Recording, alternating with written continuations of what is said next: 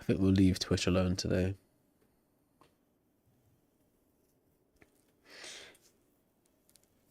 Yeah, it's true. You're more lethargic after you eat, at least for a time period. But like, there was a study that was done on the justice system. You're more likely to get a better lenient sentence if a judge has already consumed food, so like after lunch. So it makes people more easygoing as well. Probably because like most of their energy is directed towards their digestive system. I don't know why people spam me on like videos that have nothing to do with the stream. So like after the stream finishes, I go to my notifications and there's just spam comments in on other videos. Like, bro, you just literally had the opportunity to talk to me for like 2 hours. You decided to just go and spam a video randomly instead. It doesn't make any sense. All right, sorry, I'm distracted again. So what's I gonna do? All right, let's get YouTube together. Get him. Okay, we want that YouTube chat as well. It'd be nice if I could find a way to just merge all my algorithms together so all of you could talk to each other in one nice neat chat.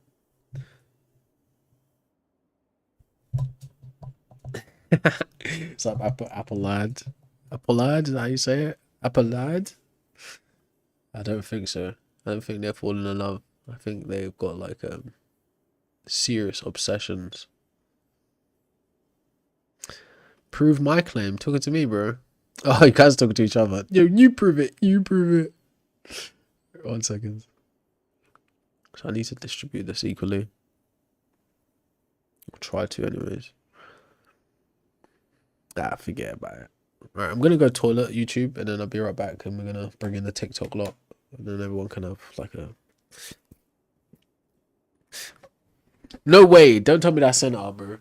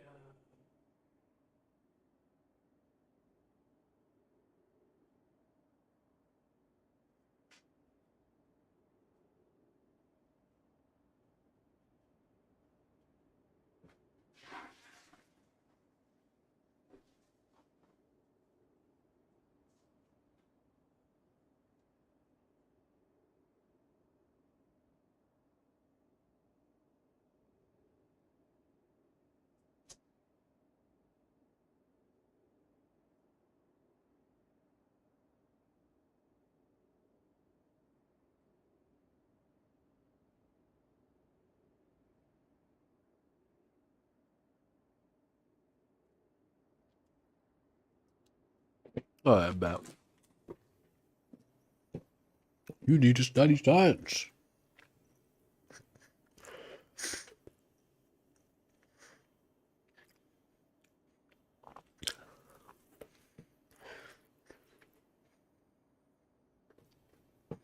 Okay.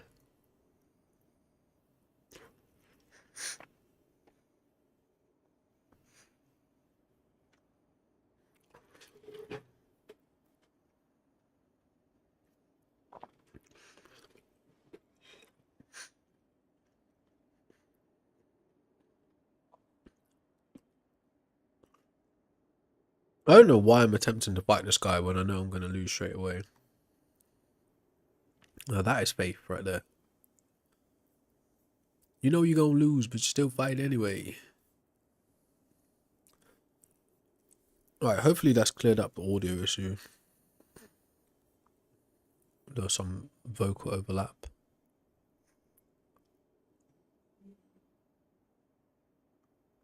I'm still connected to the speaker. Okay. Let's go.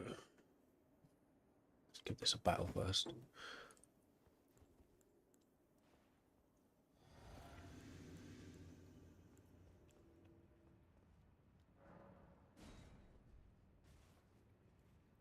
What's up, Kincaid?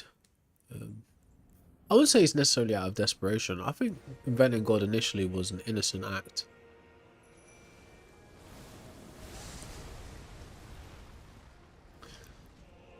You could say, oh my gosh. I can understand the view that it's out of desperation, though, for sure. Bro, still beating up everyone else while I'm dead. How dare you?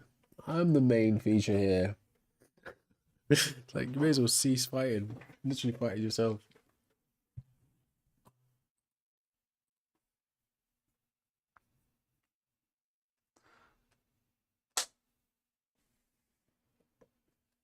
Alright. Not much we can do about that. I'm gonna actually commit a sin and eat crunchy food on the mic. Because I'm hungry. I haven't had breakfast yet. All for you, all for your entertainment.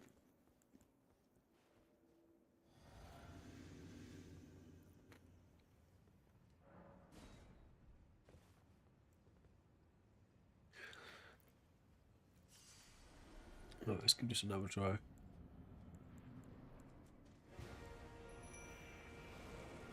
I know I'm going to lose anyway. We need to level up significantly. At a certain point, it's like a fly hitting him. Like, what was I thinking? Look at that. Look at that minuscule damage.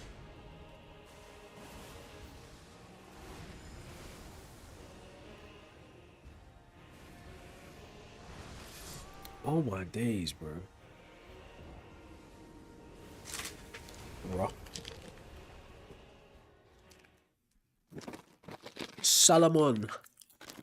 Salaman Grande. Sorry, chap. Gotta eat.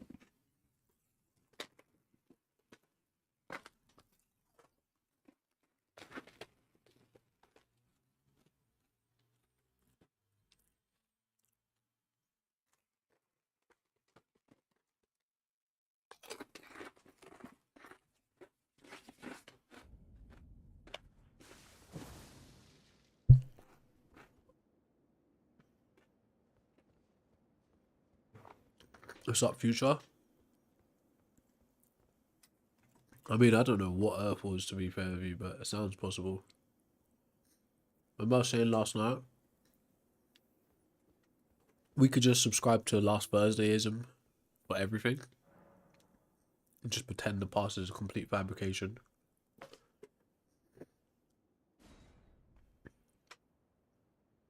Oh, man, yeah, I'm not really prepared to do a stream properly. I haven't even organised myself as a human. I feel terrible. I feel icky. I feel like my humanity has been stripped from me. Joking.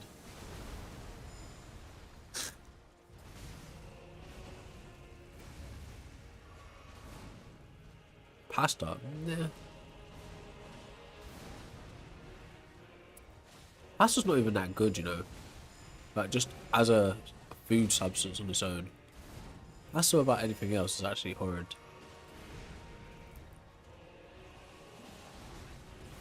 How do I find that out? I think you can pull evidence from places like archaeology, anthropology, and cognitive science. I think that's where you can pull evidences for to explain how, why, and when, and where humans created gods.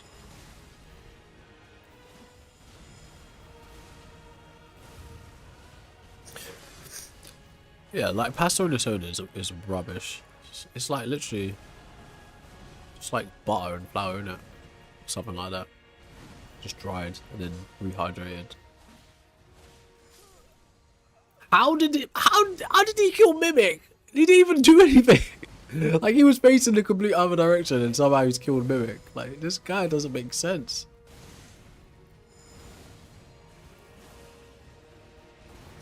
And at the minute, blood slash, like, Rivers of Blood move is the only thing that's hurting him. And that hurts me to hurt him.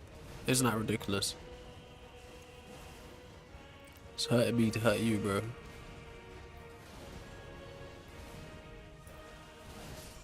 Damn it. What do you mean, David? Be very careful with your creator. What does that mean? Why should we just presuppose there's a creator at all to even be able to say something like that?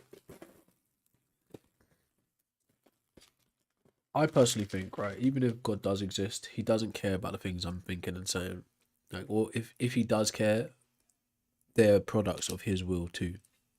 You know?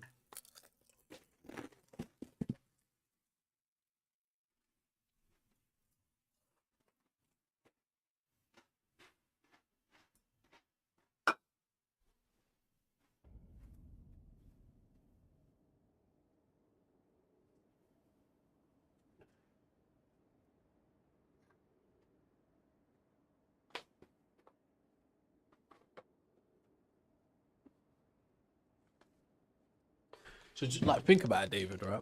If God doesn't care about like all of the copious amounts of suffering in the world, why would he care what random just individual human thinks? When he doesn't even care about the big subjects. You know? So from that point of view, my like insignificant personal views are just that, insignificant personal views. You know?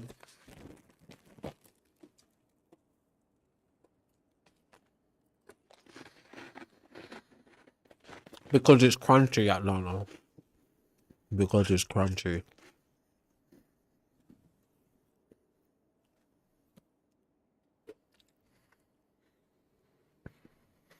Study what says. Talking about the Bible.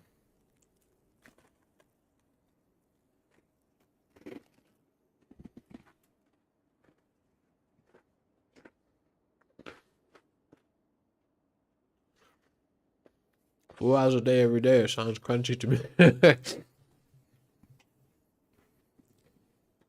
Sounds very crunchy.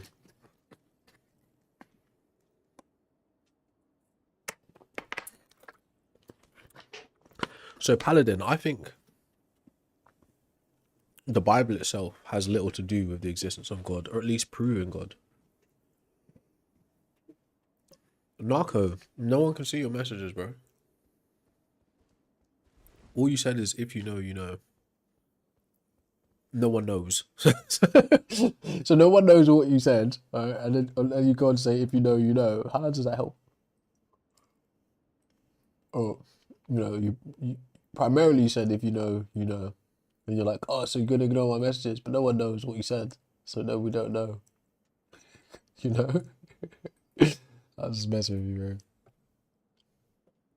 An eye weakening experience. Do you mean like sitting too close to the TV? Or looking into the sun? Is that what you mean? Because those things are eye weakening experiences. Or getting poked in the eye. That's an eye weakening experience. So yes, I've looked into the sun as a child, and even as an adult. By accident, of course. Not really.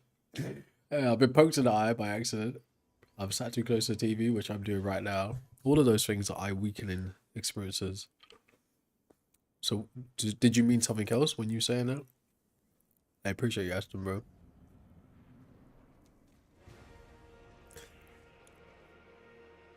What do you mean, Jodo? I'm not sure what you're trying to say there. It didn't really make sense. I ain't got no chance against this guy, really. Like, I'm severely underleveled. Why would you witness God in hell? God ain't gonna be in hell, is he? Well, that being said, hell doesn't even exist anyway, so that's kind of a worry off the table.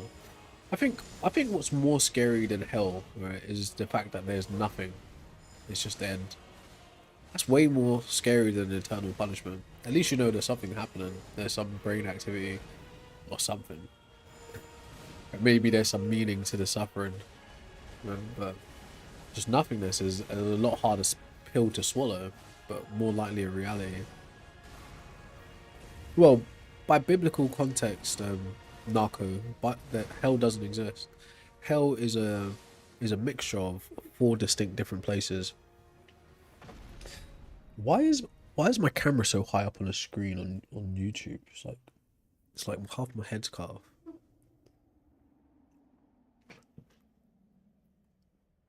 Yeah, so hell in the Bible is a mistranslation of a place called Sheol, Hades, Tartara, Gehenna, or something like that. So hell itself, as described in the Bible, isn't actually a place. It's mixing Greek and Hebrew culture together because King James is an idiot.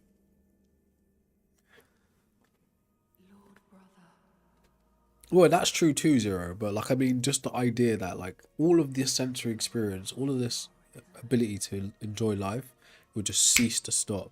That's, do you know, that can be existentially scary in that kind of way. Why? Why? You know, just in the simplest format possible. Why?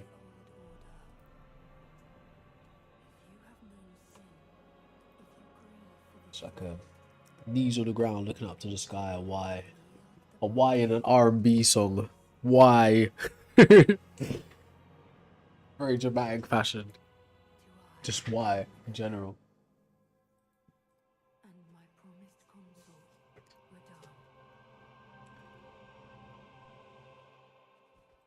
I mean, you can get a cohesive society. Think about it like this. The idea of forgiveness is a useful tool, right? Even in modern psychology, the idea of forgiveness for yourself and others relieves you of certain psychological burdens, right? So it's useful to forgive people. You could also view it from like a virtue ethics point of view. Like it's good character to be able to forgive and move on. You know? Being graceful from that point of view is also could be an exhibiting good character. But there's a difference between being forgiven, right, and being an idiot or being a fool, you know? So from that point of view, telling people to love each other and express forgiveness is just a normal human sentiment. It's just an ideology of how one should live, or a system of how one should live. There's nothing divine about that. It's well within the human wheelhouse to be able to love and to forgive. So if one person thinks I value loving or love and forgiveness, then that one person goes on to live that way because they value primarily love and forgiveness. They live that message. They live that ideology. Right? It could be Stoic. It could be Buddhist. It could be like any number of different philosophies that entail the same kind of virtues. Right, so the lie part of it, right? You're making it sound like someone explicitly said that told a lie. Well, in some parts of religion are explicitly lies, right? But I don't view religion as a lie itself. Religion is a group of say cultural affects, if you will. So you're talking about language, prose, poetry, songs, traditions, dress, historical facts, like geographical places, moral stories, proverbs, metaphors, allegories. Religion entails all of those things. To say religion itself is a lie, it's not. It's like it's grammatically incorrect. Religion is just an organization of people around a specific thing. But if you're saying the God part of religion is a lie, kind of, right? If it's being used in a deceptive way, yes. But the invention of God itself is a fact, you know? People do use God to make money. Do you think that, like, there's an old African saying, if your pastor doesn't have a job, then he's a thief?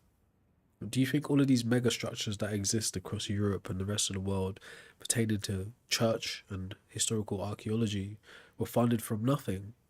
People use religion to make money all the time.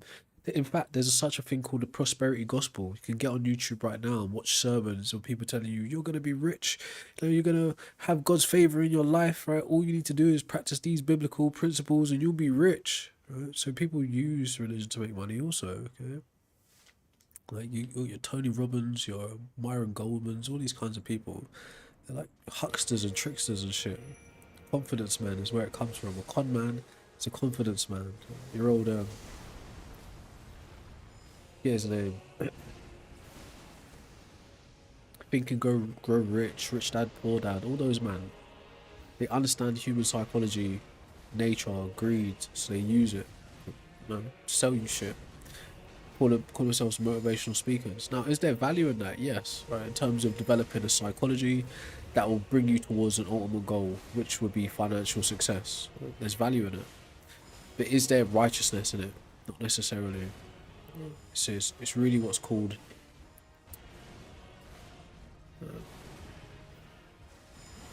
avariciousness. Uh, But yeah, even Jesus himself weren't on that money shit like that. So Jesus would have been like a socialist probably, or a communist or some shit. So even Jesus would have been a hardcore capitalist, being that he was a carpenter himself as well. He was a worker. So there's that. He wouldn't have been on that kind of Tony Robbins, Myron Goldman bullshit. He would have said, "You man, we'd have flipped over the table. You man are just thieves." But that's just my interpretation of it.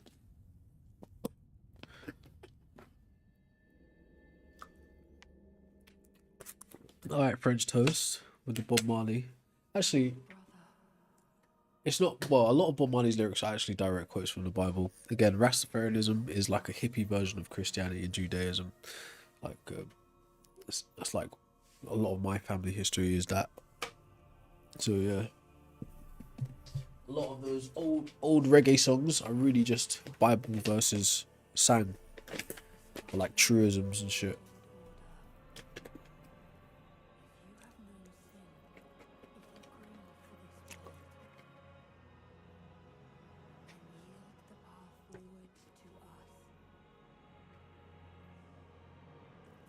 I mean, the fact that you're calling them Yahshua and not Jesus shows that you've at least got an inclination that there's a separation of the two people.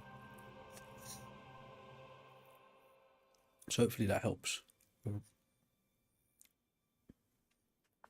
There's a possibility there was just like a Jewish priest called Yahshua who was like a political ideologue. But that guy's not the same as Magic Man, born divine, resurrected, did shit like this. That guy is not the same guy.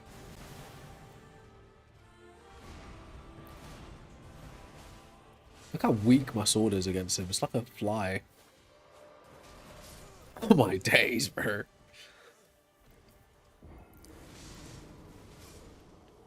This is a new fad, end times. Maybe your algorithm is just bringing you in certain ways. The reality is, from the invention of a god, the very moment someone decided to think up a god or some supernatural entity or assign agency to something elemental, they created the negation of that belief.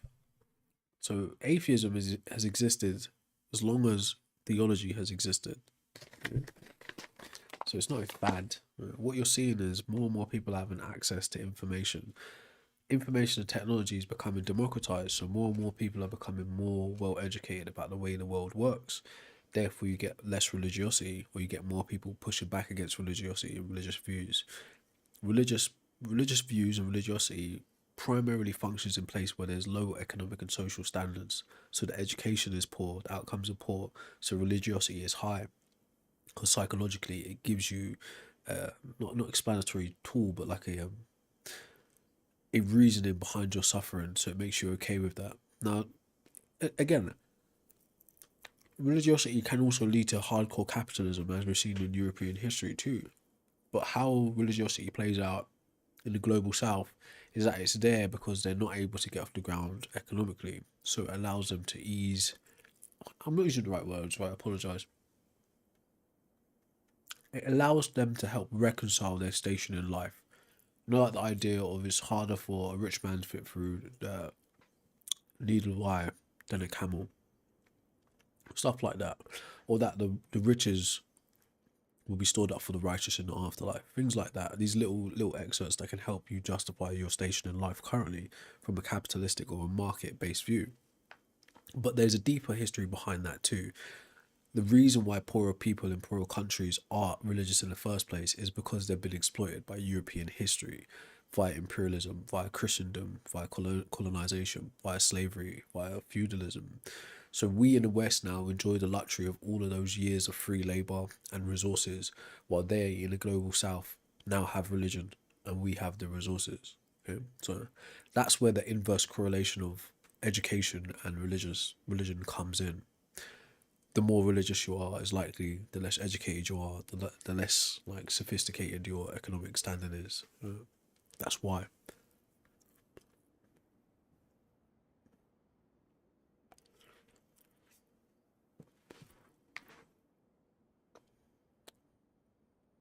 Mm. And you can think whatever you want, in all truth, but it doesn't change the facts of history as it stands. The global south is significantly more religious now because of the history of colonialization and imperialism, whereas they're still the most exploited for their labor, for their resources. While we in the West apparently sit on top of these moralized views from religion and still exploit them. So there's clearly some deep contradiction here.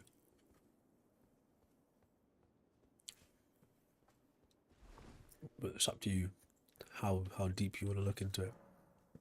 Man, that's spicy.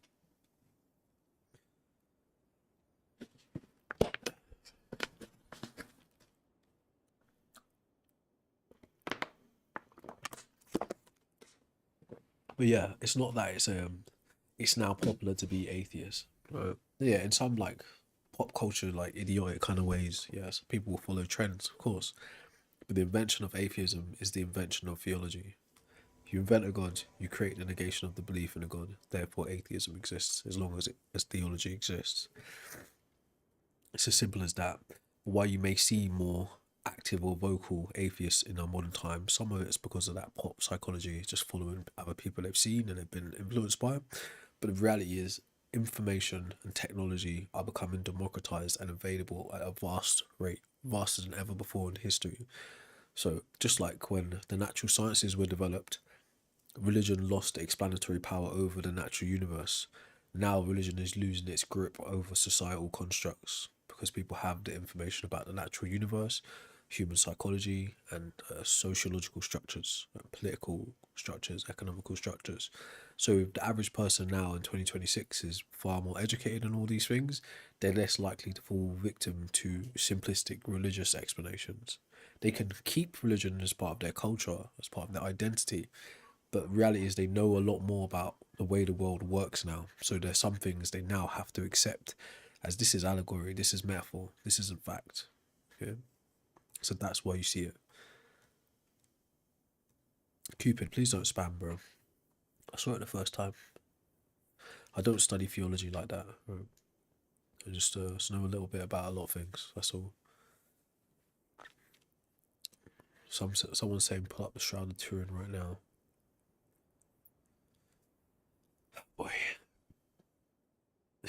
I'm hungry. You guys hungry?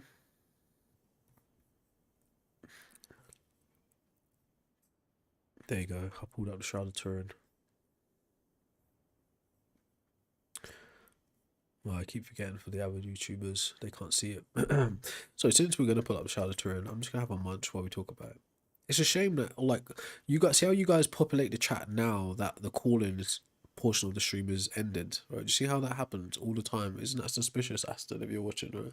26 people in here. Right? We just did like 3 hours of call-in space. I spoke to about 5 different people, some of them very interesting, right? But now that the call-in portion of the stream is finished, so many people suddenly have so much to say in a chat. I'll go live again this afternoon, right? And you'll have all the opportunity in the world to come up and explain to me this. But yes, information about the Shroud of Turin is on the screen. Okay? It's funny that, isn't it? It's like, yeah. Do you know, I don't really want to talk about these things and have to be have to be accountable. Like, I just want to be able to sit from the safety of the comments. Now, I don't mind that. I really don't mind enjoying like just interacting with you via comments alone. That's fine with me too. But shouting in the comments, like repeating the same thing over and over again, just makes you seem mad. Yeah. But there you go. Information about the Shroud of Turin is widely not considered a religious artifact or a religious relic. It's thought to be a forgery. Let's not say a forgery. That's the incorrect word. It's thought to be a artwork from a later period, from a more recent period in history that wouldn't correlate to God's death. We'll put it that way. What's up, Odebi? I mean, you could say atheists are seen as toxic. I can understand why you might think that, depending on who you interact with. In the same way, you could see religious people as toxic, depending on who you might interact with. Both of those things would be personal views, right? If you're talking about atheism as an overarching ideology, isn't really one. There's a book called Seven Types of Atheism which might lead you to like being able to group atheists together, from like a humanist ethics point of view. But in terms of comparing an atheist ideology to a religious ideology, atheism doesn't come with a pre-packaged identity for you to be this ready-made person with this already made ideology. It's literally just a disbelief in God or gods. So you can make a soft stance on that or a hard stance on that, but centrally, it's a very neutral position to hold. So it shouldn't really inform you of how you should operate toxically in society. It's just your individual personality might be toxic. So if you was going to be an atheist, you'd be toxic. If you was going to be a theist, you'd be toxic. If you was going to be a skateboarder, you'd be toxic. That's just an individual personality trait. What's up, Julia C? I think it's not really my job to get into biblical critique because I really don't care about religion in that way. But from the little I do know, Tacitus is writing about the events that happened in Christianity after the fact. So people are reporting to him like 8 years after. And when Josephus mentions the Christians, that specific verse is thought to be a forgery added by Christians. So that's my thoughts on that. But that being said, right, even if the reports of Christianity were true, okay, that still wouldn't lead me to believe that a God is behind it. I think there are, like we was discussing earlier on in the stream, there are plenty of competing hypotheses that would explain something like a resurrection, something like miracles anyway, you know? Sorry, YouTube, I've been ignoring you, man. I mean, I don't think, like, again, guys have this very, like, childish view of God. You think God behaves like some toddler just... You know what? Religious people infantilize God. That is what they do, right? If God was actually to exist as a mind with its own anthropomorphic features, humans through religion infantilize God. Like, oh no, you can't say that about God. You can't do this around God. Like, you can't let God see you saying that. Like, if he is an all-powerful mind that runs the universe, he's got this covered, bro. He doesn't need your input. He doesn't need your perception of him or your projection of him out in the external world, right? So you telling me, oh, God's gonna be angry, he's gonna do this to you, like what? What are you talking about? If an all-powerful mind exists in that capacity, anything that it decides to do is on it to do. No one needs your interjection in that. Like, no one needs you to say, oh, I think, you know, if you're gonna upset God, God's gonna be angry. It's like, you know, even if God is gonna be angry, let him do that on his own behalf, right? No one needs you to say that kind of thing. It's just that just points to the fact that God is a human invention because you think it operates in such a anthropomorphic way. Like God can speak for himself, okay? He obviously can't, but like God can speak for himself, bro. He doesn't need you to order his potatoes and his nuggets for him. Just let him speak for himself, for God's sake. Something God's speak. How you doing, bro? See, God can speak for himself, man. Joking. But yeah, like this, and it'll be the same kind of religious view that'll be like, oh, you're putting limitations on God. So are you, right?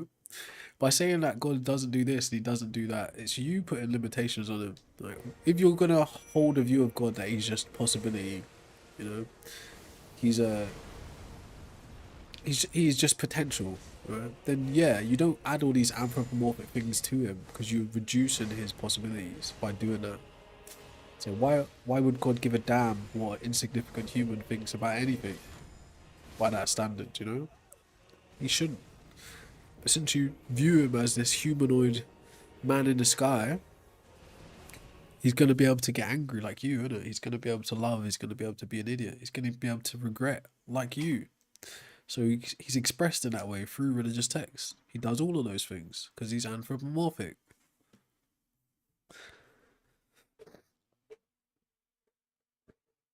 Well, yeah, that's the thing, Aston, right? They contradict their own views on what God is supposed to be, right? It's obvious. Oh,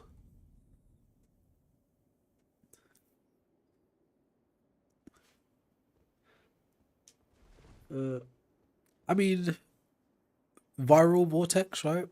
I could think of good reasons to believe in a God, right? In terms of pragmatic, practical tools. But my beliefs wouldn't bring the entity itself into existence. We want good reasons to know God exists, not to believe, right? I can make up some kind of fantasy and lie that has a real pragmatic use in society. So let's keep the lie alive for the sake of our political or economical objectives. There are reasons to believe things, just in general, but to know something actually exists is a different level of like conscientiousism. I forget the right way to put it. Right? Or being conscientious, put it that way. So yes, like is Santa Claus real? No. But in a practical way, are there good reasons to believe in Santa Claus? Yes. Do you get it? You could say the same about a god.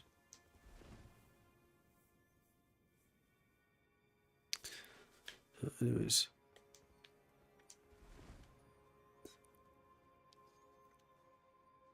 No, not necessarily, Devon.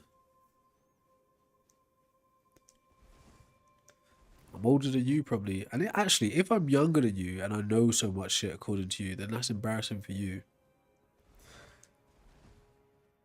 But yes, the point is, right? No, I say that as like just a rebuttal to what you said on YouTube. But the point is, you're supposed to accrue more information so you can help more people. That's the point. Right? The more you know, the more people you can help. So you should strive to know as much as possible. No one created the earth from my view, bro. And here's the thing, right? Here's the funny thing. You could give competing hypothesis on what might have created Earth and what might have created humans that isn't God. Right? And all of them be more probable than God's.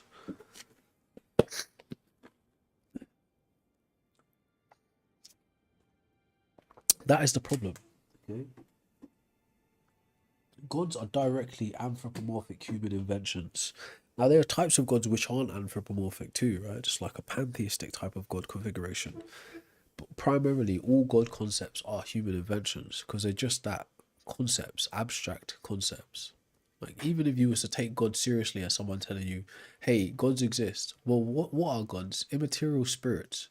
So gods don't operate in physical materiality like anything that's living. So from that point of view, since it doesn't operate in reality in a material sense like that, everything we can know about God would be abstract because it doesn't operate in a material function. It doesn't operate in a material way. So it's quite simple. Like we came to that impasse earlier on when I was talking to the guy. How does an immaterial spirit produce a physical material reality? Dodge, dodge, dodge, dodge, dodge. Right? Because that would be at the base of all these types of arguments you want to be able to deliver. Why should anyone think it's God that's behind it? What do we know God to be? How do we know God to function? And how do we bridge that immaterial spirit to physical material reality? That was pretty sick.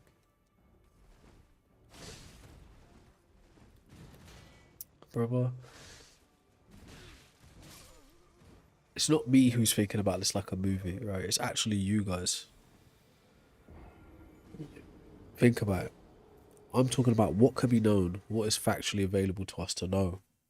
You're talking about your beliefs, your views, right? Ideas of souls and spirits. The only times you've ever seen souls and spirits personified in any significant way, or at least displayed in any significant way, is through fictional works, right? Through movies, through books.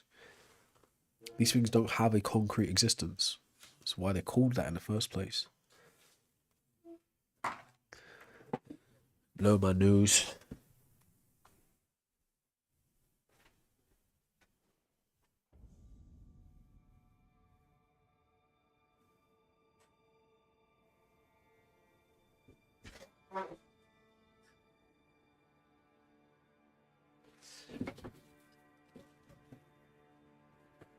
Well, Miles, since you think I like hearing myself, then this afternoon when I go live, come up and speak for yourself.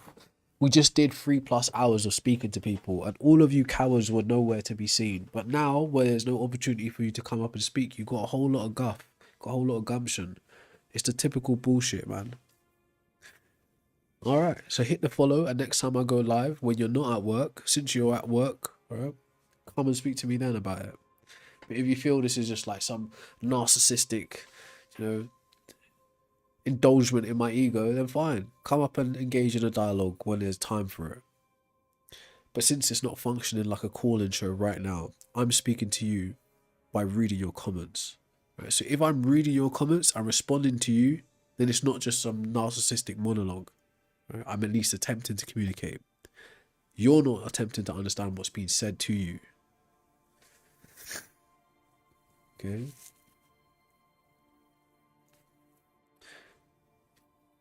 No, it's implied by your statement. Right? It's implied. When you say someone likes hearing their own voice, that's implied. Okay?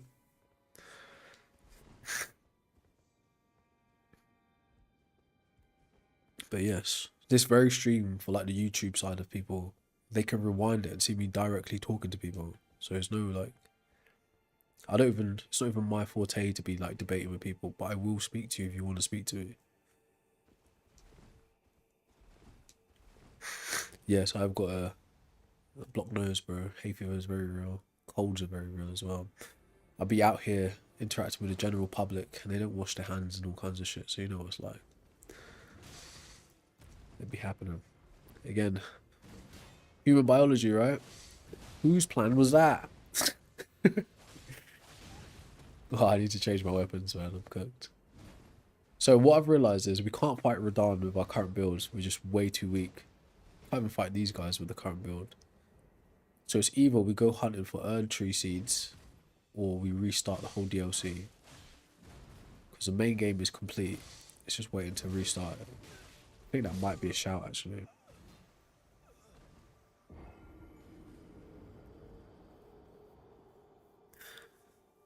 Well, in terms of there being evidence that God doesn't exist, I think demonstrating how and what God is, how God was devised and what God is, would actually get you to that. So God doesn't exist in a concrete, independent sense, meaning gods exist as abstract concepts alone currently. And if we think about how do they come to be abstract concepts, then we can walk through the process of God inventions. One of the most important processes of, or the most important phases in God creation is what's called abstraction and agency detection. Sorry, let's start with agency detection. So assigning agency to things. And there's a cognitive theory that explains the how. It's called hyperactive agency detection device. Put on the screen for you. The ancestral mind, or even a child's mind, still operates in this fashion. Our minds still operate in this, but we're a little bit more rational, being that we have better background information than a child and an ancestor.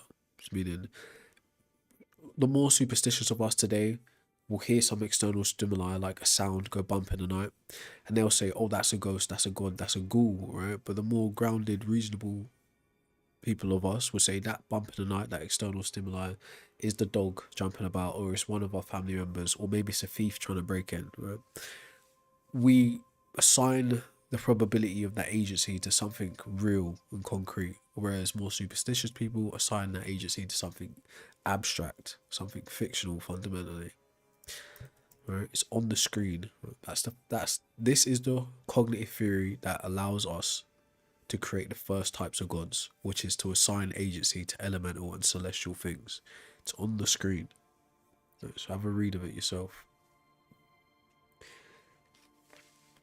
Thanks for the gifts, Aston. I appreciate it. I gotta do all the TikTok stuff and set up so they're like anyway, we'll fuck with that shit, man. I do appreciate your interaction and the gifts, bro. It's very kind of you. Hey, thanks, Thomas. Appreciate that. That's cool, man. We can disagree. We ain't gotta be enemies. Google, yeah, I know the Dunning-Kruger effect. It's funny that you said Kruger-Dunning. That's kind of cool as well. At least you know there's a separation between the two people. A lot of people think it's like one guy called Dunning-Kruger. Yes, I'm aware of it, right? I'm aware of the bell curve. I'm aware of all that kind of stuff, bro. Again, as a normal human being, I know I have limitations. I don't like to act over scholarly, like I know everything kind of shit. But what I say earlier on, if you want to help people, you got to know a lot of things. The more information and resources you garner, the more you can help people. So by virtue of seeking information in one field, it's like you could say it's not an esoteric type of view. It's more like an occultic kind of view, maybe, or even just philosophical. At a certain level of knowledge, a certain level of study, all fields of knowledge intersect. So if you pursue one thing to a high degree, at the highest levels of that thing, you have learned very fundamentally important things about other fields of study on the way to that thing that you are following or you're pursuing. Okay. So in terms of us having these kinds of conversations, what my main goal is for my own personal studies, like reading and shit like that, and dialogues, I learn things about all of these other fundamentally important things about philosophy, psychology, culture, history, politics on the way. So there's no way I can know everything. It's quite obvious. I'm just a human being. And it's very likely I'll get a lot of things wrong too on the way. And that is a part of learning. Okay.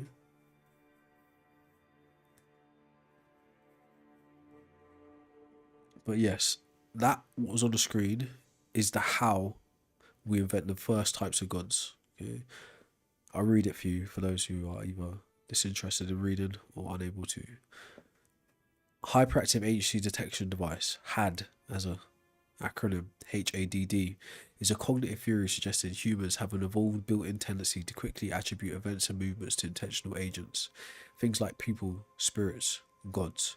It's done to enhance survival even when none of those things exist. It acts like a mental smoke detector for threats, which explains beliefs in the supernatural and feelings of being watched. Okay. His theory was coined by a guy called Justin Barrett. He also done a study about the kids that think they innately, or so people interpret the study that kids have an innate belief in God, but really what they're expressing is using their imagination to bridge their mind and reality to get explanatory power between what they experience and how reality actually is. Okay, it's part of the same kind of format. But anyways, it was coined by a guy called Justin Barrett. Had posits that false positive, seeing an agent where there isn't one, was safer in ancestral environments than a false negative, missing a real threat. This hypersensitivity leads to anthropomorphizing. Anthropomorphizing simply just means giving things human nature, human values. If I was writing a fictional book and I said the sun smiled on you that day, that's me anthropomorphizing the sun. The sun is now capable of smiling. Smiling is a human feature. Okay, so it's in ancestral environments that false negative, missing a real threat. This sensitivity leads to an anthropomorphizing, seeing purpose in randomness, also known as apatheia and pareidolia, and forms the foundation for religious beliefs. Okay, so how would that have been used to invent the first types of gods? The first types of gods across human history are fundamentally elemental. They're observation based. This is why some people may think gods exist independently of us. What's really happening is human minds are assigning agency to things that already exist in nature, e.g., hurricanes, tsunamis, volcanoes, the sky, solar eclipse, lunar eclipse,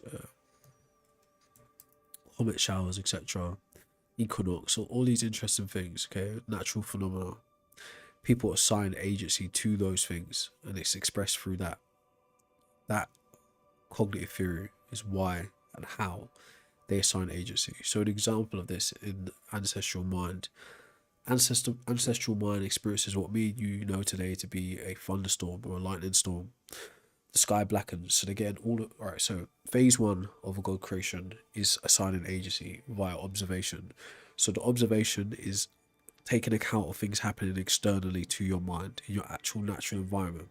Okay, and then assigning agency to that. What does assigning agency to something mean? In simple terms, you are saying that this thing has the capacity to act on its own accord. Right? So it's alive in simpler terms. The wind is alive, the fire is alive, the sun is alive, right? It's making decisions. That's what agency means, right? In simple terms, okay? So the first types of gods are formed by humans making observations from external stimuli and then assigning agency to those things. So it's where you get elemental gods from and celestial gods from. It's where you get ghosts from, stuff like that. But ghosts are a little bit more abstract. Ghosts come into play when you talk about animism, so to speak. Spirits of things that have lived and now passed. But yeah, that being said, right, three main phases of God creation is the first is observational by assigning agency. The second is abstraction by internal generation of concepts like love, war, harmony, justice, destruction, creation. Right? These are concepts, they're not tangible, observable things like that in the most part. You can observe a process of destruction, you can observe a process of creation, but the creation itself is a concept. Destruction itself is a concept. Justice itself is a concept. Okay, so it requires linguistic tools, formula to actually point to justice and have someone agree that is what justice is, or that is what creation is. Okay. The third phase is anthropomorphizing. Now on the screen is a list. Sorry, red app guys. Keep forgetting to show both screens at the same time. On the screen is a non-exhaustive list of God concepts. And if you walk through them one by one, you'll see how they interact or they combine these phases of God creations. Okay? So as usual, we do the top three, let you peruse the rest in your own kind of time if you care to. Well, let me shrink it so you can see it. Is there just a fit to screen button? Right, I gotta stop getting distracted with all the extra like visual aids.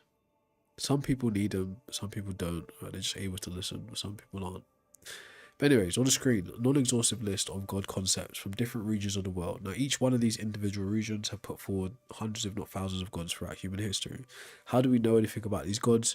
Archaeology and anthropology. Anthropology, study of human culture, human histories and interactions. Archaeology, study of artifacts left behind in the ground. Okay. First three gods on this list. Mesopotamia is a civilization. Puts forward a god called Enlil.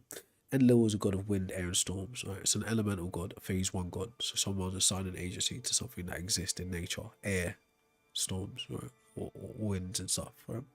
Egypt, Northern Africa, Ra. What's its attributes? Sun god and creator god. So sun, someone assigning agency to the sun, being that the sun gives energy, gives life, all these kinds of interesting, brilliant things about natural realities, right? But then you go and say there's an embodiment of that sun, and it's Ra. Creation, that is a phase one attribute, and creation is a phase two attribute, a concept of creation. Okay, so Greece, Europe, Zeus, king of all gods, and the god of sky and thunder. Right? Sky and thunder, clearly a phase one attribute, but the king part is a direct nod to anthropomorphizing. Now, Ra and Enlil are somewhat anthropomorphic too in their own ways, but Zeus is directly an expression of anthropomorphizing. The history of Zeus, he comes from Titans, which are like monsters that take on elemental features, right? The Titans aren't like humanoids. Zeus is born from the Titans, forces of nature. But Zeus is also a king, so Zeus functions in a hierarchical structure in the heavens or in Olympus, which is mirrored human hierarchical structure. You only find kings amongst humans.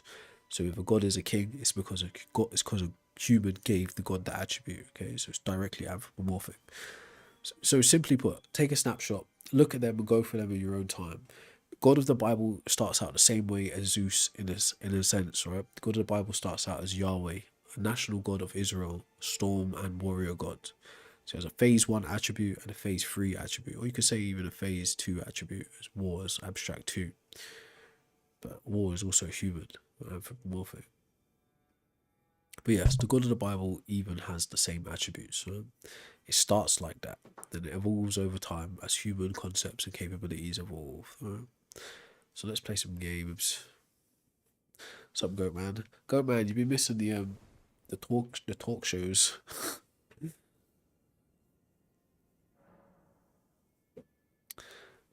All right, so Brett, if you're talking about beliefs, then there's nothing that I said that is a belief. That's information that's accessible to everyone, and that's information that exists objectively on my views. So, nah, I appreciate you, Goat Man. Like I'm not really like structured in how and when I stream, so it's really my own fault too, from that point of view.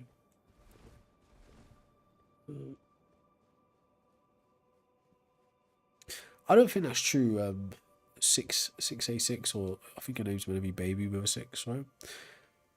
Matriarchal cultures can have good concepts as well. Like I was speaking to someone on the stream earlier on, and he was telling, "Oh, I never noticed that guy before," and he was telling me about a Native American approach to mythology and how matriarchy was their actual function. Yet they produce God concepts also.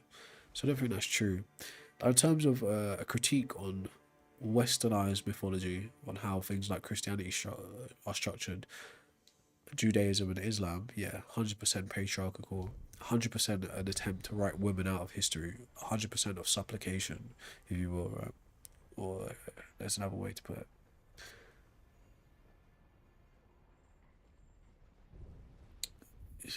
Yeah, but there is a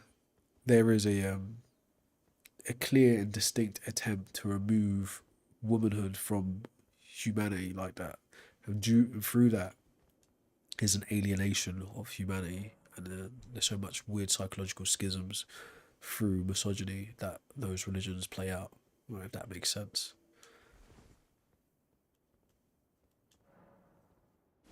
Uh, I mean, yeah, me personally, I don't know if I would. I don't know if I'd be comfortable under matriarchy either. Right, I'm not comfortable particularly under patriarchy either. But I think there are different. There are pros and cons to both setups, if you will. Right. So although patriarchy has a history of definitely dominating and abusing women, right, it also has a certain part of it which allows for not necessarily the infantilization of women, but the plausible deniability or the removal of culpability for women in certain instances. Like for instance, the reality of female white slave masters during slavery, shit like that. It allows escape.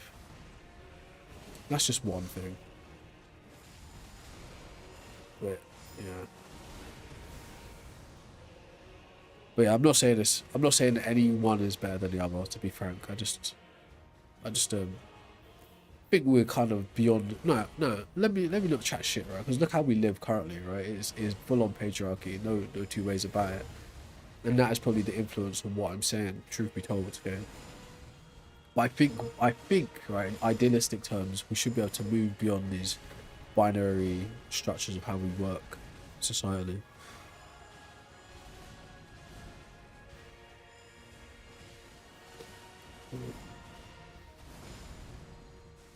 But yeah, who's to say, bro? I just don't know, bro. It's not like, don't get me wrong, right?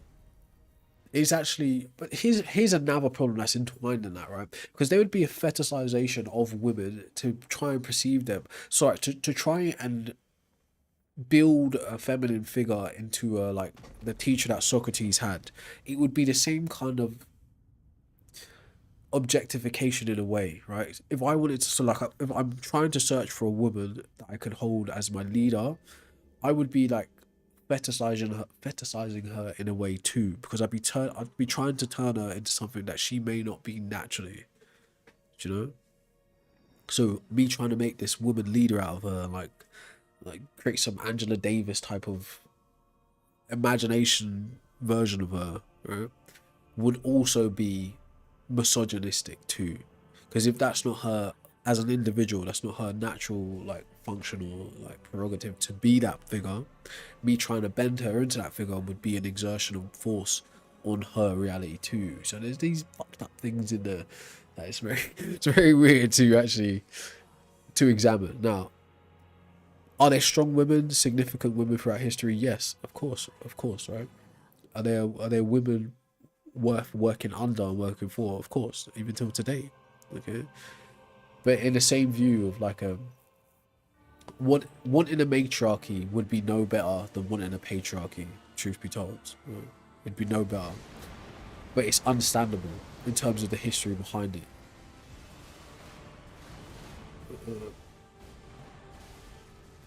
But yeah, I guess. Oh my god, he can jump and grab at the same time. Come on, Zangief, bro.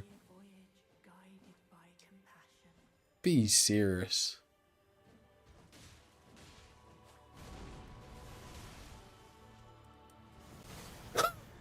This guy's a monster, bro. There's no fighting him.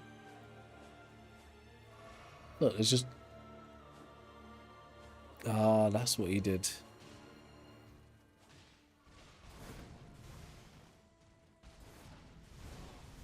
Alright.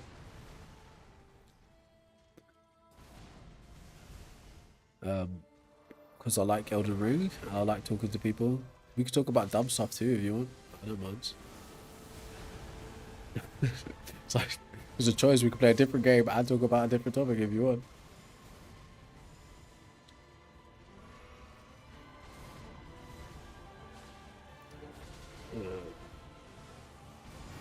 And I mean, like, I won't even. I know, like, I just like randomly threw out Angela Davis as if she's some kind of a specific, like, idealized version of a woman, a powerful woman, right? When depending on your perception of history, that wouldn't be the case at all. Um, it could be cross cultural. That's all I'm trying to say, right? It could be cross cultural, right?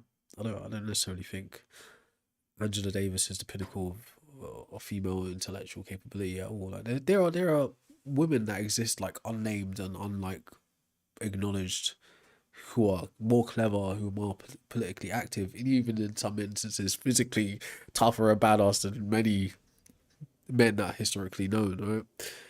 But that being said, it's like a if you were to push for an inversion of society how it currently functions, right? Another problem with that is the view of equality as well. Because to say that you have to fight for equality, you won't actually obtain equality. Or if someone else has to grant you equality, then you don't have equality. So yes, it would be in the best interest of some political ideologies from a woman's point of view to operate from a misandrist viewpoint, right? Because you won't be able to get equality, but you also wouldn't necessarily be able to flip patriarchy on its head and produce a matriarchy either. So you're kind of in like a catch-22 either way. It's all well we saying, oh, we should just be harmonious and just love each other and, just treat each other equal, but reality isn't that way, okay? But yeah, misandry is definitely ugly and horrible, but at the same time, it's, I wouldn't say it's justifiable, but it's rational if I was a woman too, okay? Because I understand the intersectionality of just being a black British man, right? At that. So imagine being a black woman.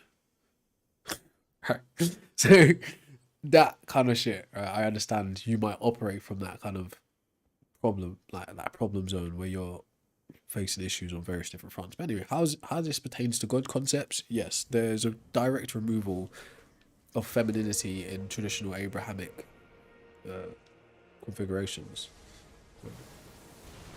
There's a direct, and even you could say even a direct attack on womanhood through Abrahamic faiths. That's why they want God the Father, Jesus, and the Holy Spirit to remove that kind of womb part of it in the first place. It is kind of fucked up. What's up, Slorb? I haven't heard any of those interactions. Don't even. Are you talking about Muhammad hijab? Is that what you're talking about? Maybe.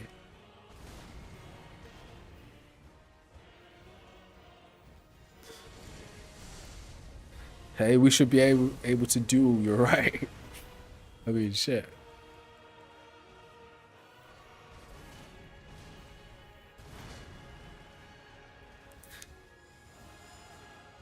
Yeah, you could again. Like, I understand that view as well, Goat Man. But that I would say, err on caution because of that same infantilization of women.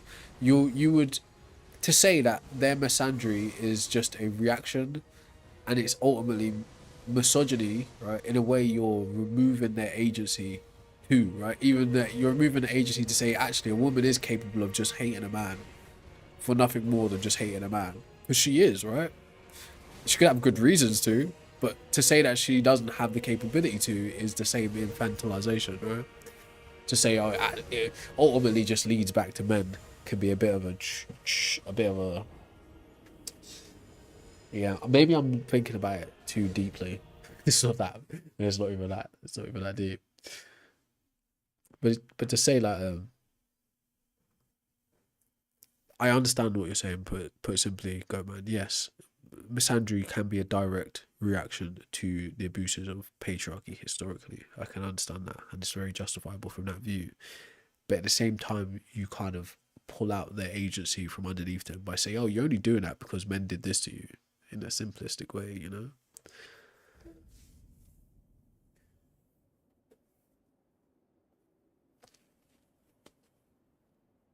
Yeah, it's true. It's true. It's true. Right. Like I said, right. I don't. I can't speak for what I would do if I was a woman. In all honesty, right. There ain't no telling. But yeah, I can. I can sympathize and empathize, but ultimately I'm still a man, right? And I'm still gonna put my goals, needs, and wants in front of theirs, right? Whether I try to be nice about it or not. It's just if I just remove the view of their gender completely, they're just another person, you know. HS, no, I'm definitely not a Muslim, bro.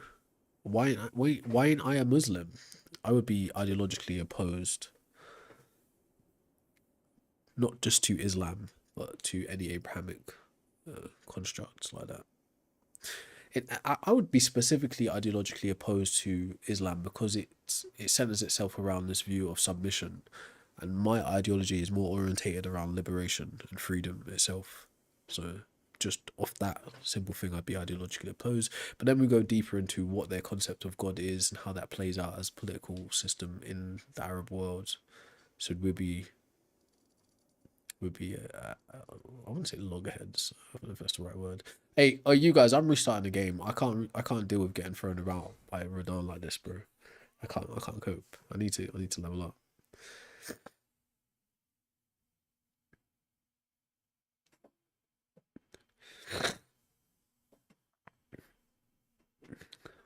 Yes, there's no like what is meant by the word haram, HS? That doesn't it doesn't make sense to me.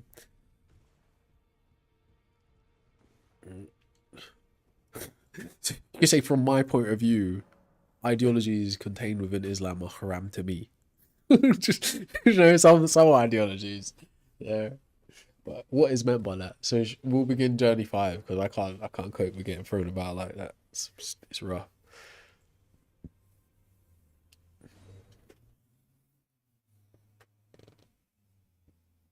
Yeah, that's a good point as well, Goat Man. We are gods. I mean, shit.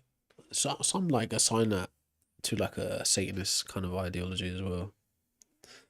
It really depends. It really depends. The build was it was initially strength and dex, and then it just got expanded over the various playthroughs.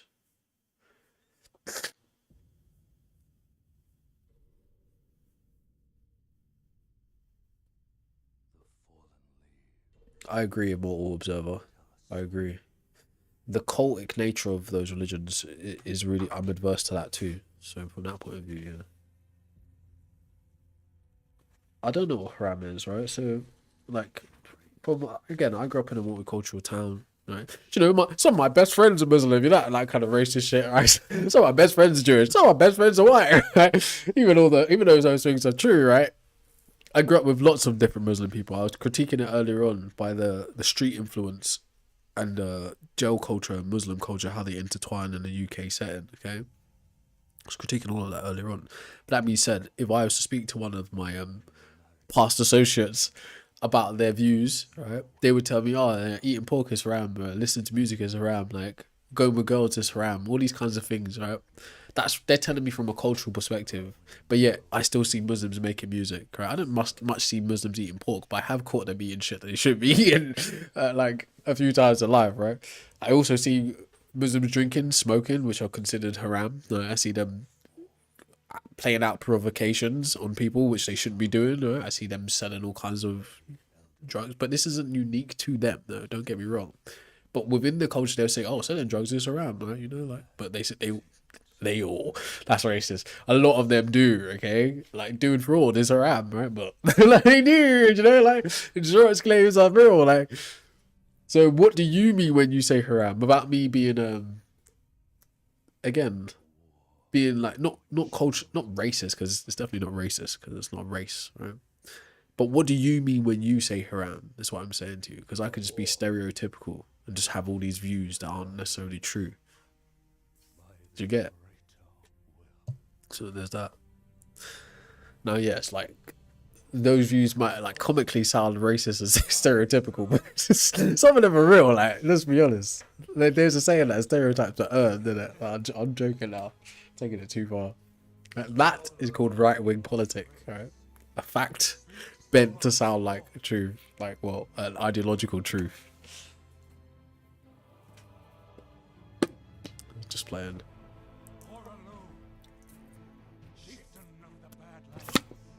Part of the Shia. I don't know what that is, bro. I was just playing anyways, bro. Don't take it too seriously.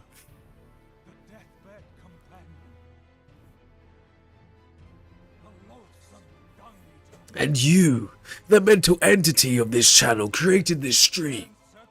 Who'd have thought?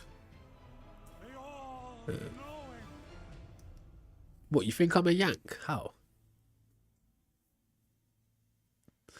What's haram? you're just chatting shit. I don't even think you're Muslim yourself, bro. You're just chatting shit. Chatting shit. But yes, like, to the main central question you asked me, why am I a Muslim? Because I'm ideologically opposed to some of the core values of Islam.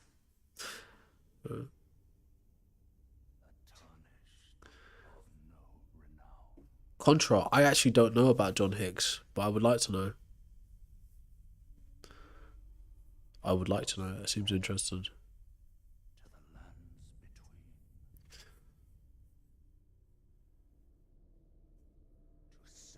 Oh, okay. I would say, what the hell would make you think I'm American, bro?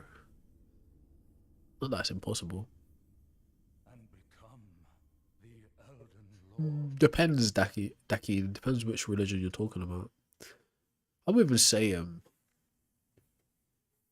the better word would be henotheistic, not necessarily polytheistic, because religion, as we talk about it today, is around a central deity or no deity at all.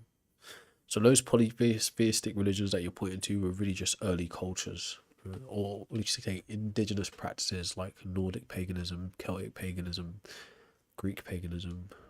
The only reason we're calling it paganism is because of Christendom, anyways. What did that say?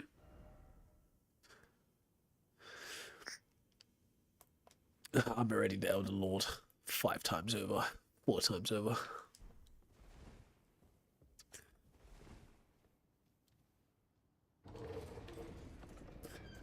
Right.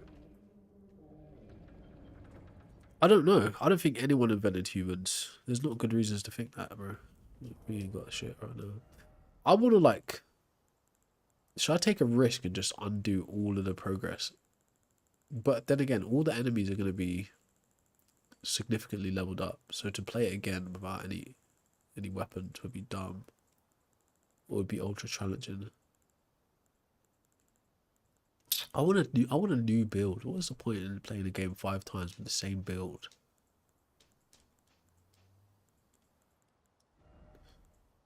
See what we got. I'm gonna regret this. Alright, let's give him some pants in case TikTok trips out.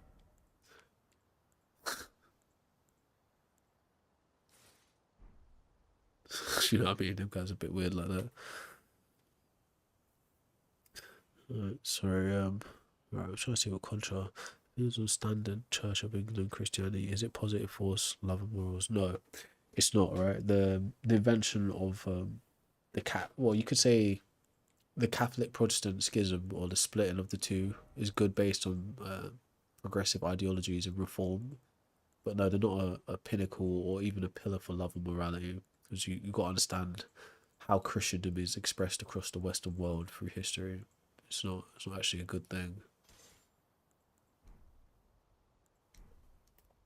Reckon I could beat the first guy like this? I ain't got a chance, but I'm gonna get smashed. So no, in simple terms, it's not control. And you can't really actually, when you're talking about individuals who identify as Christian or Muslim or Judaic or Jewish or whatever, right?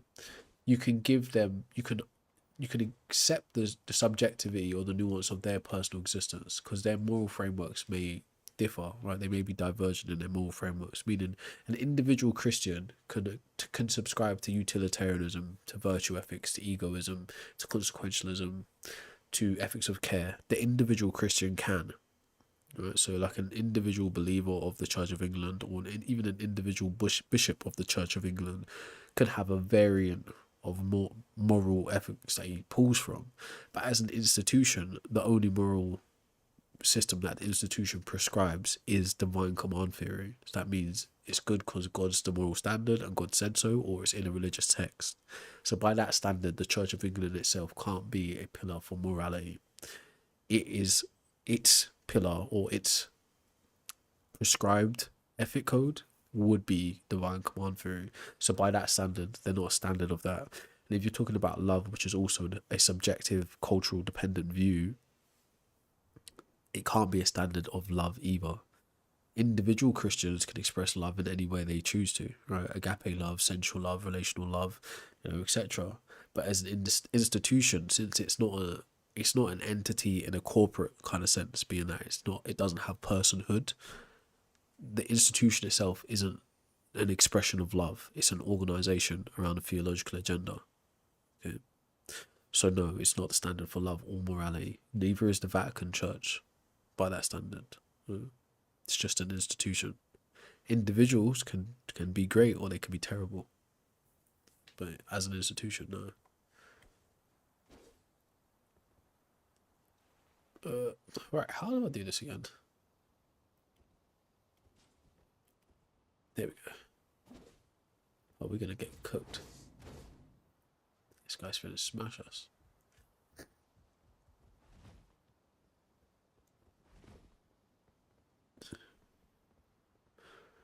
So currently, I mean, I don't know if I would categorize them in such fashion, right? But I've got quite a long roster going currently.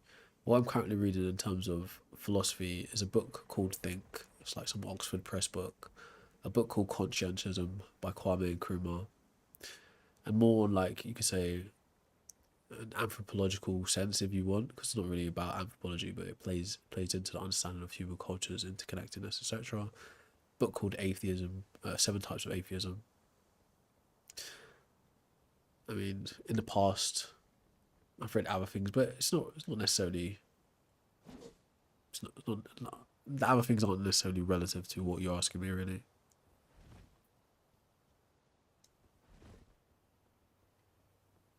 Yeah, I'm never gonna read the Quran. That's a given. That's a no for me.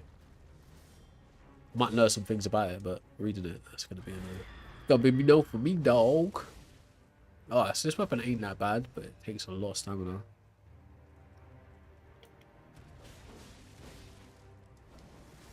Ooh.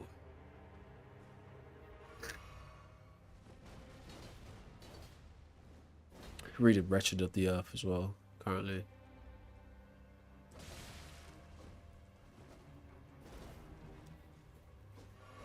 Bro, stop spamming stuff in the chat. You're taking up too much space.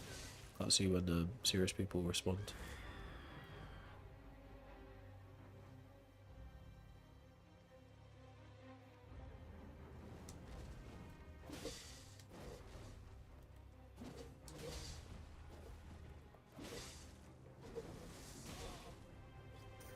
Sacred history kind of touches on human religions and cultures too.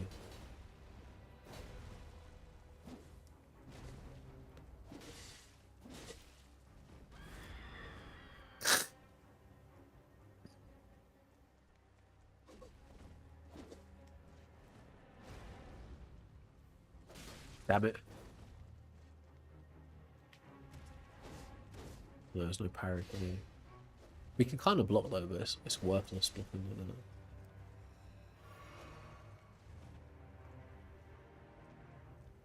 Do like no damage here.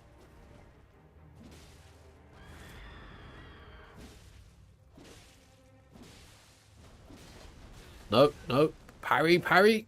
He got me.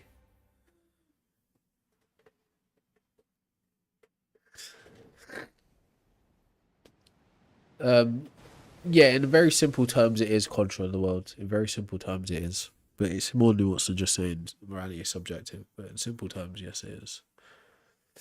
Wallahi, bro, wallahi. Allah, bro. Inshallah, mashallah, bro. Yes, I guess I'm highly mistaken, bro. But I'm not interested in religious texts like that. He got me, bro.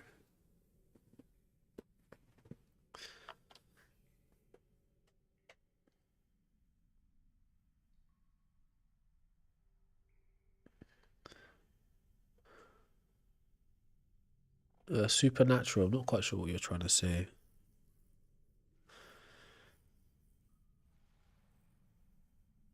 What do you mean, Kimmy? I mean, it's possible that a God exists. I wouldn't even trip about it if it did exist. I'd have no problem with that. Nah, I don't want your Quran, bro. Like one day I was just like shopping in town randomly, right? And there was this white guy walking down the street with a Quran. I was like, "What we got that for?" He started trying to convince me to read it and shit. Right? I was like, "Bro, I blatantly know you either just got out of jail or you're a right wing." It's like you got no reason to be walking around the street with a fucking Quran. Like, what are you doing? Like, it's an interesting exchange, but it's like, why have you got that kind of thing? It's like, ain't no way.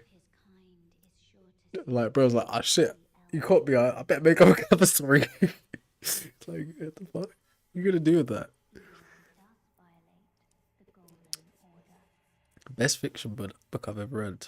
That's a very hard question, actually. I don't really read fiction like that. That's a very good question. I don't even know, bro. I can think of the most recent fiction books I've read. I wouldn't say they're great like that. But I've got like this anthology of H.G. Wells. So it's like one massive book with all of it, like all of his most popular stories in it. That's pretty entertaining. Time Machine, The Island, I forget what it's called, not Monroe or something like that. That's interesting. Things Fall Apart was interesting, but it has a really shitty ending. But yeah, I'm not really a big fiction fan personally. Well, I was trying to think back to like my childhood when you said that about fiction, best fictional book. Like, I'm not a fan of fictional books. Like, put it this way, right? If you're like gonna read things to like gain information for a study, a specific thing, it's nice to take a break from that study by like reading some fictional stuff because it can help spark your imagination, stuff like that. Get you out of that kind of rigid, just trying to retain facts type of mind. I think I tried to read Harry Potter as a kid, right? It didn't interest me as much as the movies did, so that wasn't really for me. Nah, I've never seen it. Entangled. What's it about? Yeah, I did New Game Plus because I got tired of getting thrown about by Rodan.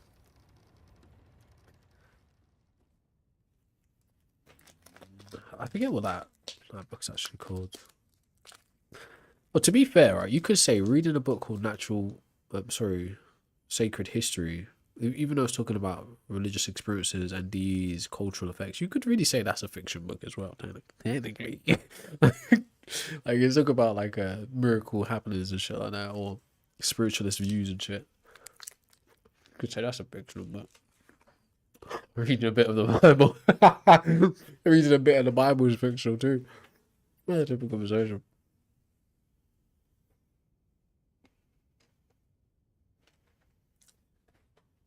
What do you mean I got my mind made up? No, you won't pray for me, bro. You don't even pray for yourself. Who could pray for me? You don't even pray for you.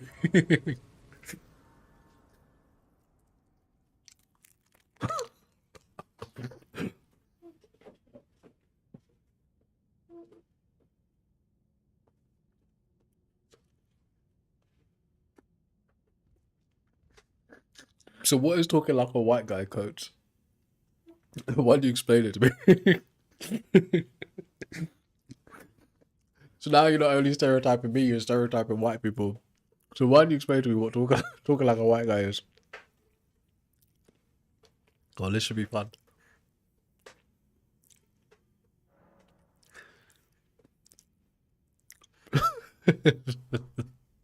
Come on, tell us.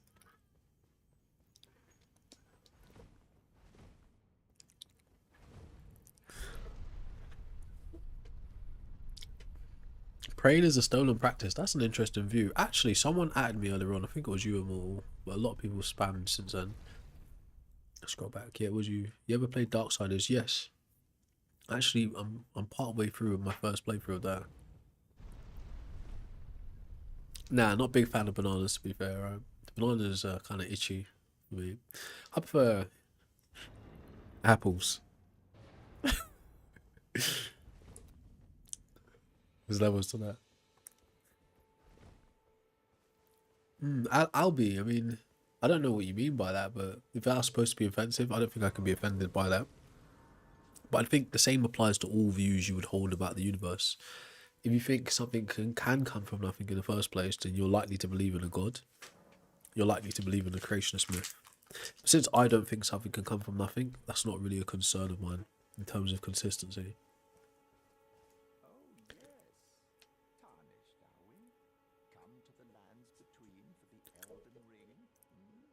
I don't think that's true, Jermaine and Ben. Captain Zampagi. That's not it. Zan Pachi. I'm getting it wrong right now. I forgive. Maybe said that wrong, innit? It's like I'm trying not to say that, but I ended up saying that. Let's be clear. I didn't mean to say that. All right. Those who know Bleach know what I meant. It's like completely came out wrong.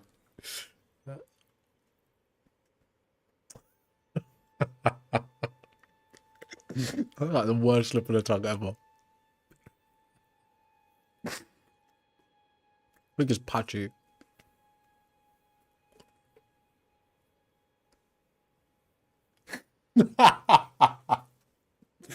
Oh my god.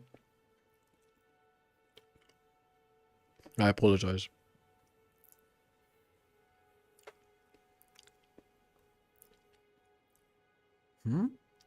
Read what?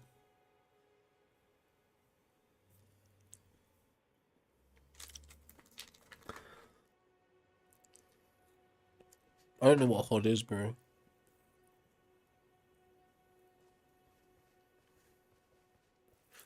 Say it again.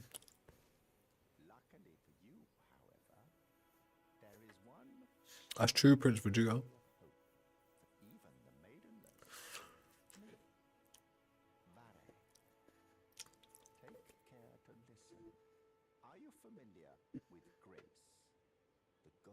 Yes, I say oh my god all the time.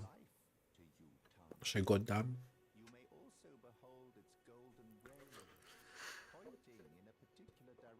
What do you mean? I come from my mum, Albi, and my dad. No, I'm not personally read any Dostoevsky. I've listened to like public domain stuff before to fall asleep. But I've not really delved into it deeply like that. I think the one, I think it's him, the one where the guy breaks into the woman's house and unalives her. I think that's one of the ones I listen to.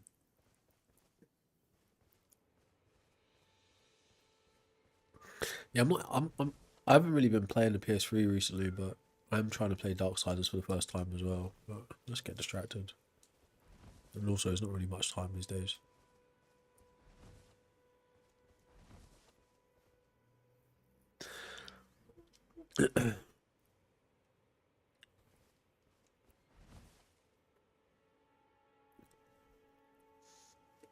Yeah, that's far-fetched, Prince Vegeta. That's well far-fetched.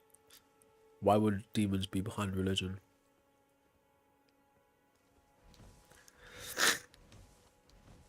Right, why should I think Jesus exists either?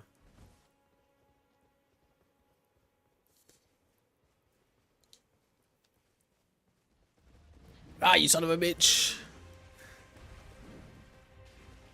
I don't know who I think I am without a shield. Like, shield and spear is my whole fighting style, but I wanted to try a different build, so here we go. This sword ain't it. Maybe we should go for an axe or something.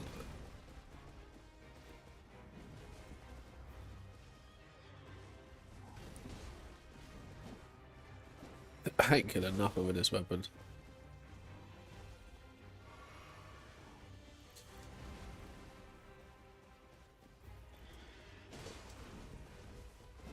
Oh my god, everything is out of range. Nope, I got greedy. And I paid the price. Nah, Set is a biblical name actually. There is an Egyptian god called Set. There's also an Egyptian magician called Set. But Set is just like it's a non-Western way of saying Seth. If you're West Indian, you don't pronounce the th like that. Pronounce it as Set. If you was Arab, you'd say Set. If you was African, you say set. The th, like linguistically, is a Western thing. If you was Jewish, you'd say set too.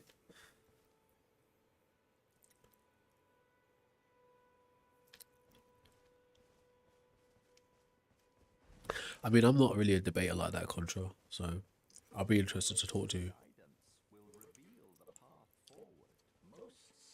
Yeah, Seth is actually the third son of Adam and Eve. It's a replacement for Abel, biblically. But yeah.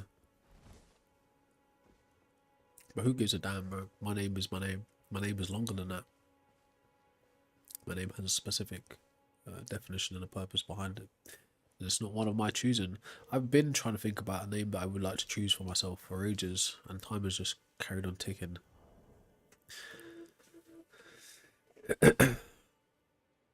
So 1x. Time has just carried on, and I keep trying to think of a way to name myself. And look at it. Now I'm an adult. I still don't have a name. It's kind of sad. But I'm not alone in that. There's nearly all of you in the same boat. Though you have screen names and shit. You don't have your own name yet. Let's see what we've got in order of acquisition, maybe.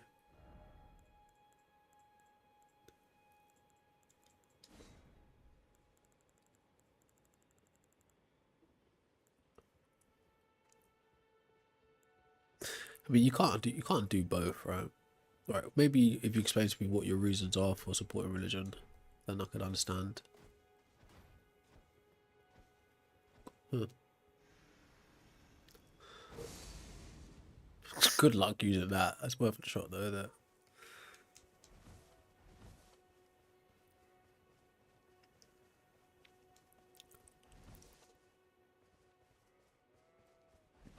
Oh yeah. So what? It was you, coach, who was going to tell me what speaking white is, like a white man. So yeah, that's what I was supposed to wait to hear from, like your racist views unfold. No, I'm not currently at uni. Why are you asking me so many questions, bro? I gave you the benefit of the doubt because they were interested. Now they're just getting weird. Tesco, yeah? Which kind of Tesco? Alright, Jesus. So I think you should change your name from Jesus, unless that's what your parents named you, because just like going around the world, setting a bad example of behind that name. No, I think the invention of God predates the invention of books, actually.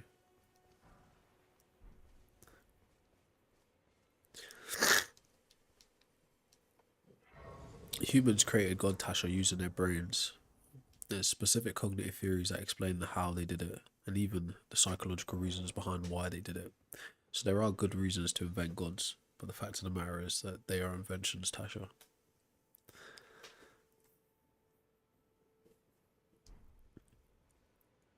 That's very true, Prince Vegeta. Jesus didn't write a single word.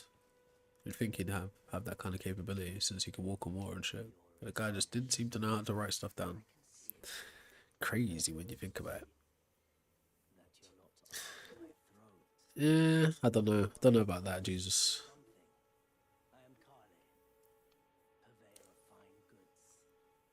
What do you mean, Tasha? Right? So yes, our ancestors passed down their concepts, right? But God fundamentally is that a concept.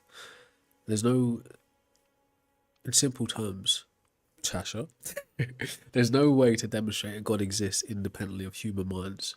If we think about all the different types of gods we've ever heard about, we've ever cooked up as human beings, all of them are fundamentally abstract concepts. So what do I mean by an abstract concept? I mean an immaterial idea.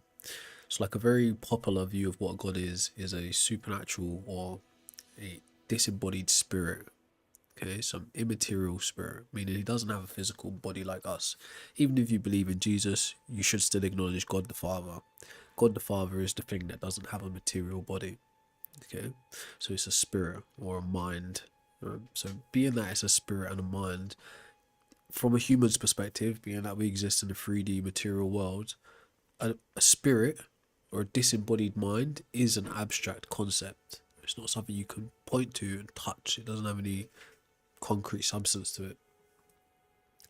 So if we know a God to be an abstract concept in its most basic form, We haven't got good evidences to say that this, like a spirit, immaterial spirit, exists independently of us.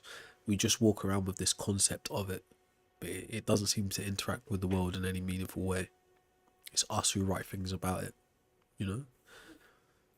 So yes, like your ancestors can pass down information about Yahweh, about Shango, about Quetzalcoatl, about Brigid, about Thor, about Ra, any number of god concepts. They can pass that information down to you, or you can cook up a concept today.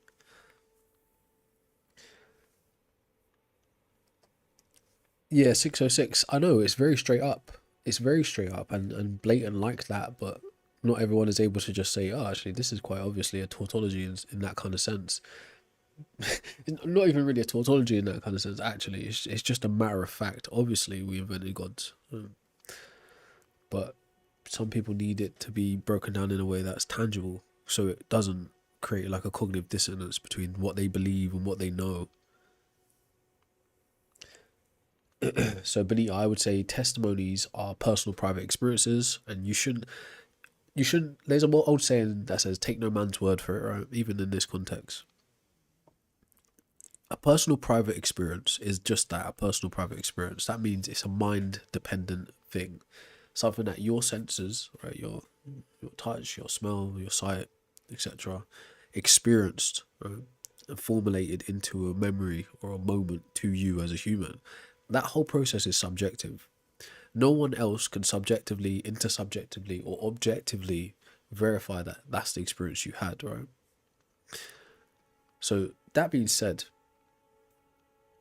when someone comes to me and they tell me a personal private experience in the form of a testimony, I don't just accept what they have to say. Now, I would grant a testimony if the testimony was about something that's real and has background information. Like, for instance, Benita says, I was driving down the motorway and I saw a car hit its brakes and another car hit it in the back and it flipped over. Right?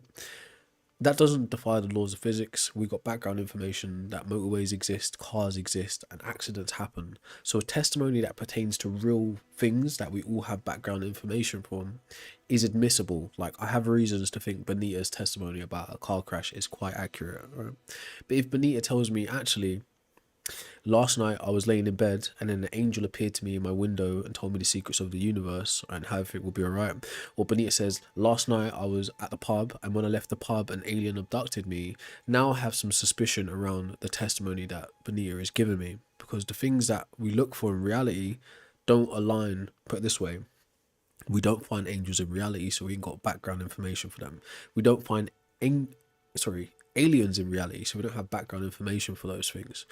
So yes, we have concepts of aliens and concepts of angels, but the concept of an angel and an alien isn't the same as the car and the motorway. The car and the motorway is possible, probable, likely. The alien and the angel are possible, but not probable and not likely. So if you tell me your personal testimony about an experience, what I would do, right, which I would usually do on a live if we were talking to each other, is first I'd ask for your consent to, like, break down my interpretation of your testimony.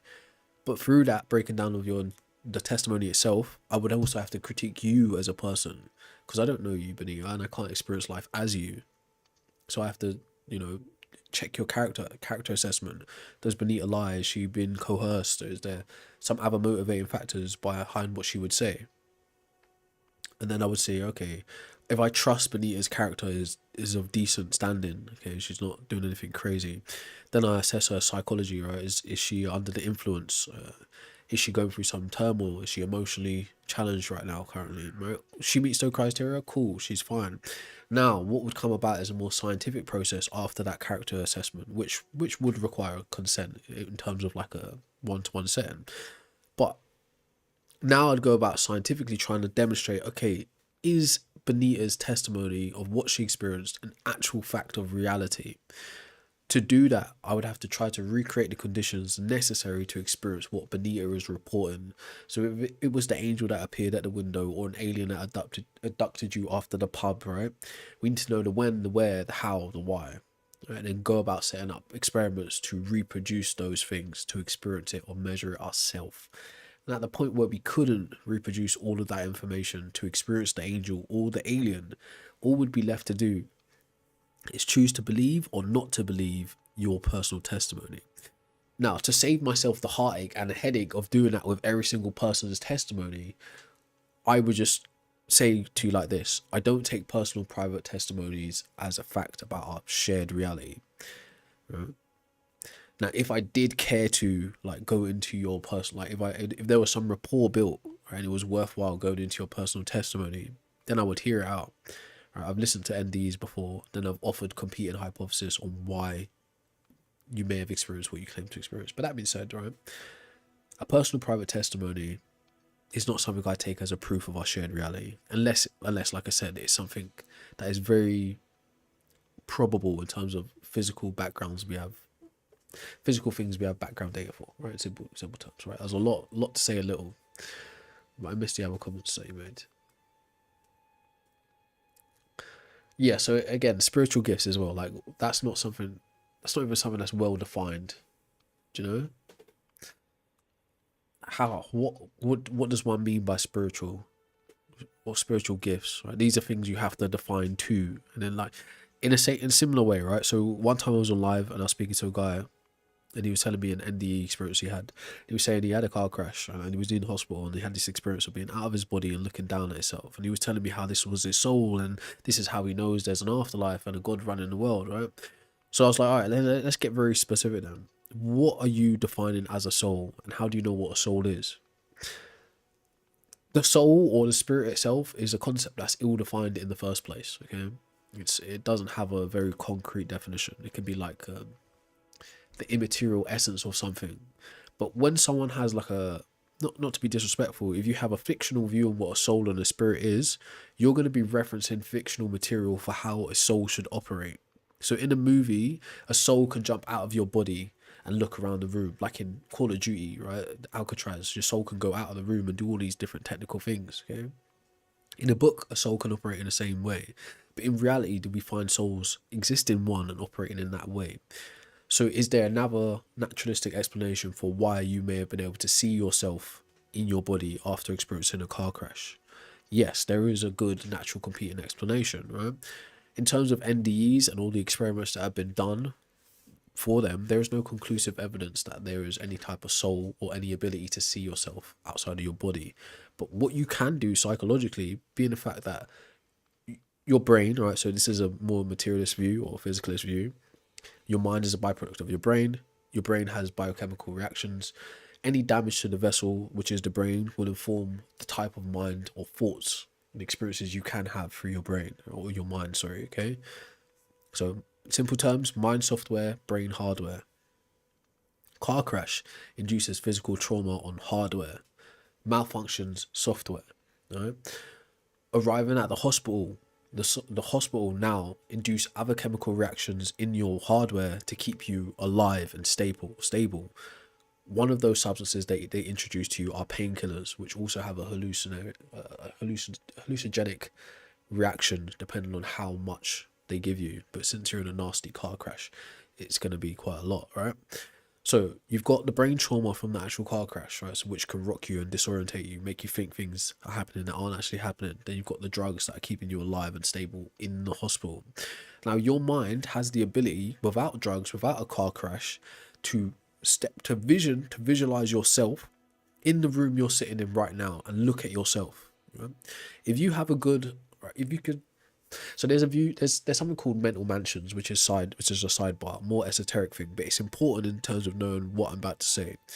If you can take a visual representation of the house you live in, right, without being at home, you can visualize home. You can walk through your front door, you can put your keys down, you can go into the kitchen and make yourself a sandwich. You can mentally live out that whole scenario.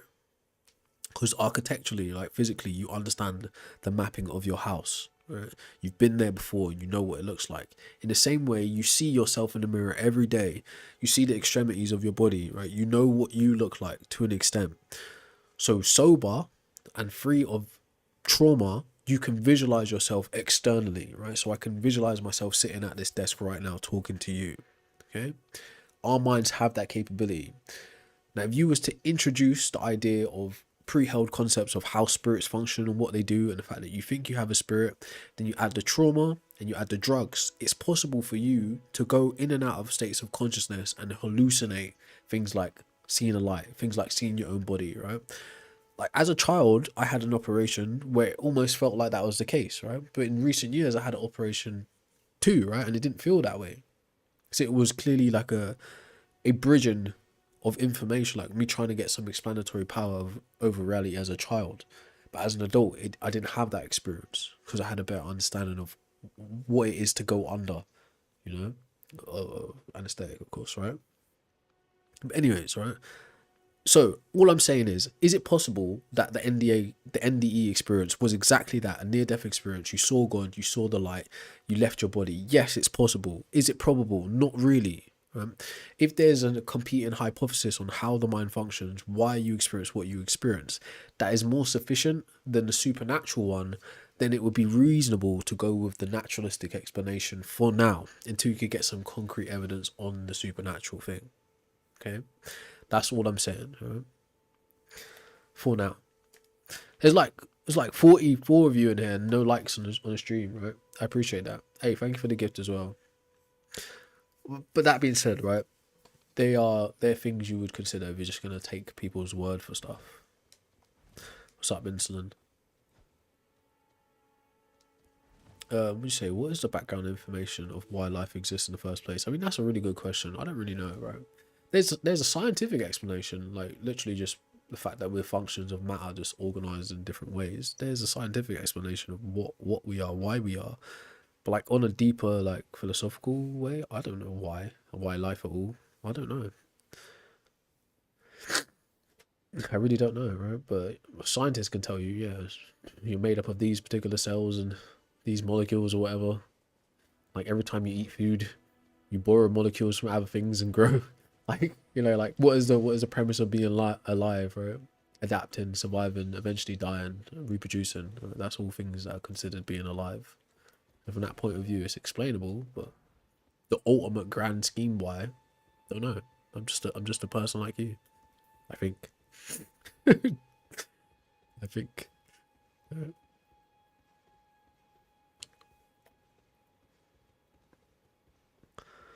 What's up, Jim? I mean, yeah, the scientist god theory is interesting. Let's see what happens if we try fighting with our hands. Nothing. So we can't even get close. What no? Oh, that's not fair. No, that done 42 chip damage, bro. This will be needed to be leveled up significantly to be useful. It is kind of cool to be able to like kick and punch like that, though.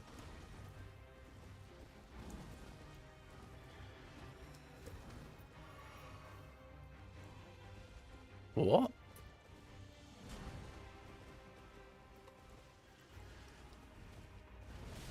Idiot. What's up, A2?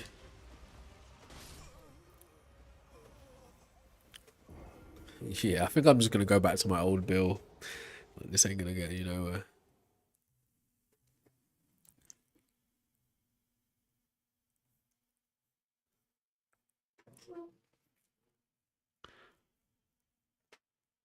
I mean, Jermaine, that's your thing to deal with. You have to deal with shit like that, right? I don't go around listening to gods telling me to dash my babies at rocks. So that's something you have to reconcile.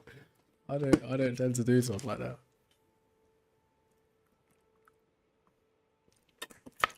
It is deniable, J06. I'm denying it right now. So it's deniable.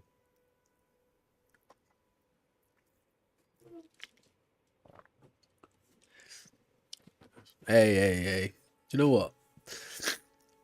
I see this little this nationalistic argument you got going on YouTube there, bro. I'm not gonna buy it, but I may not be like a. Yeah, let's not go there. It's like national pride. Like, what business have I got engaged in national pride? But it's gonna happen, so I'm just gonna leave you guys to talk about that amongst yourself. There is no vision for that channel, Contra. That's just like a side project. My main channel is dead because I talk about things that I like, and those things aren't consistent with the algorithms wants. Let's get a real weapon, man. This is bullshit. Only, well, excuse my French. The only reason this isn't going to work in a way, or in a useful way, is because these weapons need to be leveled up. It's like 5th playthrough. It's not going to be any use for them. 56 damage. Come on.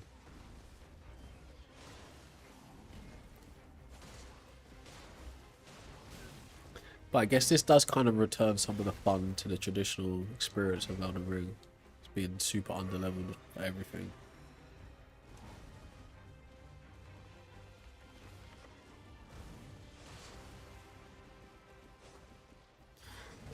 Punk?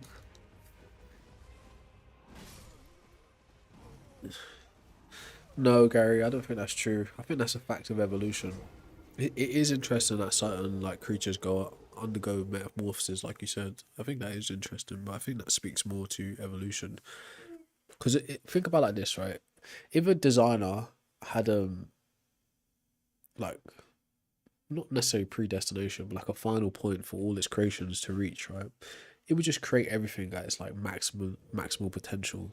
Right? At least you'd think, right? If the designer had a human psychology, anyways, and like there'd be no reason to make stuff where they have to evolve. You just make them the best possible way you can make them, you know. But again, why should we think gods have human psychology in the first place? Because humans invented gods. That's the only reason we'd think that in the first place. That being said, right, on a more large scale, like on a grander scale, the universe itself, the way it's currently going, is pointing to it not being designed in the first place. Just the mere fact that like our current solar system at least is going to experience what's called heat death, meaning nothing that exists currently, sorry, that everything that exists currently will cease to exist in the future. It won't be able to exist. That's also like kind of a knock against this whole intelligent design, purposeful invention type of view. It's like, why would you do that if you was a god? What would be the point in that?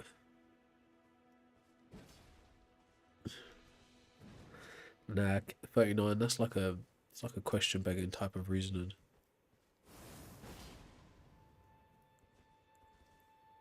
Right. Try to remember the buttons. That would help. Oh yeah, that's the button. So I did want to try like every new weapon that we got from DLC, but it'll take forever to go through them all. That ain't that good. Looks chunky though. Let's organize them by base strength and see what we get.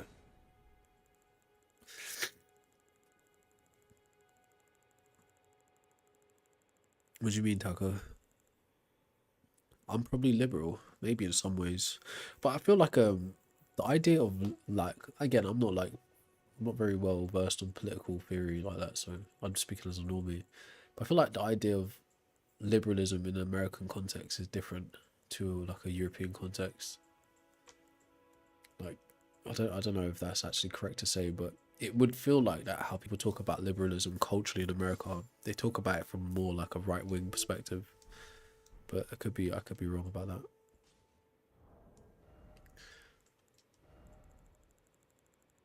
No. Do what put it this way, right? Because I'm not politically educated like that, like on like a formal type of political way, I don't know what say I can't say I'm like bipartisan really, but I don't know what category I'd fall into. I have ideals and values that are divergent across all different types of political configurations. Like I have some conservative values, I have some Labour type values, I have some Liberal Democrat type values, you know, I have some Green type values. So I don't know where I'd fall on that kind of scale. I don't think I operate dogmatically politically yet anyways. I think I'm still too young. In my view. In my view. By the time I get to that point, I'm just gonna be old and I'm just gonna not care about the youth and just be like, fuck you guys. Give me my retirement money. Give me my surplus enjoyment and capital right now. Give me my wherever those people go in Spain for holidays. Give me that now. It's probably what's gonna happen. It's like it always does. But really, that's just a cop out answer from me because I'm quite non-committal like that. But yeah, probably got some liberal ideologies, no doubt.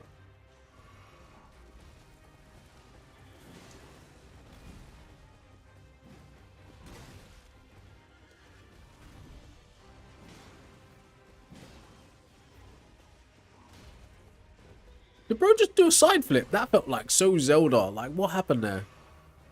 Do you know what it is? It's because I'm not wearing armor, so like the speed is very different.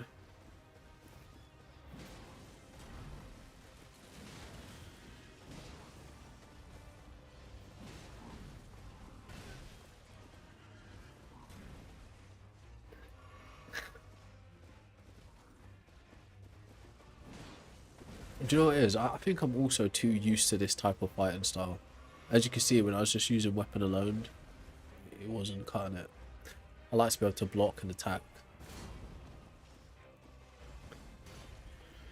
I think it's more realistic. It's way more realistic than just like dodging with one giant weapon.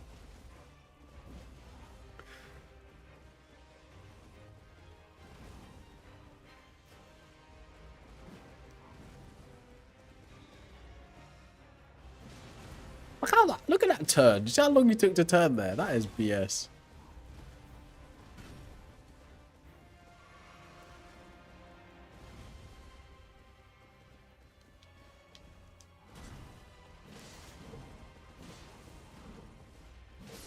Ta-da! Yeah, I think there's no doubt in my mind that humans created the Bible also. But, yeah. Humans also created God. He definitely created the God of the Bible. There's also no doubt in my mind currently that that's the case too.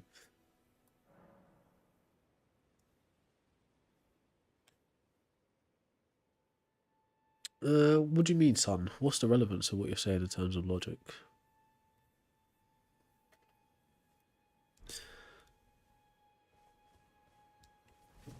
Alright, so I missed a bunch of YouTube comments, my bad.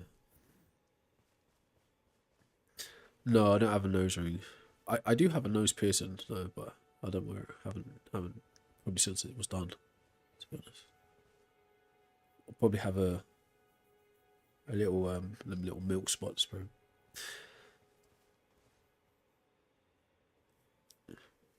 Saying that, right? You know your nose is one of the things that never stop growing. Your nose and your ears, and the fact that actually I noticed also since I got my nose pierced like way back when, I feel like that has caused my nose to get more inflamed, like just like naturally. I know it sounds crazy, but that's a cosmetic thing that might be true, may not be true. But since we're bringing it up, there you go, right?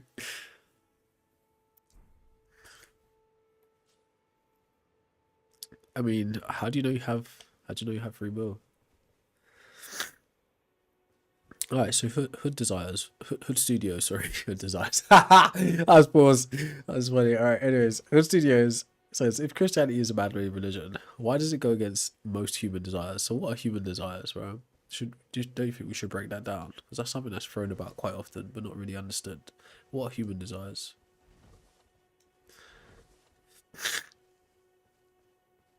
Slime, that's a bar right there.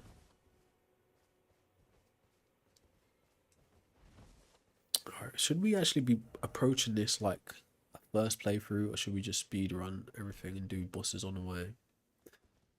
Because I think I've got all the endings in main game now.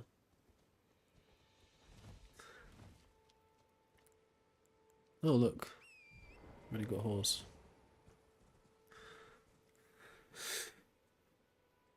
So I don't think that guy's replied, alright? So I'll just say like a very basic take of it is this, okay? A human desire isn't inherently negative. It's something that's part of the human configuration or experience, right? So you could have desires that are based on your moral system or your ethical system deemed unacceptable, right? But really that speaks more to psychology. Psychology is be like the id, the ego, and the superego, right? The id is like the basic desires, the human functions. The ego is like the horse, and the superego is like the rider of the horse, right? If I'm remembering that correctly, okay. But that being said, those base desires, like which is at the base of your human existence, aren't inherently negative. They're not bad on their own. They're just human desire is like an animalistic type of view. But as you get more conscious and like societally involved, just let's just say conscious or conscientious, right? What you start to view as a desire becomes more nuanced, right? Now, culturally in the West, we have this, not even just in the West, really. The West and the Abrahamic faiths have produced what's called a perversion of let's just say it has a perverse view of what human nature is, right? In terms of taking things that are natural and turning them into some obtuse bad characteristic, right? Things like coitus and stuff like that. And it also has, right, so religion and religious thinking puts forward, this is doctrine mostly, right? Not necessarily embedded in the text itself, puts forward this view of purity, okay? Purity can be okay in terms of virtuousness, right? I have to walk you through this to explain what you mean by desires, right? But the idea of purity itself is a perversion of human nature, because humans just are animals at their base function, the id, like I said, okay? So the idea of purity is an extra addition on top of that. So it itself is a perversion of a human, because a human is just an animal expressing itself in animal ways. But because we have cognitive faculties that make us appear more sophisticated, we build up these views around how one ought to act, which is called normative values or normative moralities or ethics, okay? So we compare these normatives, how we should act and how we're expected to act, with our cultural backgrounds, our ethical backgrounds. But the desires themselves aren't inherently negative. So for instance, you can have a desire which might be considered lustful, so like you crave after, sexual gratification. But you can also have a desire where you crave after justice and fairness and equalness, like, you know. So desires aren't inherently all one side or all the other side. So any desire that a human can possess is inherently part of human nature anyway. So it's not good or bad. The good or bad is the subjectivity of your moral or ethical code or your cultural leanings.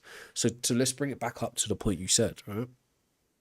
Why would humans invent some kind of religion that goes against these desires, right? So if we establish what desires are, and we know that desires aren't a bad thing to go against, the fact that you might want to suppress some desires and like bring up other desires also speaks to human nature itself, right? What is this? Okay, so to suppress something like lust or greed, right? It's like lust and greed are essentially just the same thing, excess. You know? There's sexual gratification in one sense, but then lust is going a little bit further from a cultural context. There's being satisfied or satiation, if that's the right way to say it, and then there's greed, which is going into excess. Okay, so to suppress those things, right, is to speak to virtue, right, what is considered character, good character. When one decides what virtue is, what's virtuous and what is not virtuous, you're talking about the social or cultural background in which you're coming from. Right, which again, it depends. Are you a Greek person speaking about virtue? Are you an ancient Egyptian? Are you an ancient Arab? Are you a Levant person? Are you an ancient Far East Asian person? You're a modern Western person? What is the cultural context in which you're looking at virtues? Right, so to suppress certain virtues or certain things can be seen as virtuous. So that's why you would write something that goes against it. So in simple terms, humans create restrictive practices like asceticism or stoicism or Taoism because it's seen as virtuous, or they believe there is something to be gained by acting or functioning in society in this way. So someone who's less aware of these pieces of information may operate from a place of, I don't do X because I don't want to be punished in the hereafter, or I don't do X so I can obtain this in the hereafter. Or like some of you are a bit more like socially manipulative. I pretend to be like this so people perceive me like that so I can get what I want, right? It's the same thing. The good part of you suppressing these base desires is for virtue, it's for character. You think it's virtuous not to be lustful, not to be greedy, or like whatever, right? I'm being extreme because they're actually sinful ideas, right? But in the same sense as lusting after a woman or a man in some sexual gratificational type of way, you can lust or desire for justice, right, or peace. It's no less a desire. Okay, so hopefully you understand that. Right? But that being said, yes, they are good. The good reasons why humans would create restrictive practices is because it's either seen as virtuous to be seen this way, or it's to gain something. Okay, in the context of religion, it's to gain admission to heaven. Outside of the context of religion, it's to be virtuous. It's to be seen or deemed to have good character. That's it. What's up, Joe King? Maybe I didn't explain that in a good way, right? But fundamentally, what you're saying when you say, "Oh, why would," like, you're thinking that the suppression of human desires is something divine. It's not, right? It's actually a human invention. So it's coming from us in the first place. The desire is the base thing. The ego is the thing that's trying to make you fit, slot into your society, and the super ego is like your.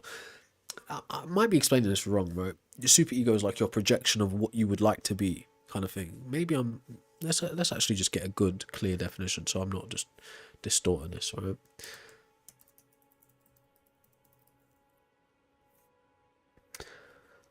So, Sigmund Freud, structural model of the psyche, divides personality into three components: the id, primal instincts, pleasure seeking, unconscious, that's the unconscious mind; superego, morality, societal rules, conscience mind, right? And the ego, rational balancer. Did I read that wrong? Yeah, so yeah, I jumped ahead, right? Ego, the rational balancer. The ego negotiates between id's impulses and superego demands, between the id and the superego demands and reality. Right, so yeah. The id would be the base desire, right? So yeah, like my analogy was poor in terms of the horse thing. Maybe I didn't explain it properly. So the id, the unconscious mind, functions as the pleasure principles, demanding immediate gratification of basic desires like sexual urges, aggressive instincts. It's instinctive and irrational, okay? But it's not just those ones we deem bad, okay? Superego, conscious slash unconscious, represents moral standards, ideals, societal values internalized from caregivers. It's basically just saying that's by nurture. Right?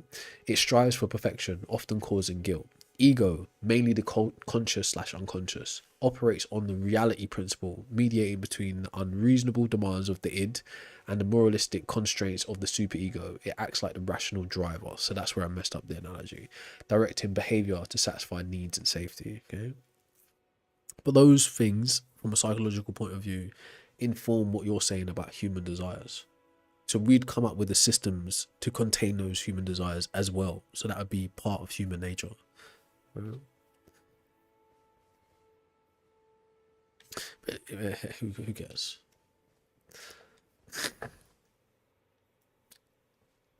Who is an am?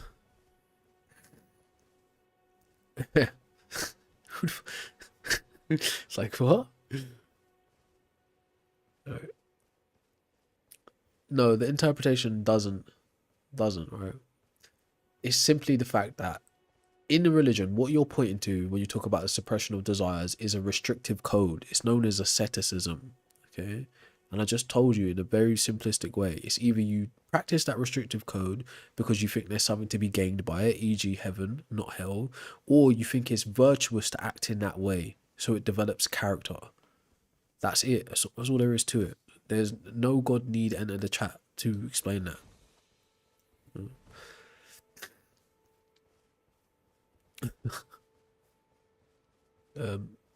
Don't know too much about it, Contra. Don't know too much.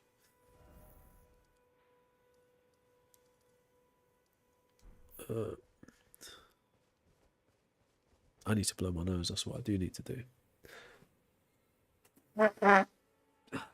And I feel like I need to get another coffee.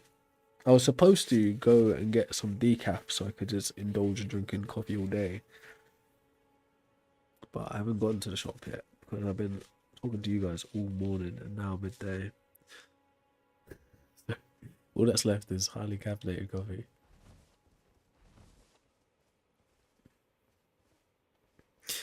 Bork, that's a good point as well, right? That kind of speaks to when it made mention of like caregiver kind of thing, or the values of the superego type of thing. But you could also do whatever the hell you want as well. Yeah. That'd be a form of egoism, which isn't necessarily a bad thing. It's again at a certain level of libertarian view, or no, like an egotist view, like I do what's good for me, you can also circle back around to an egalitarian point of view as well. That your actions benefit others as well, not just yourself. No, I'm not saying most people end up there. Most people will just embrace egoism to like a hedonistic, destructive kind of way.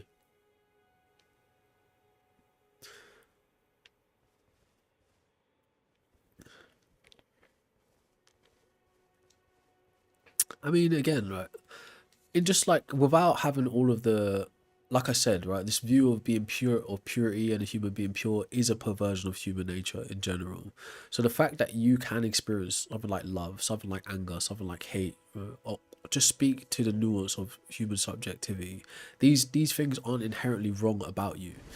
Religious or philosophical views may interpret those things as being wrong about you, but if they are innate, built into your hardware, remember, emotions are biochemical reactions to external stimuli. Feelings are how you frame those emotions, right? Being through your personal experience. So the idea that you might think getting angry or having feelings of hatred is wrong is coming from an external cultural point of view or philosophy that people have agreed upon amongst themselves. That ideologically, I think hatred is bad. Hatred itself isn't bad. It's how you go on to express that hatred. Can you transmute it into a positive way or something that changes the nature of what you're dealing with? But the capacity to experience hatred or to experience lust, that itself isn't bad. That is just a part of who you are. For instance, because we have higher cognitive capabilities than, like, not to put down animals, but than like a dog or something. A dog simply sees, here is an opportunity to mate, so my nature is calling me to mate, and that's all there is to it. Whereas in human society, there's much more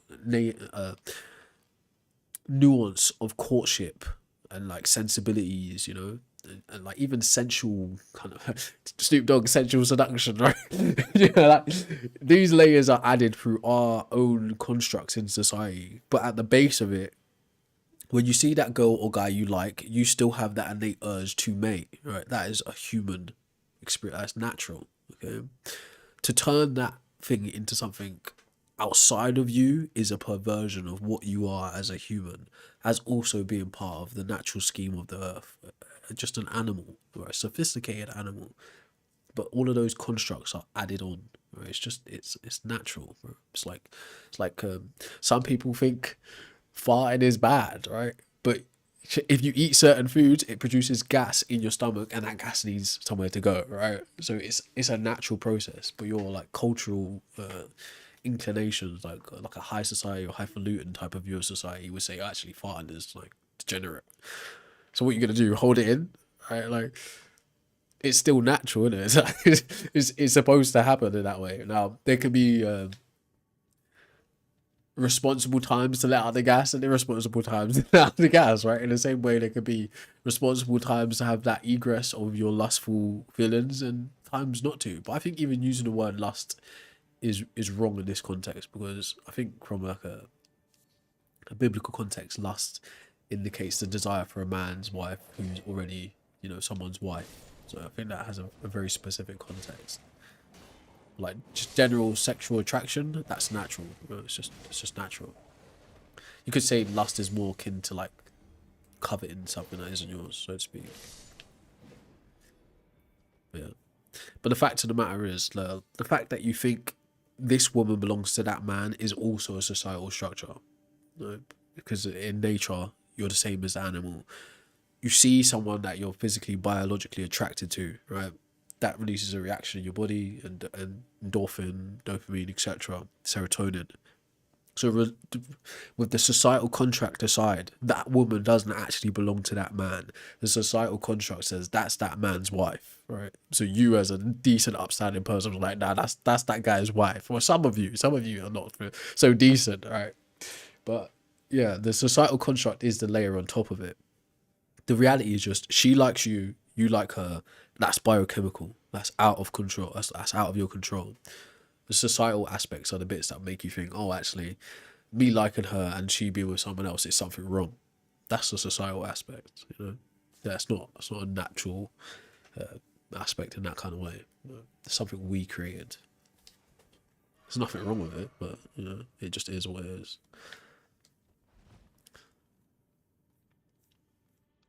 Yeah, no one's telling you the world was created randomly. And to be honest, telling us that you know for a fact there was a mind that created the world is the pinnacle of ego. And in fact, going on to speak on behalf of that mind is an expression of that. So if you don't have concrete evidence for thinking that, why are you acting as if it's a fact?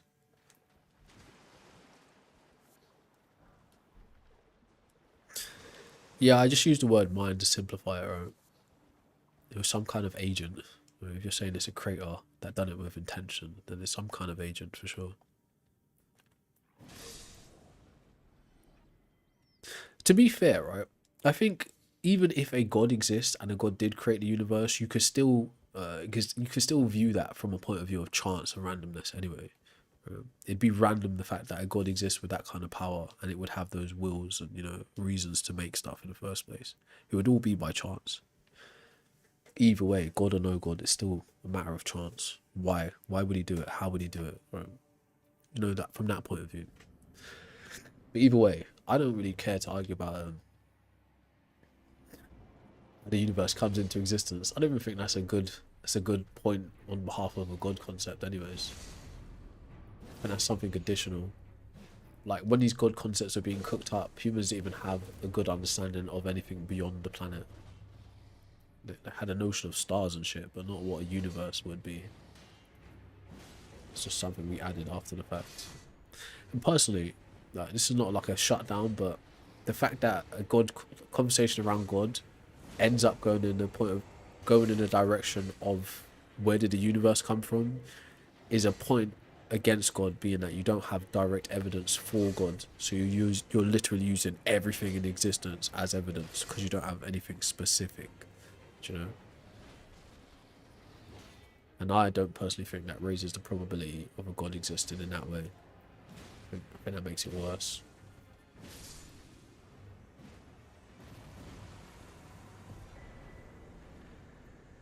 You can't look at God from any other point of view than being human.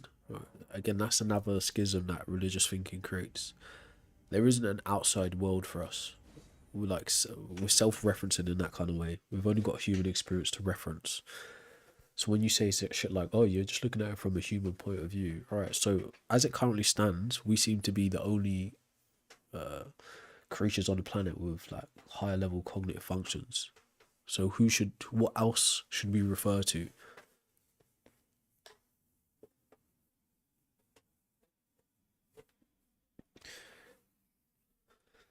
So what are the other things then?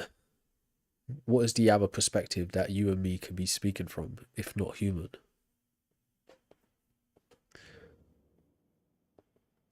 No, you can't say there's most definitely a spiritual side. It's not. It's very difficult for you to even define what spiritual means. I don't know about definitely and factually a spirit. No, they're just opinions, beliefs.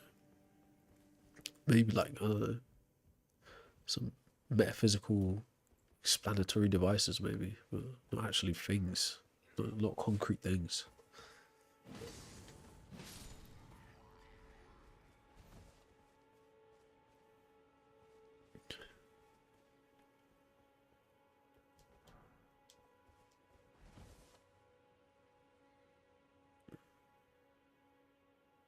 Dig into what? I didn't see the full comment. Look into what we have now. What's written from the beginning? Nothing was written in the beginning, bro. Like, you know, there's what's called prehistory, right, which is literally before the recording of history from a European perspective. Plenty of things happened, bro. No one wrote it down, or at least it was passed what's called oratorically. So it was people in societies and countries and cultures who their main job was to record history psychologically and repeat it through folk tales and stories and songs. It was literally their job to do just that. Right? So there was nothing was written in the beginning of human history, like 300,000 years in. Some people say it's a bit shorter than that. But yeah, a lot's happened before people started writing stuff down. How could you possibly know hell's hot, Michael? I think you got that view from Milton. You didn't get that from the Bible. In fact, the Bible The idea of hell is a mistranslation. It's literally a monumental fuck up on behalf of King James.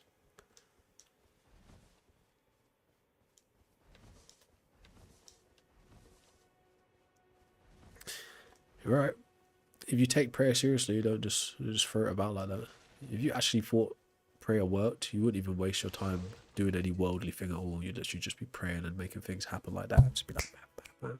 Oh, you know, like, I want food today, I'm going to pray for it. You know, I want a car tomorrow, I'm going to pray for it. I want to wake up, all right, 1 foot taller, I'm going to pray for it. I want to make sure there's £1 million in my bank account, I'm going to pray for it. I want to heal cancer, I'm going to pray for it. I want to be physically fit by the end of the month, I'm going to pray for it. Or if you actually believe in the power of prayer in a really sincere way, there's no way you'd ever be just out here saying, I'll pray for you. You'd just be out, you'd just be somewhere praying because you believe in it. But the fact is, you don't believe in it like that. And the little I do know about the Bible lets me know that even Jesus has that same perspective. Let your prayers just be private between you and God. What are you telling me for? You don't need to virtue signal to me. I appreciate it though, but I think it's an interesting critique for you to think about as you leave and remain religious.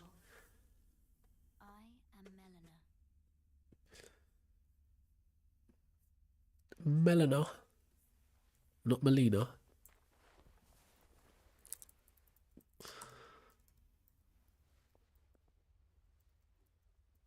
So yes, the view of like culturally it's acceptable to tell someone, yeah, I'll pray for you, right? Even sincerely. But within these kinds of contexts, it's not sincere. And it's an admittance of the impotency of your view on prayer. So Matthew 6 and 5, New International Version, right? Shut up, Melina. Let's speak to God, right? So Matthew 6 and 5, right? And when you pray, do not be like the hypocrites, for they love to pray standing in synagogues and on street corners to be seen by others. Truly I tell you, they have received their reward in full. But when you pray, go into your room, close the door, and pray to your Father, who is unseen. Then your Father, who sees what is done in secret, will reward you. So in a sense, he's saying, shut your mouth and just go and pray. In a very sincere sense, he's saying, be sincere in your prayer. It's not for you to tell the public. It's not for you to show or be seen to be praying. It's just that you do it. Okay. But that's a critique from me to you. It's not something you have to take seriously, but it's just a view that people will view you as. Right? A way someone like me would view you as like someone who doesn't actually believe in what you talk about. What's that, Edward? I don't know. Chino, I don't think speaking about the creation of the universe works in that kind of way.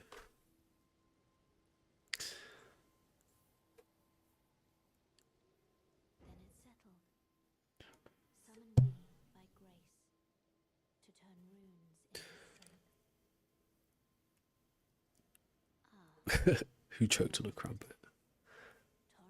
Right. So what do you think? You think that wasn't in the Bible? What are you talking about? Like, what do you think that wasn't in the Bible? I told you the word verse. Go look up for yourself.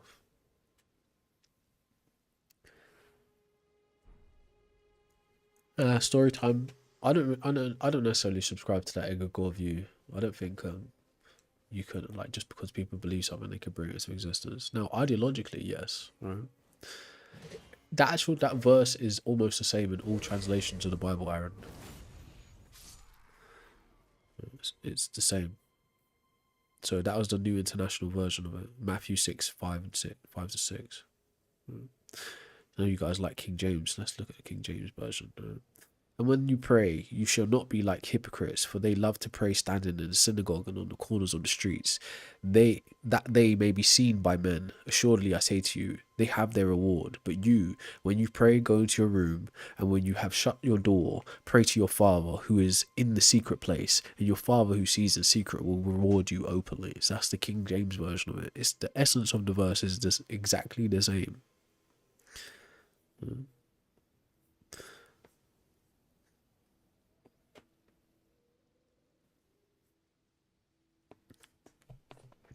I don't know why it won't open the Bible link.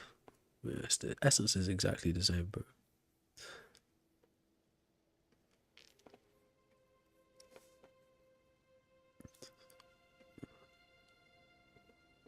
I don't take any of that to be true.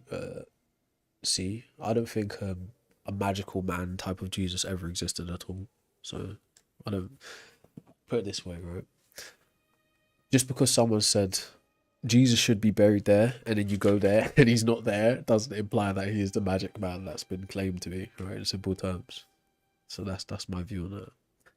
They're like biblical historians and stuff like that who have very interesting takes about him not being there because he's buried in some other place, which is for rich people, like all this kind of nonsense. To me, none of that brings me closer to knowing whether God exists or not. To me. So my view has never held that Jesus is anything more than a man, if at all, even a man, you know, even a real man. So it doesn't have any significance to me.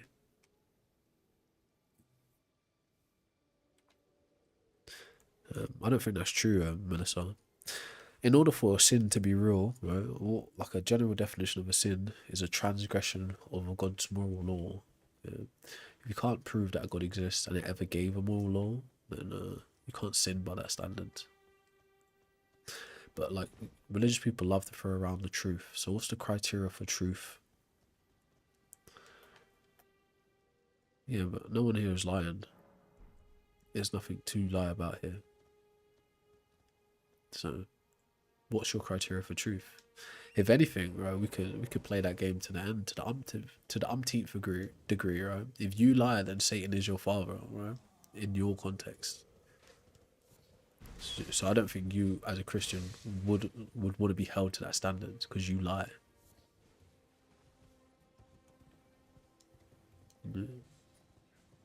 You definitely lie.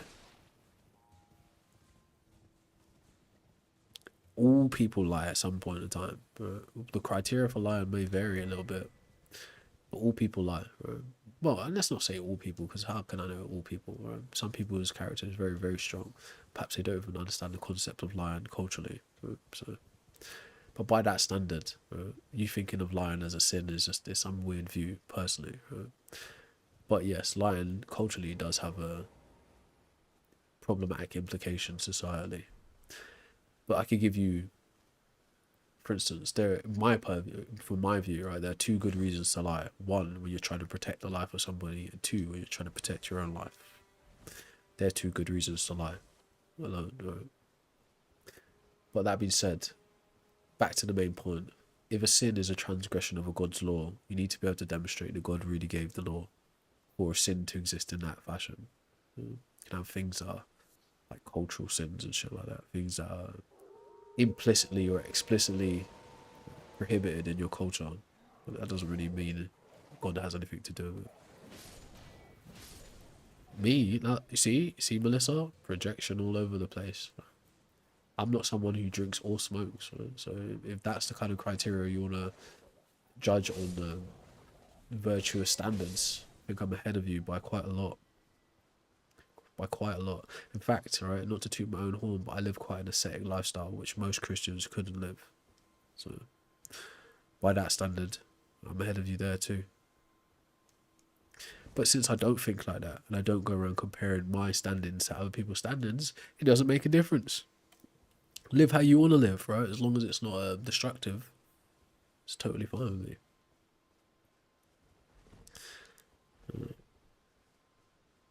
I don't do that though. I don't live that kind of comparative lifestyle. Right? I do what I think is best with the information I have. You should do whatever you think is right to do. Melissa, I like having you here, but I don't appreciate the way you're talking. Okay. Again, right? She threw out the fact that she thinks I'm drinking, which is a lie. Right? I'm not drinking, am I?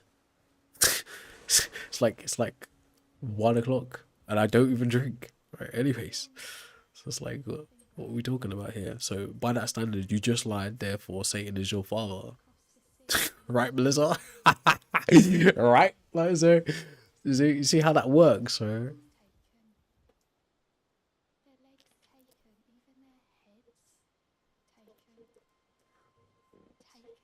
Anyways, these are this is me just literally interacting with a brain rot person anyway. So don't take this too seriously. It's not that deep. So, but that being said, so where's the real people who actually have some substance to their words? Just give them the attention they deserve.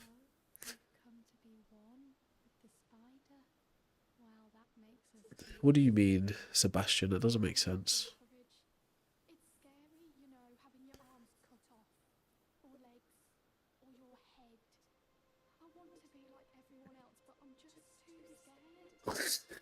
What they say, the Lord protects babies and fools, Trevor. So that would account for that. Yeah.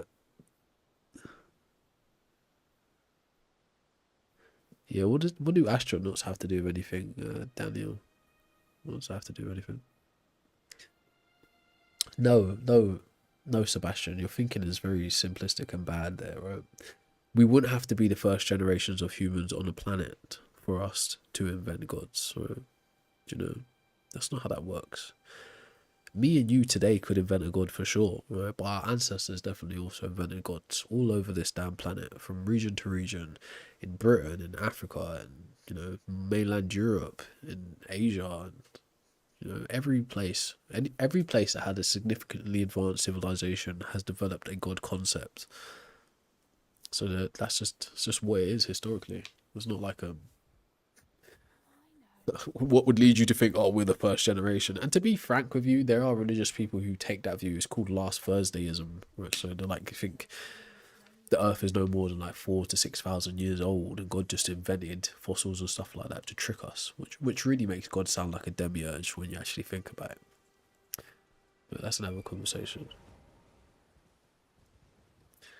No, I think we invented God, right? There isn't evidence for God, by the way. There's human points of view or beliefs about God. There isn't actually evidence for God, bro. Surely you know that.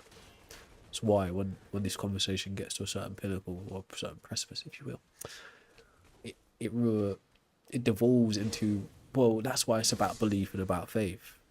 Do you know? No, that's not how that works, Sir Eddie. It's called question begging, circular reasoning.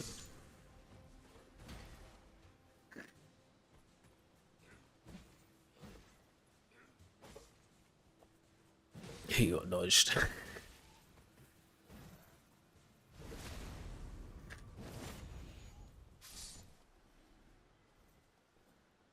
No, there's nothing to deny, brother. Like, any rules that you think exist within a religious framework are instilled and enforced by humans. So there's not like, you can have a religion, which you do, without a god existing or having anything to do with it, and still abide by the rules that you think that you value. Right?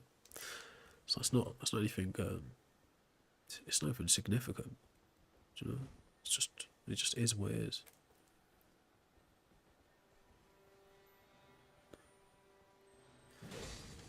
Yeah, but you got to remember, right? Puzzle piece. God concepts predate religions. There's like, from my view, right? This isn't actually a fact, a point of fact. It's just my view based on the idea that I'm developing. There are only three religions anyway, so they all stem from the same thing. Okay? But religion it comes later in human history than gods themselves. Gods themselves are like older than religions, anyways.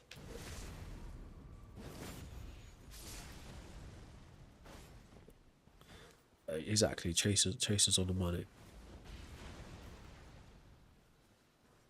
Well, at least I think I read that correctly. Oh, I don't even want to play the early game. I just want to go straight to the DLC and play that properly. Just follow a quest line. Yeah, maths is an abstract concept, but it's universal because there's agreed upon language when using mathematics, at least modern mathematics anyways. There are mathematics systems that are outdated and archaic that nobody uses because they don't work well. But yes, I agree. Maths is what's called a formal system.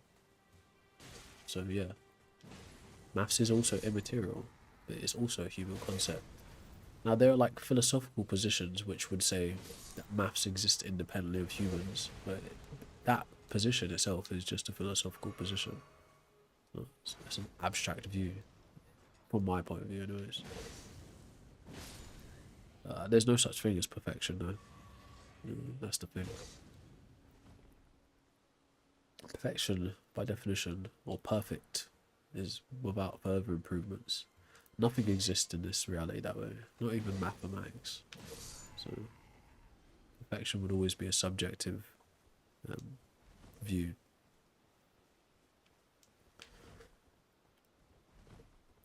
Yes. So yeah, like my thought process, to put it like this, right? From my point of view, right?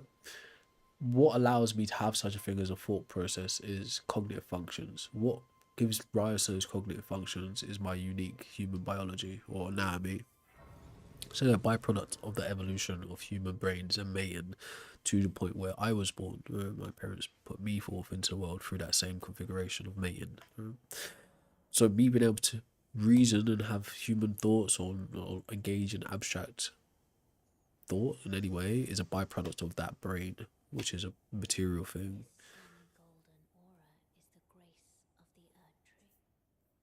But yeah, my immaterial mind can also conceptualize existing things. Like, let me put this another way. So my immaterial mind, which is born from my material brain, can conceptualize things that are also material, like an apple. An apple has primary and secondary attributes, characteristics. An apple does exist in our shared reality, but I have a concept that makes me call that fruit an apple, that makes me say that fruit is green or red, that makes me say that fruit possesses the quality or the qualia of being crunchy and tangy. Those things are happening in my mind, but the apple itself really does exist because someone else can verify the apple exists. Getting hungry talking about it. But to be able to point to an apple and know that we're pointing to an apple, me and you have to agree on that language we're using to describe the apple. That language is also an abstract concept. But because me and you agree on the language that we're using, that in the English vocabulary this word means apple and it points to this fruit, that means we're engaging in a formal system. So we've agreed upon terms, we've formalized the language to say when I utter the sounds apple, right, I'm pointing to that fruit, and you know when you say apple, you're pointing to that fruit too. So we've agreed upon that, so that becomes a formal use of it. Yeah. But apple, the utterance in another linguistic tradition or another culture, might mean something different. Might not mean a fruit. Might be a name. Might be a concept, some weird thing. Yeah, we're not talking about the Bible, but it's funny to use the word apple though. But yes, there's the fruit of good and evil, or the knowledge of good and evil. Oh, need to stretch, bro.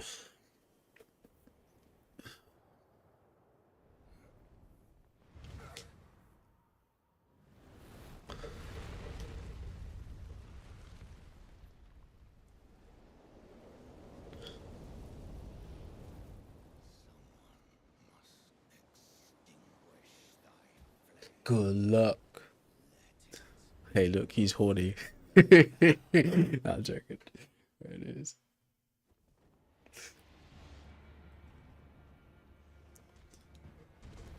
Oh, how? That meme never gets old. Like, the delay is ridiculous.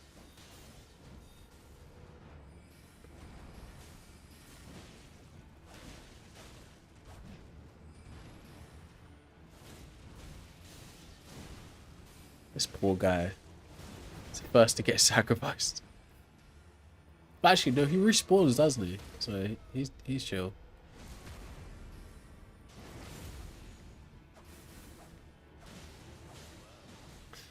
I mean, the Bible doesn't really have that much significance outside of the religion itself. Outside of the religion, it's just a religious text, bro. It's just a book. Now, there can be really good like information in there, like solid knowledge, and it can also be a lot of BS as well. But outside of your religious context, it doesn't have meaning like that to anyone else. Right? Like a book on psychology or a book on philosophy or history would have more significance than the Bible itself, outside of religion. Depending on you, right? What your interests are. Who is that Roger guy? Or Rogier, like, Rogier? Like, why is he even there? Oh well, thanks for distracting him. I don't think I've met that NPC yet. Ooh. Oh, that long one. I hate when he does that. Just hit him, man. Boy, ain't no way. Boy, ain't no way. He actually got me as well. I was talking too much. I deserve that shit. I deserve that. Alright.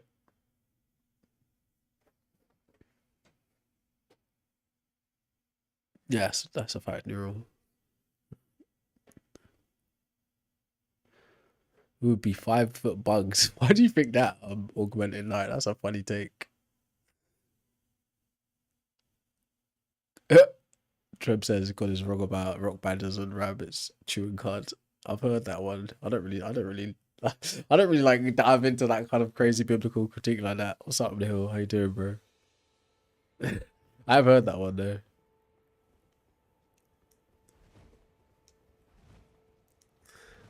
though. No, probably not Contra, right? It sounds like you're fairly young if you haven't even done your A levels yet. So I don't know if that'd be appropriate from like an internet point of view. But I mean, just to talk on the subject itself, yeah, fine. But I'm not really a debate type of guy. I'll be honest with you, like, although I've tried it, I don't know if I have that kind of temperament. And also, right, I must also admit, I'm not well educated in the debate setting either. So I might not be your guy for debates. So there's that. And what I've come to realize, like by watching and listening to debates, a lot of the debate itself is theatrics. It's not about the substance of the content. Like if you had a scholarly type of debate or a scientific type of debate, it's to come to a consensus at the end. But like theological and philosophical debates don't usually reach that consensus at the end. It's like a lot of tactics, a lot of rhetoric, a lot of point scoring types of moves, and not really substantive moves, like to educate each other. But that's just my opinion, though. There are really good people at debating, though. Or there are people who are really good at debating, shall I say.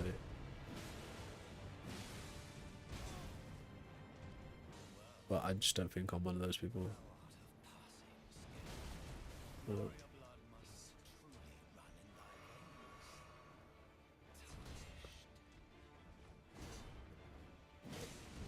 Yeah.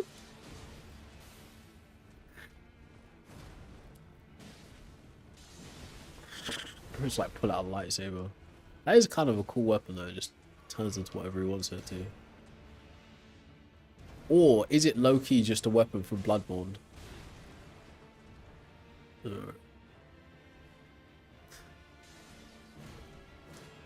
Spammer.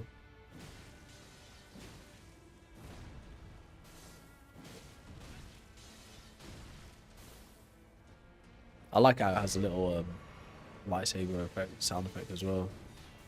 Listen closely. Yeah.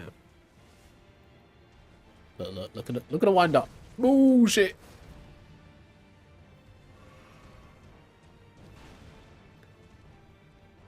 He's actually good fun to fight, actually.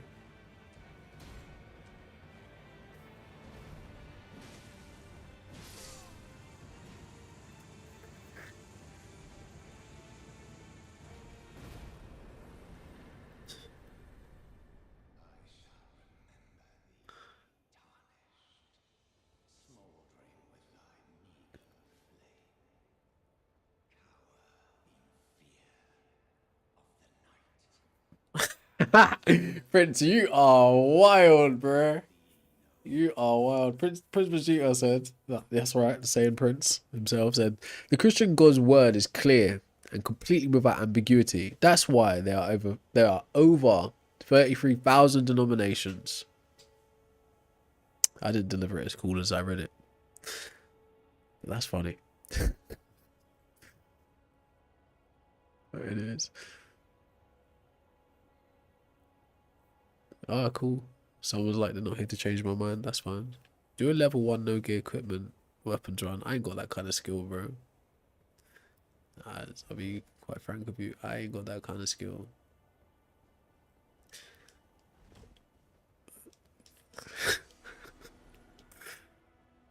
We use a Mog Spear. So he just jabbed him with his brother's spear, essentially.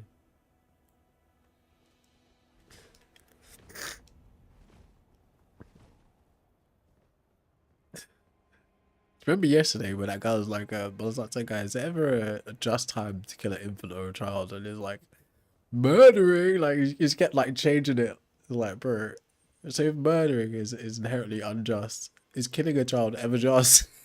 Would it not become murdering as well? It's like, it was so crazy. It's funny as well. Like, this guy's crazy. Yeah, that's what it was. The adultery part of it. That's the adultery. Is to it's the want of someone else's property in a Christian setting, right? Which again goes back to that misandry conversation earlier on. You can't view women as property. No, that's effed up in itself. You can, but you can't get away with it.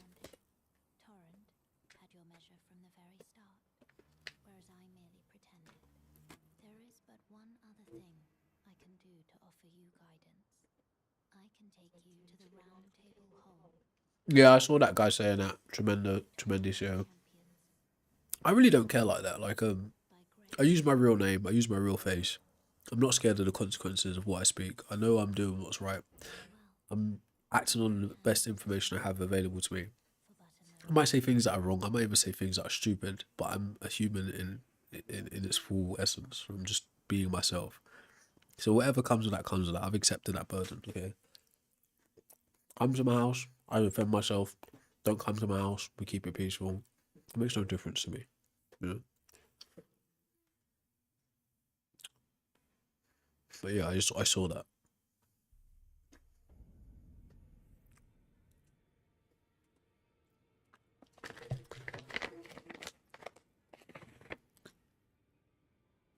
In fact, right, to go to that kind of extent would prove me right in all that I'm saying, anyways. So it'd benefit my cause for you to act in such a manner. Excuse me for chewing on the mic. On the mic. I see you've just arrived. Welcome to the Round Table Hold. I'm Corin, a man of the cloth. I teach incantations, the strength granted us by the two fingers, and explore the secrets of the Golden Order, so that one day, if a tarnished... Man, I'm hungry, bro. I still ain't had breakfast, you know. This is crazy to me. First time I've ever done this, you know. ensuring order regains its proper form, writing rule over men. That's for me to know. Do you still see it? The guidance of grace. Yes, I see it. See how easy it is to lie? Most tarnished are blind to it these days. You are something of a rare breed. Well, what do you say? Care to learn an incantation of the two fingers? Yeah, I hear the Bible is a literary work of art. Or a work of literary art. But its fanatics are kind of crazy. It's true. Got the worst fandom. But I think the Torah, the Quran, and the Bible all have terrible fandoms. To be fair, God's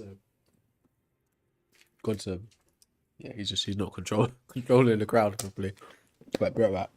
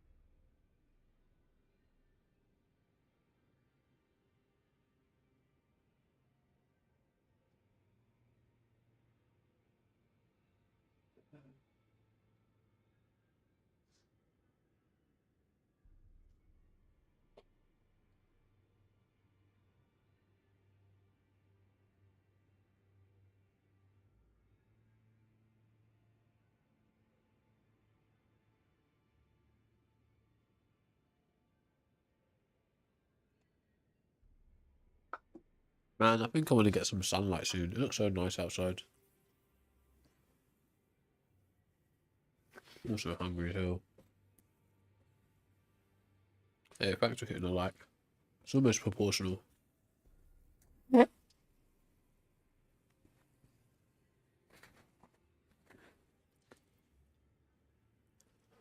What'd I miss?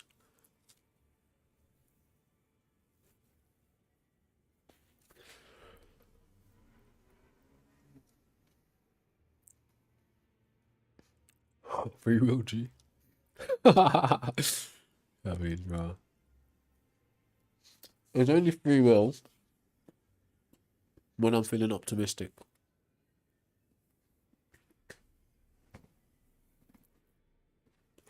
That's the only time there's free will.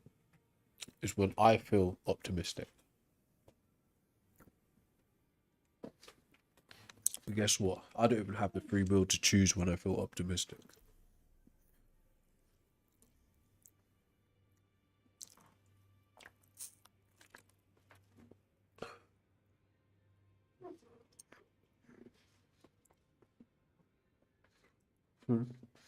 Yeah. No, not really. The concept of God exists, sorry. Or God exists as a concept, but no more than that.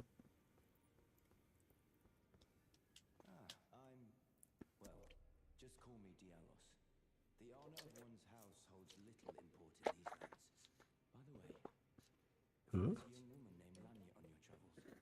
She's my servant. It's possible that I do have superstitions too. It is very possible. Culturally ingrained superstitions too. Good as gone. If you find her, please be sure to tell me. But Be sure to... She's a servant to my house. yeah. She's been my companion since childhood. I've lost count of the number of times I've had to find her like this. Honestly, she's such a little tomboy.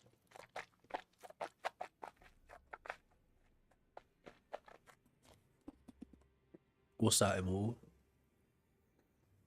Be sure to tell Oh, me God's sake, man. I do need to go outside, bro. I need the sun. to my house. She's been my companion since childhood. To grab some rays, bro. Count of the number of times I've had to find her like this. Honestly, she's such a little tomboy. It'd be so nice if you could, like, you know, when you was a kid, just like imagine just getting a massive projector in your console, and just going outside and just playing games outside, or like getting a massive sound system and just going outside and just listening to your music in a giant field or something like that. I gotta live that one day. I have to do that one day. Right? It has to be done. I was that kid, right? That took so back in the day, right, there was the type of speakers we had were called phono speakers. That means they have a red wire and a black wire, right? But they're not powered. To power speakers, you need an amplifier. Simple, in short, long story short, I was that kid that took a CD player, a portable CD player, phono jacks, two like desktop PC speakers in my bag, connected them to a phono to mono converter jack, right? And plugged them into my CD player and had a really weak sounding speaker, portable speaker before they were portable speakers. I was that kid, right? You could imagine how heavy my school bag was. So I would absolutely live that reality now. Just like pack a car full of speakers or something and just go find a field and just play music in. No, I'm way more socially anxious than I was as a child, right? If I could rekindle my childhood kind of craziness, then yeah, I'd be doing the most. But I need to experience that. The outdoors with indoor tech, right? I need that. But shit. Yeah, it's I don't know if it's gonna be hot today, but it's definitely sunny, which is a good sign.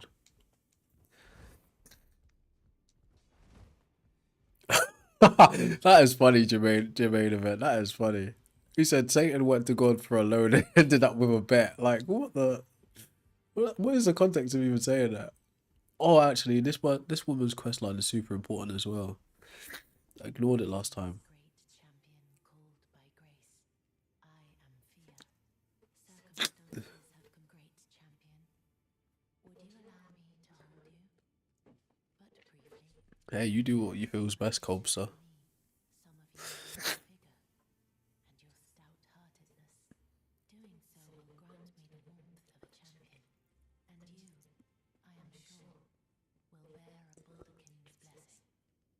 So yeah, like there was like literally no amplification on the audio coming from the CD player, but it was just loud enough that I could play tracks to my friends without a single headphone, right? Just like sharing a headphone. Yeah, gotta let it hold you. My thanks, great champion. I don't think. I mean, like it depends what you mean by that, to be honest. Anyways,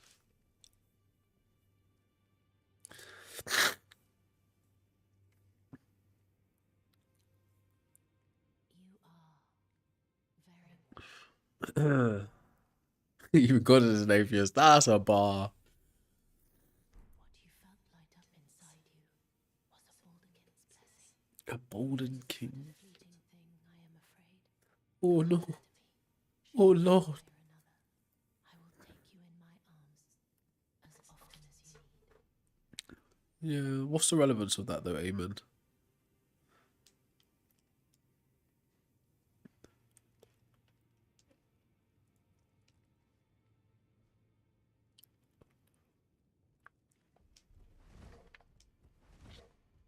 I don't think anyone. I think there's a who put it that way. I think life is just a formulation of matter. That's all it is. It sucks though. It's fun being alive. I can tell you that much. But it sucks that it's just that, and it's gonna end. So maybe if I was really, really attached to life, like in a serious way, not say I'm not because I want to stick around, but maybe I'd come up with a way to extend that kind of longing to exist again, kind of way. If you know what I mean, like a preemptive, in a preemptive kind of way. Perhaps this isn't. I'm not explaining what I mean very well.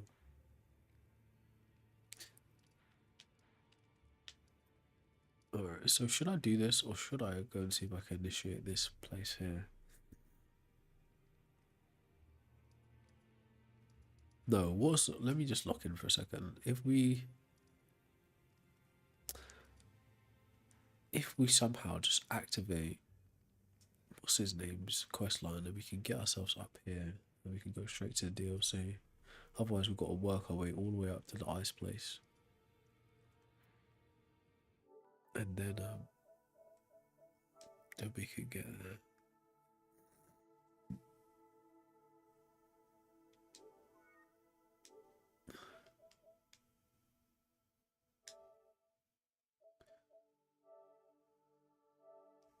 Huh? Why am I signed in then? Ah well, hackery dackery I guess. Who's to say?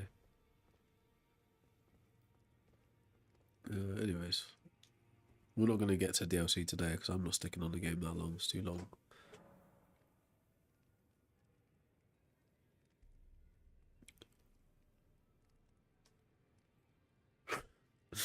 Yes, I said a word itself might be short in terms of syllables, but definition isn't short. And God is only God in the English language, anyways. Not like other words. Not gonna lie, right? It's sunny outside, but it's chilly inside.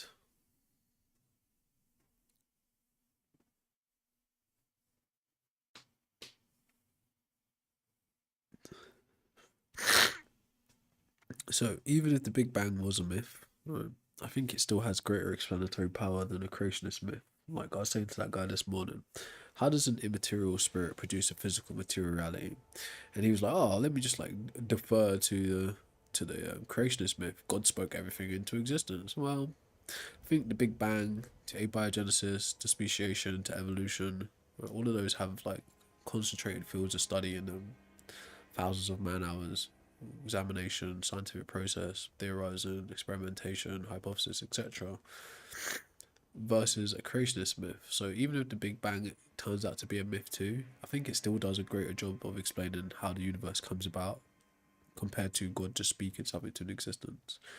Especially when we think about, like I said to him, what speaking even is, a completely anthropomorphic thing that has like a preconditions in order to be able to do it, like air, voice boxes, all these things, utterances, agreed upon terms, words having significance. If God existed in a vacuum on his own, why would he have a language? Who was he ever going to speak to? Okay. That's just a different conversation altogether, though. So yeah, even if the Big Bang turns out to be a myth, it still does a better job of explaining the universe than a creationist myth does. But I don't think the Big Bang is a myth. I'm just giving you benefit of the doubt.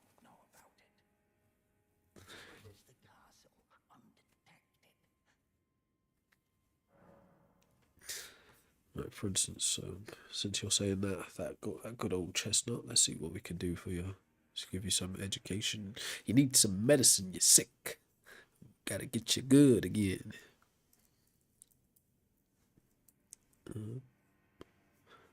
Oh, I forget where I put that. Right, here you go. Have some medicine, my friend. Read that to me and tell me what you make of that, since something can't come from nothing. What do you make of what's on the screen right now? Can't make no heads or tails of it.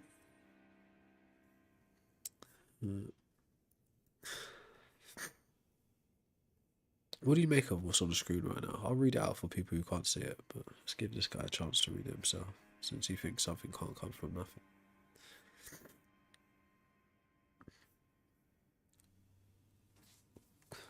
How do you reconcile this?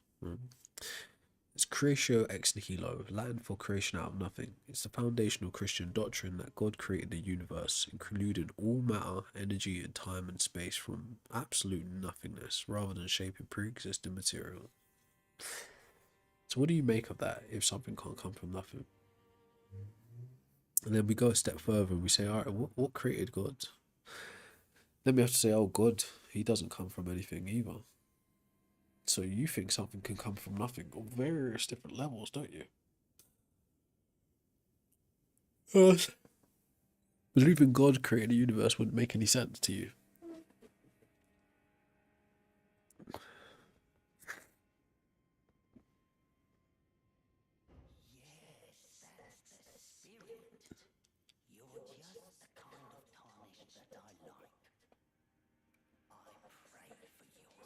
I missed a boss fight last time, actually.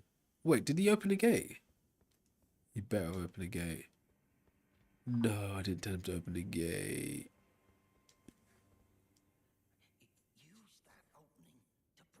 No, open a gate. I don't want to fuck around. Excuse my French.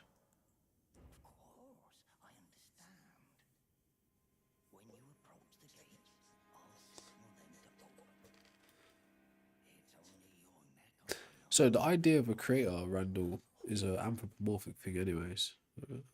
We assign God the attribute of being a creator. We don't know if he can create anything. We don't know how either. But open the gate.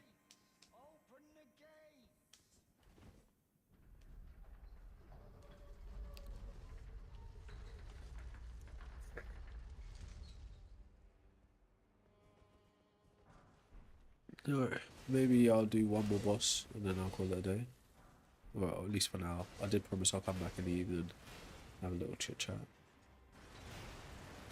Have a Kit Kat and a chit chat. Actually, I haven't had a Kit Kat in years. Nah, I would say years. Maybe actually at this point.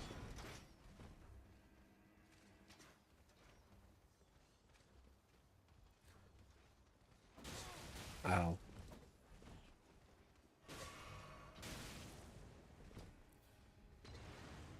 Sugar honey iced tea with head. What? I mean, I was already dead. How could it kill me twice? How could they kill me twice? Everyone heard that sound effect, right? Or am I tripping? Maybe that sound effect was the other guy getting killed. I actually thought I was dead already.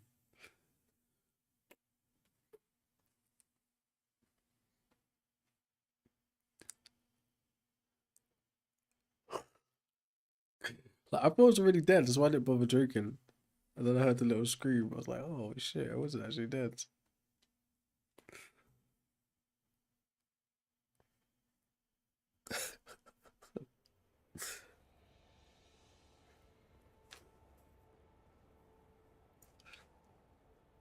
What do you mean they're too afraid to give themselves? What do you mean by that, bro?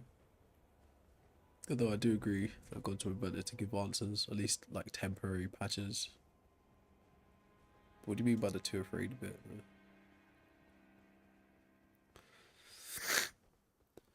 Space monkeys do create goods though.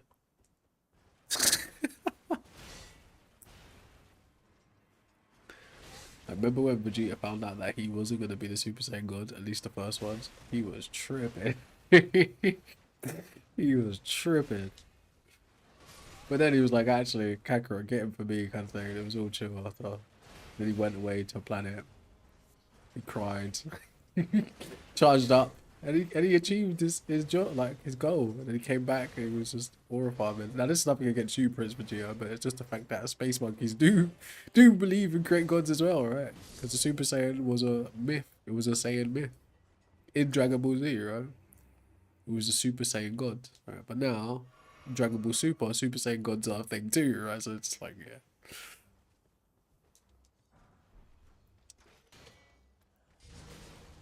Anyway, but technically, I say that because we are space monkeys that invent guns, right, by that same standard.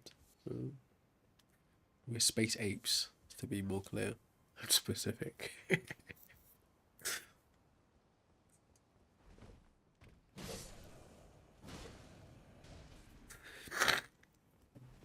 Oh wait, is the offensive thing still on the screen? I guess it is.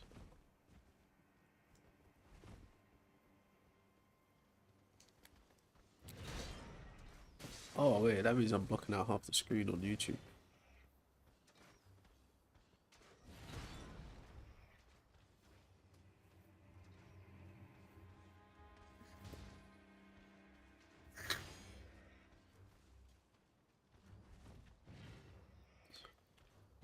I didn't want to just speed run through this area. There's anything left to do here. Yeah, I haven't got any reason to think Jesus Christ has anything to do with God though. What if he was just a magician? What if he was just a really sophisticated mentalist? I've already won, Jose Negron. I won the day I was born. Everything was ordained, predetermined, so I've already won. Victory is mine.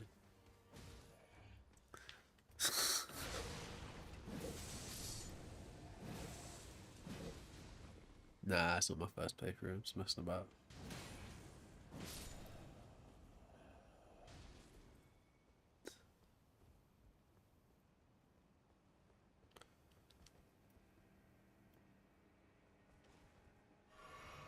Yeah, I was interested in knowing what he means by too afraid to give themselves though. That bit's interesting to me anyways. I want to understand what's meant by that. What do you mean by too afraid to give themselves? Oh, don't be like that. Low armor too.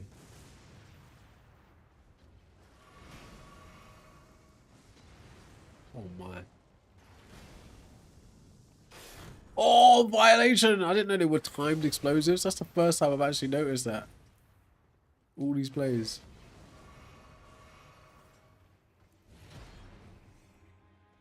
Yeet! Yeet!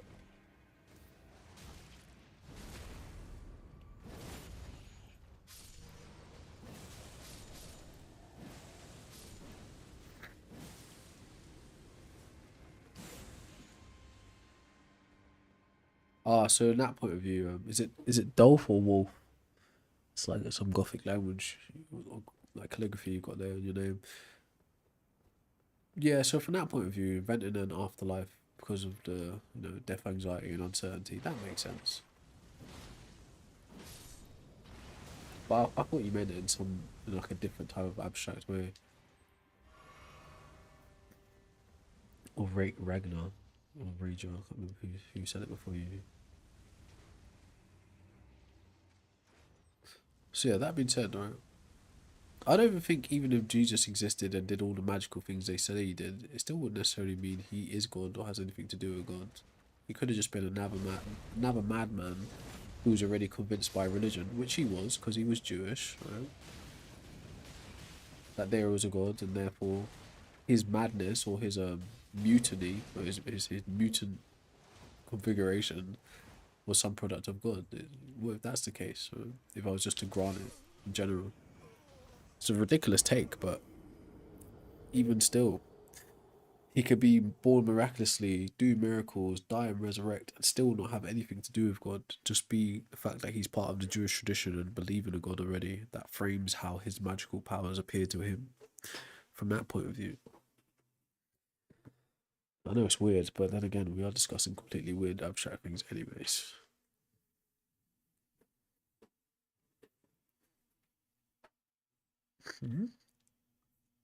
Yeah, anyways. How am I here without God? My parents put my body here, as their parents put their body here. That's how, hopefully. Could be wrong though. Could be next. Could be last Thursdayism, and my whole ancestry doesn't actually exist. God just invented them to make me think that humans have been here for a long time. And really, I'm the first human to ever exist, and all of you are just a figments of my imaginations. That could be the case too. Alright, so do you think God exists like that, Abel? Do you think God exists like that, Abel? I'm not gonna put it up on the screen for all the other streams. Let everyone else just like they've had enough of visual aids for today. I think you're a figment. You're a fig tree. You don't bear fruits from your talk. I'm just playing, bro. Of course, you could invent an inventor. Einstein had parents. Well, he's not really an inventor, really. Say Nikola Tesla had parents. So there you go. We're really using the word invent super loosely here, but we're using the word super loosely, but yeah. Yeah, it doesn't matter. Tesla also talked to a pigeon for a good part of his adult life, so who cares? Now, if it has to do with some like kind of mathematics or physics, then I'm gonna trust his take on it. Some engineering thing, but who cares what he believed in, bro? Newton was an occultist, right? He had some strange beliefs too. Right? But to be fair, the time period where these people existed, it's very you wouldn't have been able to succeed academically or in a scholarly way if you go against the dominant force of the day, which was the church. So they existed in like not peak, but very still like prominent control through Christendom. Isaac, Tesla, Einstein. Einstein, they're like the 1900s. If you were, so they're still recent history, but let's say the influence of the church was still very powerful into the 20th century, anyways. But yeah, like older people, enlightenment thinkers and stuff like that. All of them had to contend with the very real reality of a theocratic kind of country they lived in, whether you was in Italy, France, Portugal, UK, or England. They did live in a very religiously dominated society. So certain things you couldn't say. Now, it wasn't just a matter of cancel culture for them, right? It could mean death. It could mean like the end to your like stipend or your like a scholarly kind of salary and stuff like that.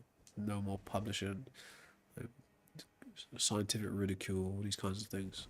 They're things you have to consider in the context of someone like Newton and Galileo and shit like that. Their life is different in terms of how they lived.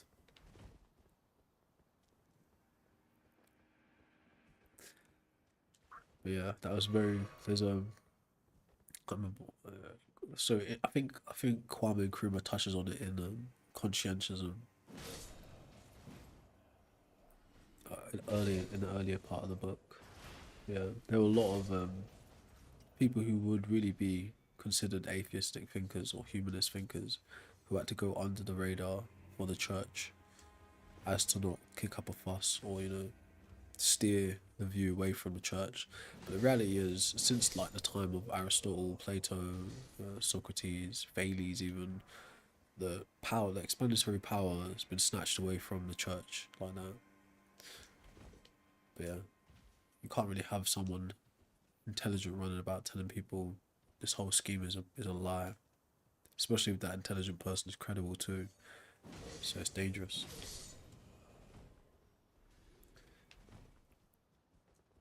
So Richard, just messing about. I was tired of getting beaten up by like that consort Rodan, so I just restarted. Basically rage quit the whole game.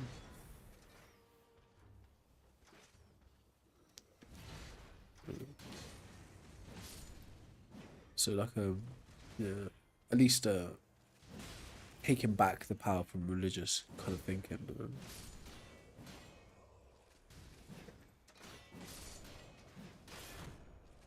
I can't play Crimson Desert. I've only got a PS4, bro, so it's not a possibility.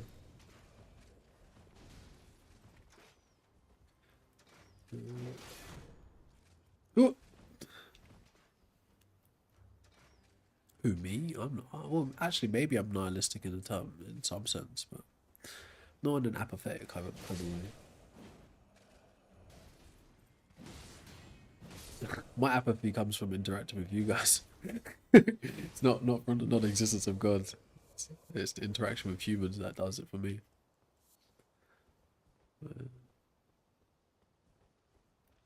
Oh, because we invented them. That's why I don't believe in them. Because we invented it. The fact that we're even calling it him is another point. In fact, like nods to the fact that we invented it.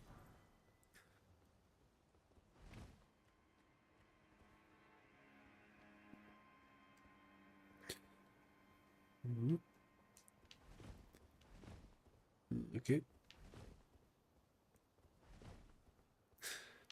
Dissect this one.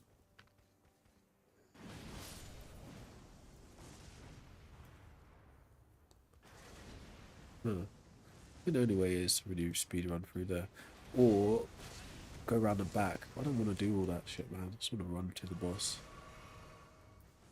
So maybe I have to put on some armor.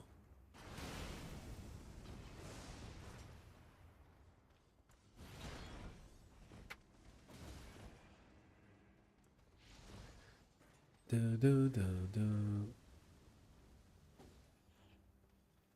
No, I've never read the Ethiopia book, whatever that is.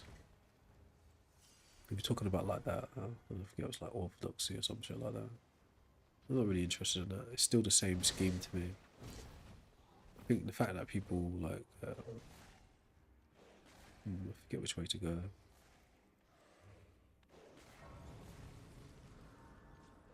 People kind of overlook the history of how Christianity ends up in Ethiopia anyway. It's brought there by a Greek Syrian man. Maybe 5th century, can't remember the exact time. I'm not doing any quest line, I'm just running to the bosses so we can open up the snowfield and go to DLC. Like, I think I've done every major quest line in the base game already. It's the DLC that I want to conquer now.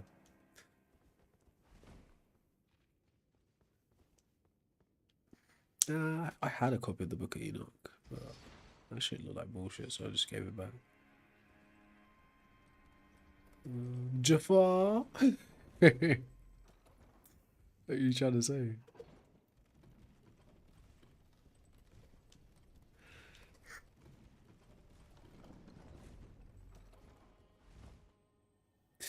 What kind of... Yeah, so I think I should need a blood build or ice build. But the build that I approached him with like was just... It's like being a bug. It's like literally being a bug on a giant animal or a human. Some guys... It was ridiculous. Just getting swatted down, bro. It was kind of useless.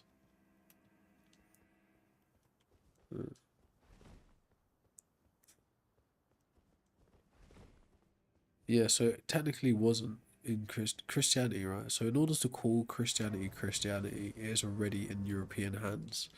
It's the Roman Empire that codifies it into what you call Christianity. So it's not in Ethiopia before Europe, by point of fact, by that point of view.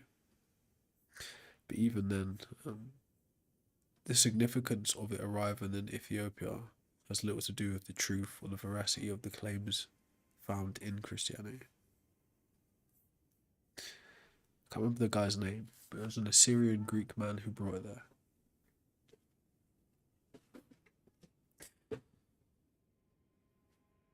No, I'm not getting anything wrong. Right? In order for you to call the extension of Judaism Christianity, European culture has to get hold of it first. So that's how that happens. Yeah. It's What you describe as Christianity, e.g., the New Testament and the following of Christ, is codified and put together under the Roman Empire or Roman occupation, which are, guess what, Europeans. Yeah. So Christianity isn't in Ethiopia before it's in Europe. Anyways.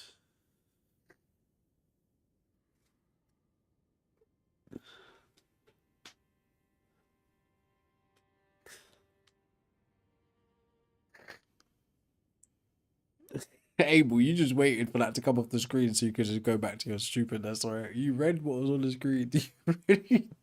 Like, people are so ignorant. It's insane. It's like, oh shit, like he's put away the troops. Like, now I can carry on lying, comfortably lie. Like, bro, you are insane. It's like, look, the truth is hidden. It's safe to lie again. Like, it's safe. It's safe. Come out. It's safe. You already think something can come from nothing in simple terms. If you think God created the universe, then you think something comes from nothing. If you think God is uncreated, then you also think something comes from nothing. So your line of reasoning is just silly. It's just give it up. You clearly think something can come from nothing. So that's all there is to it. Now, can something actually come from nothing? No, because nothing is just a linguistic invention. It's not a real thing. Nothing is the negation of specific things. But you think something can come from nothing. Let me just put it back so there's no confusion. That is what you think. I speak English. So absence maybe. Or, you know, some kind of vacuousness. I don't know. But it's very much simple, plain English to say nothing. When we say nothing, we're talking about the negation of specific some things. So nothing is literally just a word, whereas something is anything.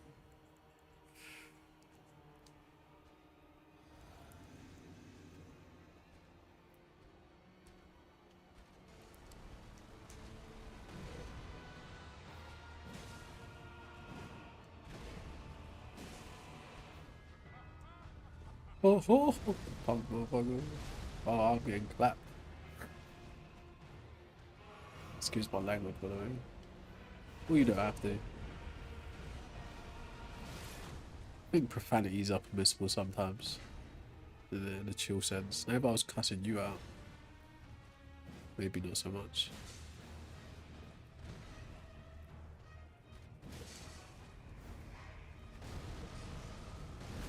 Oh, I forgot the area damage.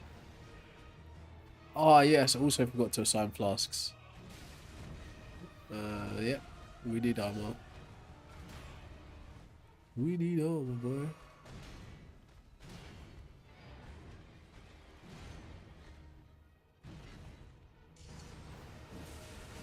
Way too close.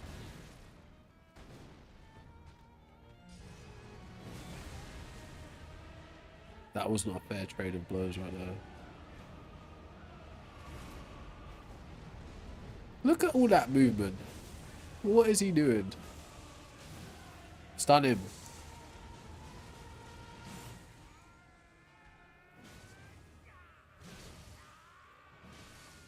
Right.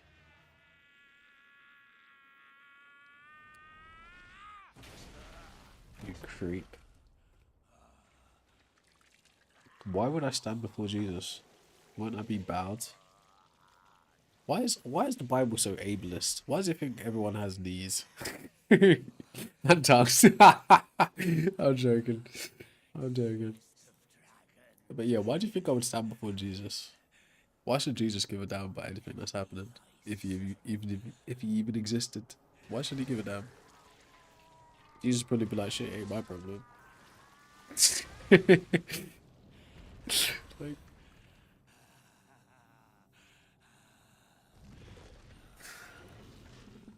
I mean, you don't actually have to touch the ground to bow, bro. You guys got such twisted minds. See? You see? No, I'm joking. You could curtsy for Jesus, perhaps. I'm joking.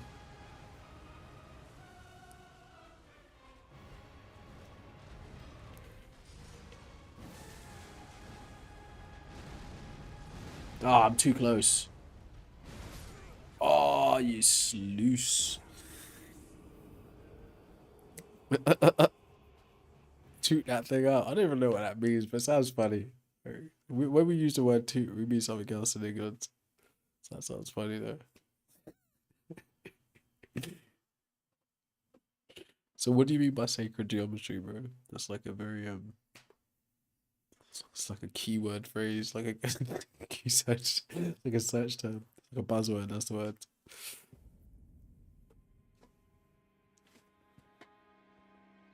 I think I should put on a shirt. Or maybe I'm just not playing the game right.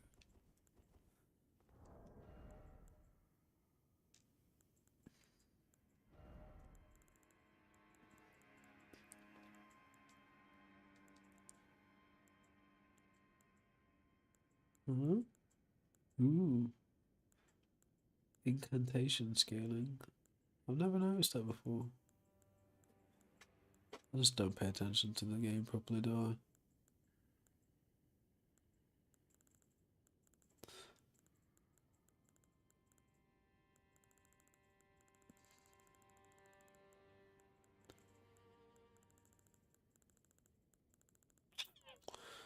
And that's the other problem with this game. There's too many options.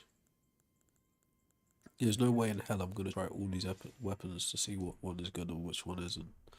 It's a waste of time.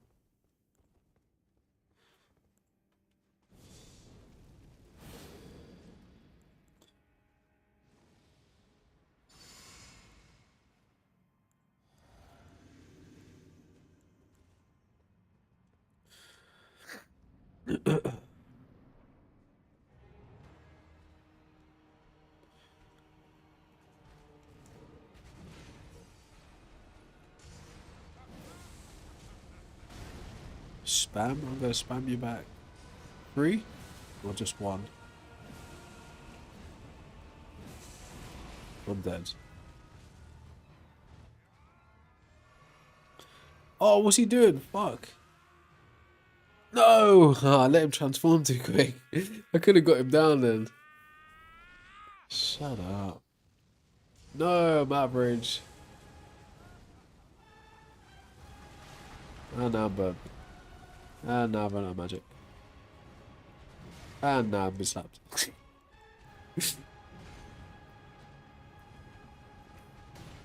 And now I can't see him. And now I'm getting hit. Alright, I'll stop, I'll stop. What a trick.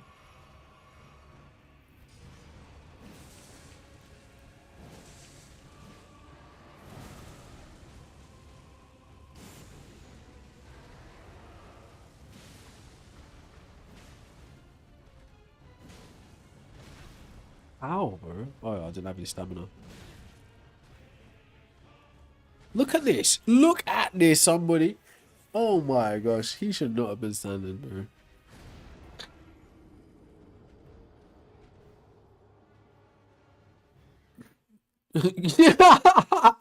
Oh, Big Bricks thinks he made a point, bro. Your brain is a big brick.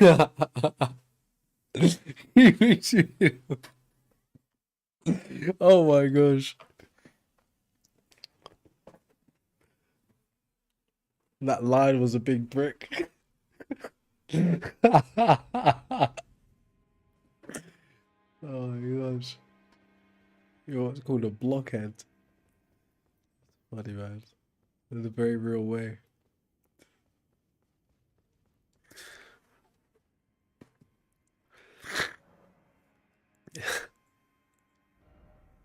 Wait, what have we got on? That's one.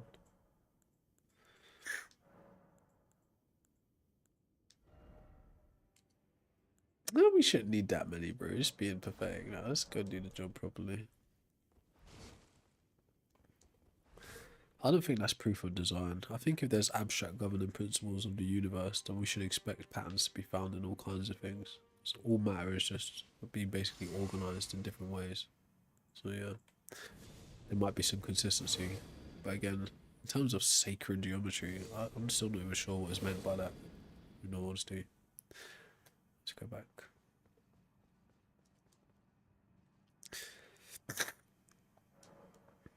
So, man.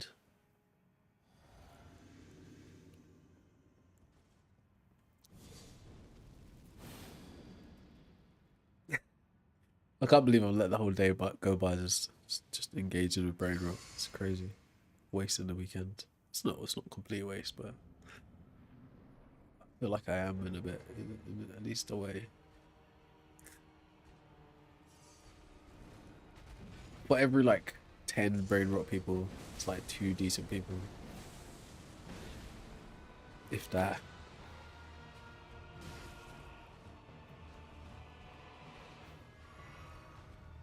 Decent people tend to be busy too, so it's like, they don't stick around to engage with the brain rot comments either. I'm like, I'm out of it, man. Fuck this shit. Y'all crazy. This is bad. I'll see you later. No, that's not everyone, but that's definitely not me.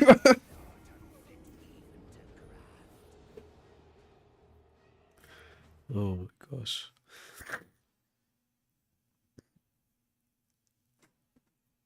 Huh? Man said, you trust a history book written by man, exclamation mark, question mark, how ignorant, full stop. The textbooks have been corrupted, don't you know? Exclamation mark, question mark, LOL, exclamation mark. So who else writes history? But you're right, I don't trust men. That's why you approach history holistically. So you get different points of view on the same event to get a clearer picture about the event. But when you only have one source, then you've got to be a little bit dubious about that source. And when that one source pertains to things like supernatural creatures and magic men and blessings and curses, then you'd be even more dubious about that source, because that source contains things that aren't found in reality. So, I don't know how you deal with that kind of stuff, but who else writes history books but humans? Hell, who writes books but humans? Now we've got AI, but AI is just using the books that humans already wrote. So I don't know what to tell you, bro.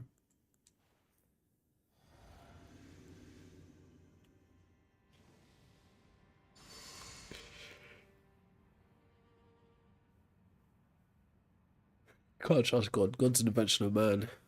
Men manipulate other men through gods. So you can't trust God by that standard either. Shit, you can't even trust God to be consistent by what the book says he says. So there's that too. You can't trust the fact that God might just get pissed off with the world and just flood it all because he doesn't like a group of people's actions. So yeah, you can't, right? You can't be like Jews and think that you have a covenant with God and then God just stand by and watch Auschwitz happen, or slavery when you have a atrocity. So you can't really trust God. Actually, God's quite unreliable historically. Like Job couldn't trust God. Like, anyways, I'm just joking. He's quite unreliable. Right, big up to you, lady. No, yeah, I was gonna say something, but it doesn't really matter.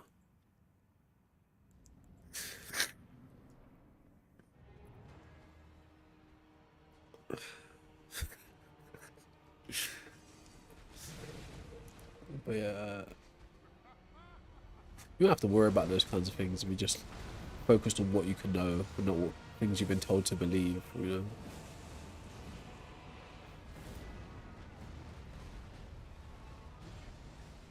Ooh, hurricane. This guy's so greedy, man. Look how he moves.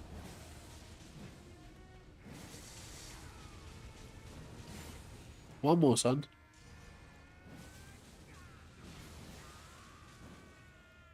No, I need to get a drink. Hey, it's time to debate a Muslim. Do you think you're the big bad? Of the religions, actually, you're probably the worst. So, with all due respect.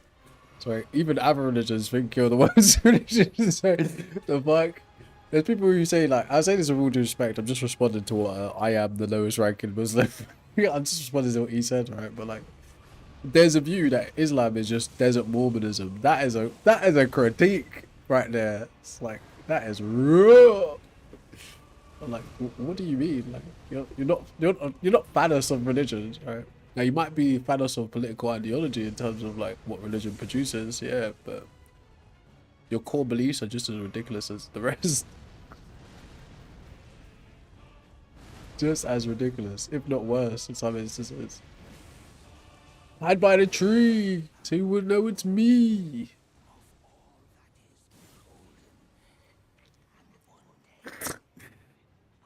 Alright, so lowest ranking Muslim. Later on, I'm gonna do a live on TikTok. TikTok is Set West 10, and you can like call in and talk to me there if you want to. But as long as we're polite to each other and kind, we can have all kinds of conversations.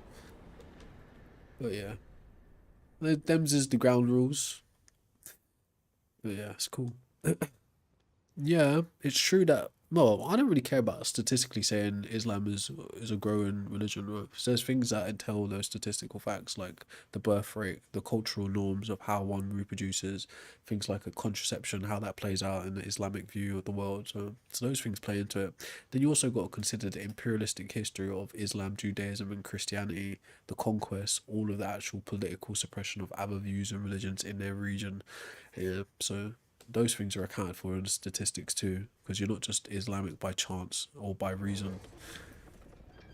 So with all that in mind, I wouldn't really boast about being high in number. You should already know bandwagon fallacy is a bandwagon fallacy no matter where you put it.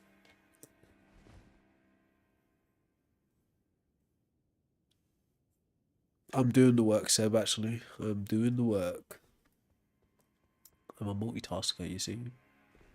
I'm in touch with my divine femininity, you see.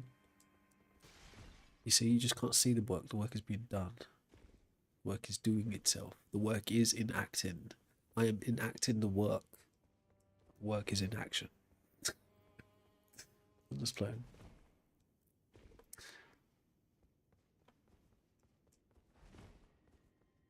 Oh, I thought lowest ranking Muslim. What's his name? Lowest ranking Muslim. There's his name. I was gonna say something interesting after that. He didn't. I guess the name is true.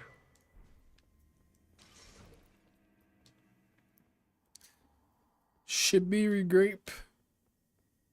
Please take my grapes, Naji. I'm joking. When you say core values, when did I say anything about core values? Maybe said cultural values possibly. Yes, in terms of reproduction, it's a different cultural thing in the Arab world in comparison to modern Western ideology. Things like contraception, stuff like that. Those are considerations, but they're not really important in terms of what you said anyway. What you said was just a big fat bandwagon fallacy anyway. It's just like saying, oh, there's lots of us, therefore we're right because there's a lot of us. That's just silly. You know it's silly too. There's no saying that goes, what's true isn't popular and what's popular isn't true. That doesn't apply in all situations, but there's a case to be made in this one.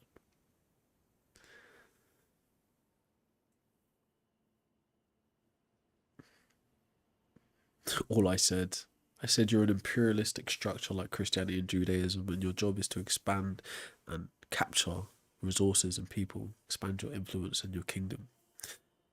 That's what I really said.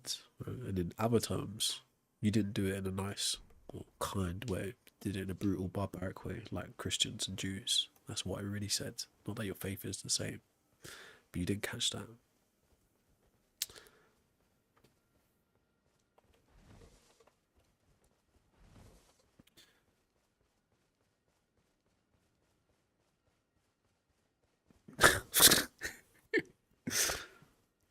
No, man. I'm not gonna give you any special coddling because you're brown, bro, or because you have some view that's in a different language. I'm gonna treat you the same as Jews and Christians. With all due respect, that's an acknowledgement of your humanity for me not to treat you special.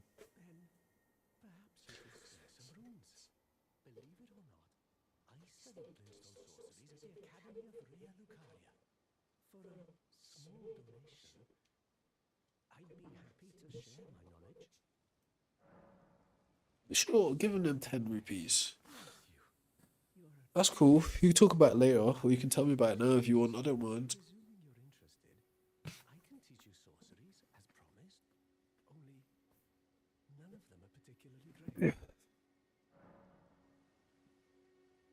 I got like a really pinching shoulder from the other day.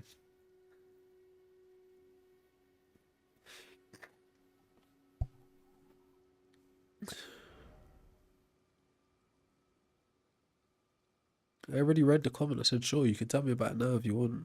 Um, his name is so like when I was saying his name, bro, it's not like I'm calling him that. His name is I am the lowest ranking Muslim on YouTube. So like he said like why we even ended up engaged in this conversation because he came in and he said, oh, everyone's an atheist until they talk to a Muslim. It's like what or debate a Muslim. It's like what do you like why do you think you're the big bad? Like what do you mean? You're the most recent of the Abrahamic faith, so to speak. That's why we ended up here in this conversation. And I was pointing out, he immediately said, "Oh, we're the fastest growing religion." And I said, "Yeah, there are reasons why, right? Like birth rate, like cultural differences, like imperialistic history. So there are reasons why. But saying you're the fastest growing religion doesn't make you right about what you're saying in your religion. It's a bandwagon fallacy. But yes, you're saying you can prove God with evidence, then go for it, man. Tell us about it. Give me a reason to think it's the season. Go for it." Apologies, friend. I'm afraid my meager sorceries are no match for your generosity. All right. I can tell you what I know about this place. That should help a bit. You've seen that structure to the north, towering over the water. That's the Academy of Rhea Lucaria. I'm going there. Glintstone sorceries. Only its doors have been closed for... Oh, I said I was just gonna do that boss and call it a day, didn't I? This game is so addictive, bro. See? You see? The Academy cast Put this controller down. the east gate leading to the capital, and the south gate leading here. Yes, yes, yes. The seals are still active, making entry to the Academy impossible without a glintstone key. And so I'm stuck here. A fledgling sorcerer with little chance of acquiring a key. When they cast the seals, I appreciate you, Big Brick. That is a wise piece of knowledge, but I think you're able to obtain that serenity yourself with a little bit of work, a little bit of self-reflection, a bit of philosophy, a bit of psychology. You'll be able to attain that serenity. Maybe if you like became a stoic, not like a Marcus Aurelius type of stoic or a philosopher king, like a philosopher slave, like Epictetus. Epictetus knew how to obtain serenity even under duress, even with his leg being broken, even being beaten down into the ground. He knew what was in his control is all that should concern him, and if anything is outside of his control, then it should not concern him.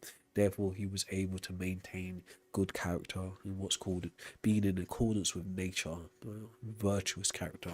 So he obtained that kind of serenity. Epictetus did it with no influence over gods. Epictetus, Epictetus. I say Titus. I like Titus. Who doesn't like Titus? Many Tituses.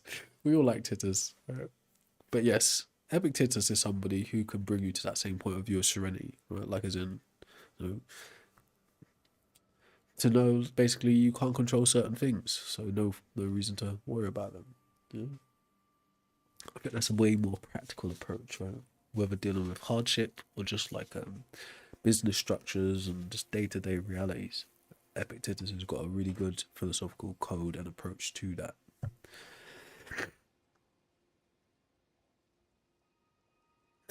Yeah, I don't think it makes any difference, Harambe, right? And the fact that your name is Harambe, like, you're not someone who should be taken seriously anyway. So it really cares what you think. So thanks for trying to speak on behalf of Jesus, but I don't think he cares what you think either. He's more concerned about that gorilla.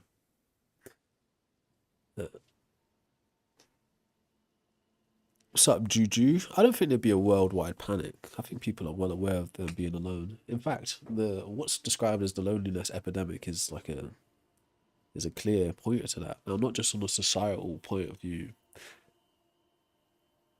Well, yeah, it's really a societal point of view. To be fair with you, so loneliness epidemic is just a side point I thought was relevant, which really isn't. Right, so just forget I said that. Anybody's got time to go down that road. But yeah. Yes, Harambe. And actually, majority of society is actually experiencing that same feeling of disconnectedness because they're realizing they can't find comforts in these old traditional or traditionalist conservative views like religious identities. It can't be found there. You can get the communal aspect of it, but that's not enough substance for people who have access to philosophy, politics, science, sociology, psychology. The religious substance isn't enough. So you find yourself amongst these religious people in communion, but then you find out they're very shallow. They're not very intellectual. They're not like, they don't share real camaraderie in an egalitarian way. So yes, society is lonely because people are disconnected. People are searching for something with substance. Hence why we gravitate towards these conversations, because they provide greater meaning. They induce what's called a dialectical discussion. Thesis, antithesis, synthesis. It's important to building that structure amongst ourselves. But you don't understand that because your name's Harambe. So concern yourself with the death of monkeys or apes.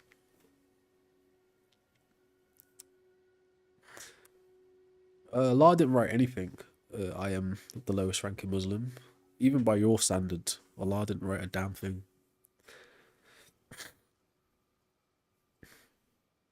So that's a lie. You got to take that off the table. He didn't write anything. And neither did his prophet write anything. So that's two things within your own cultural critique that's incorrect.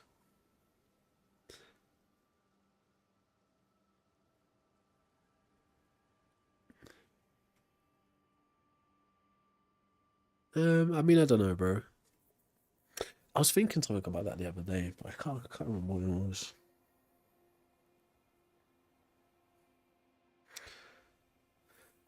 I can't remember what it was.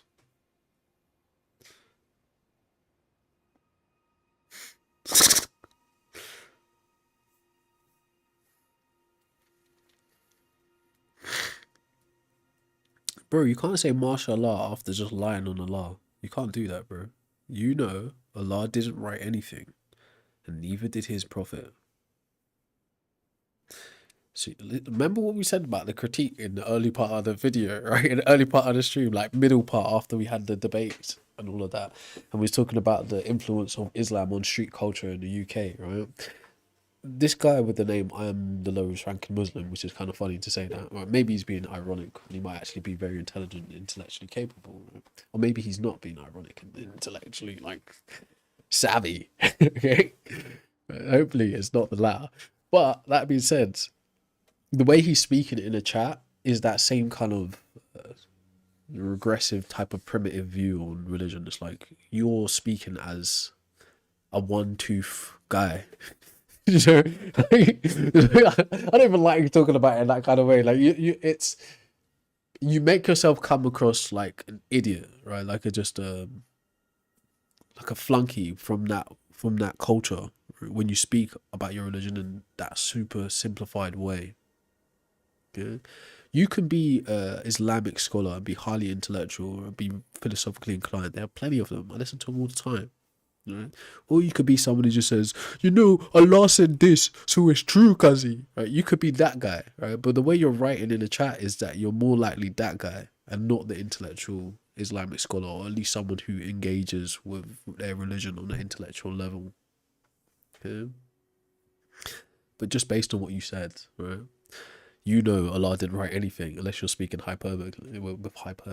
He didn't write anything. Part of the canon of Islam is that Muhammad didn't write shit and Allah dictated everything via an angel, right? It's like nigga didn't write shit. It's like God in the Christian canon didn't write shit either, right?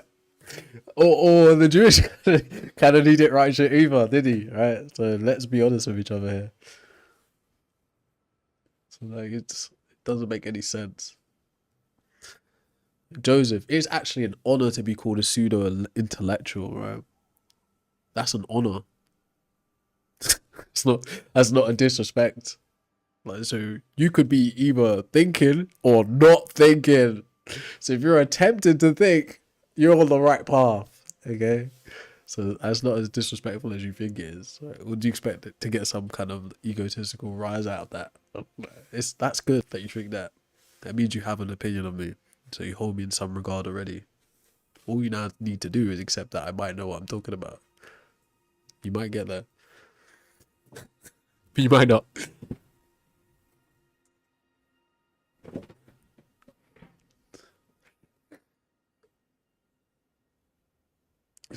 Yeah, see? For you to say Islam is simple means you don't really respect it in that form as a Muslim yourself. Yeah, because you could come at it like, I don't know. in the same way you could approach Christianity from like, all right, so here's a philosophical interpretation of it or some esoteric interpretation of it. You could do that, or a Gnostic interpretation of it, and blow it out into some like deeper meaning. Or you could be like, oh, you know, guy came to Earth, died for your sins, and that's all there is to it. Like a complete flattening of its context. You're doing that by saying Islam is simple. You'd likely reduce it to, oh, you're just supposed to be submit to God, submit to Allah, and that's it. Like, come on, bro. If that's all you got from it, what was the point in it? Do you get what I'm saying? If that's all you got from it, then what is the point? It'd be a waste. It'd be a giant waste. Like all of the development of a political ideology that become the lead, like the theocracy of the state in the Arab world, right, across multiple states, right? The unification of the Arab world really is what it was designed for, as a political vehicle. So what would be the point in just look at the fact that that submission is a key tenet of Islam points to that anyway, you know? So it's like, what are we even talking about here? It's a waste of time, right? What have we been talking about? Yeah, that none of that happened. I think that was the idea, to give like a, not necessarily a proletariat, but like a, look, what I'm about to say has racist, colonial implications to it. And I state that as a caveat, like to give context of what I'm about to say. But in the Western world, there's a clear type of view about how the Arab world operates psychologically. In the same way, there's a clear type of view of how the African world operates. Now, these are stereotypes, these are inconsistencies, right? But it's no less a reality when we start to discuss things in this way. You saying that one of the cool things about the Quran is that an illiterate guy somehow garnered the favor of God and was able to translate all of this to his friends, right? And that gives him some kind of special standing amongst men, that even the dumbest among us can be a prophet, right? That speaks to that kind of within me creating this book called the Quran. I want to instill this kind of, not proletariat kind of view, but I want to make it seem as if Allah or God can pick just one of you, the least of you, out of this thing and make you somebody. And through that, I can actually make the dumbest of you follow this thing. Because you see yourself as, yeah, I'm illiterate, I'm not willing to do the work, I'm not willing to learn how to read and write, yet I can still be a prophet. Why the fuck did Muhammad decide to learn how to read and write? Right? If you don't want to examine that part of it, then you're not actually looking at it for what it is. So if you want to keep him as an illiterate prophet, then there's a reason he plays that character, he plays that role, like in a kind of not a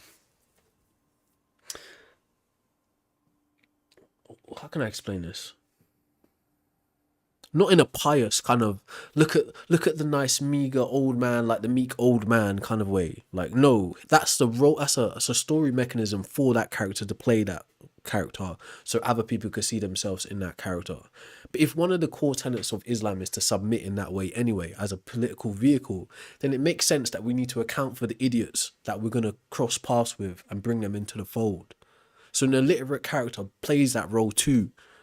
You can identify with this guy because you're an idiot as well, right? I'm not saying this is truth. Like I said, this is it can come across as a Eurocentric, racist type of rhetoric. So I made very clear I don't necessarily think this, but how it plays out as a story mechanism, in the same way how you could say, well, there's not a direct like parallel like that in Christianity, so to speak, right? But it's a reason you design a character like Muhammad in that fashion, even though, right, it's very likely Muhammad as a person really did exist in it's actually quite accurate, like he did exist in the Islamic canon, right? But how did he exist in that world as a soldier, basically, or warrior kind of guy, right? Someone who functioned within political structure already. But to have the everyday Muslim lean on the fact that there's this literate guy that recited the Quran. They turned that very stupid thing into something highly over intellectualized. Right? Why was he illiterate at that point? Okay, so that's a tool within the setup, within the scheme itself, to make, again, not necessarily the proletarian or the lower class people, but it is being used in that mechanism. This guy is clearly lacking capability intellectually, yet he's the leader of this whole thing. There isn't a good reason why he should be like illiterate. There really isn't, right? Unless it's being used for some other literary purpose. There's no good reason why he should be illiterate. Just straight up like that. But anyways, I think I didn't explain what I was trying to say properly. So, but it's when I say like the higher level intellectual Muslims, right, or people who really think about the substance of what's found in the Quran, they would never go to something like that. That's not a go-to for them, you know. The fact that Muhammad was considered illiterate, an angel appeared to him and recited the Quran to them, that wouldn't be a thing that they go to as a point of fact or proofs in their arguments. That would be like an idiot in Islam who would go to that. Because to the intellectual within the Islamic structure, that is actually an offense on them culturally to say, to use, to boil Islam down to, oh yeah, your religion is just some desert guy who can't read or write. Right? You actually disrespect the intellectual Muslim by perceiving Islam as just that. But the the non-intellectual Muslim, they think that's a unique selling point to Islam. Right? Do you get what I'm saying? Right? The intellectual Muslim wouldn't go to that. They wouldn't default to it. Yeah, how did an illiterate man write a book? It must be divine, right? No fucking intellectual Muslim is gonna say that. They're just gonna brush past that. They're gonna look at the more interesting topics within Islam. They'll just brush past that. It's like, yeah, whatever. Who gives a fuck about that bit? All right, literate, not illiterate. The book's still they'll be like, it's unchanged or whatever, right? The fact that you think him being illiterate is a unique selling point for Islam speaks to your place in the hierarchy of the Arab world, right? It's not a good kind of expression or like a projection on your part, right? It speaks to your place within the hierarchy in the Arab world or the Islamic culture.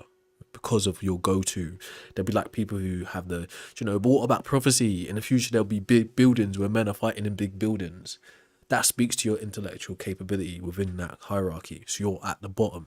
I'm not saying you actually are. You could just be playing a role. Like, you could just be fucking about. You could be a white English person just pretending to be Muslim. I don't know, right? But hopefully you get what I'm saying. The fact he's illiterate and he put together the book by reciting it, right, isn't a good unique selling point. That's like one of the probably worst things you could say, because it reduces all of the scientific or all of the cultural progress to like your whole thing is based on some idiot just getting told stuff by an angel. Do you know? No, I'm not saying like, right, this is the internet. People are moving around pretending to be people who they aren't all the time, right? So that's a consideration when you interact with anyone with an avatar claiming to be a Muslim or a black person or a white person, whatever, right? So that's a consideration you have to take into consideration, that somebody isn't necessarily who they're saying they are, okay? So if they espouse certain typical viewpoints while pretending to be that character, it's a type of propaganda. That's why I said that, okay? So let's say I'm an average white man, an office worker, but online, my persona online is the name Dr. Umar, right? So when I use the internet, it's entertaining for me to pretend to be Dr. Umar, the crazy Pan-Africanist man on the internet. Yeah, it's fun to me to do that. So when I interact with people while pretending to be Dr. Umar, I espouse the most stupid ideas from Pan-Africanism, right? That's what people do on the internet. So I give that as a caveat. Maybe the guy who's called himself I am the lowest ranking Muslim isn't actually a Muslim. Okay, I gave that as a consideration. That's all I'm saying. Okay. What did white people do to me? That's funny. All right. All right. Yeah. Man said I'm definitely not white. I'm Californian. He's full of it, right? See, he's probably not even a Muslim, right? Like I have even like less reasons to trust like American Muslims as well. I think they're especially there's British Muslims and American Muslims are special types of humans, right? With all of the information at their fingertips, they are special people, right? If they're not directly descendants of Indus Valley, like Pakistani, Indian, etc., or Arab, like from the Sahara, or whatever they call themselves, right? If they're not direct descendants of them and they still choose to be Muslims, right? I don't even know where to start. They're just something's wrong, right? Something is clearly wrong. It's like something's wrong. That's all I can really say. I can try and like pseudo psychoanalyze them why they might be like that. It's just like it's kind of like a supplication for identity and some shit like that I could cook up. But there's something wrong, all right? Not in a disrespectful way. It's just like we was talking about earlier on. To take on and embody Islamic ideology and religion, you have to take on Arabic culture or Arab culture. Actual Muslims try to pretend no, that's not true because they might not actually be Arab by blood. They might be Pakistani or Indian or whatever. Like, so to them, that's kind of like a soft point. Like, it's not Arab culture. It is. Right?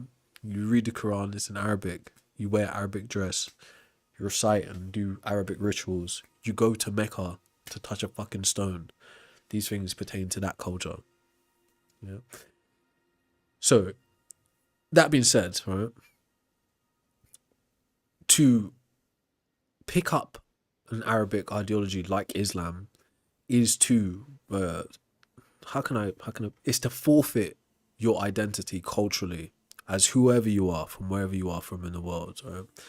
If you're from Africa, if you're from the West Indies, if you're from Europe, if you're from Far East Asia, if you're from the predominant India, Indus Valley, right, type of area, to pick up an Islamic identity, just like a Christian identity or a Jewish identity, is to divorce yourself of your actual cultural heritage. It's not racist, okay?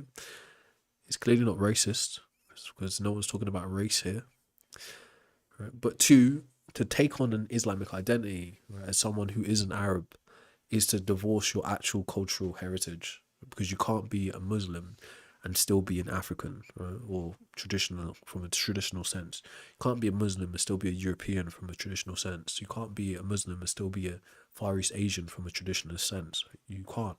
Your cultural norms have been traded in, right, for the Islamic ones. So your normative behavior now is from a different code, which is a different culture.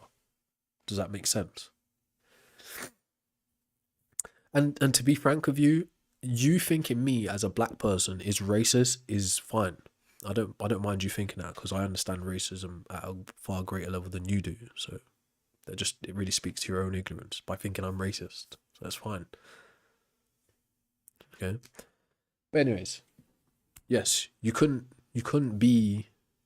subscribe to Islam and retain your culture. That doesn't work. You know?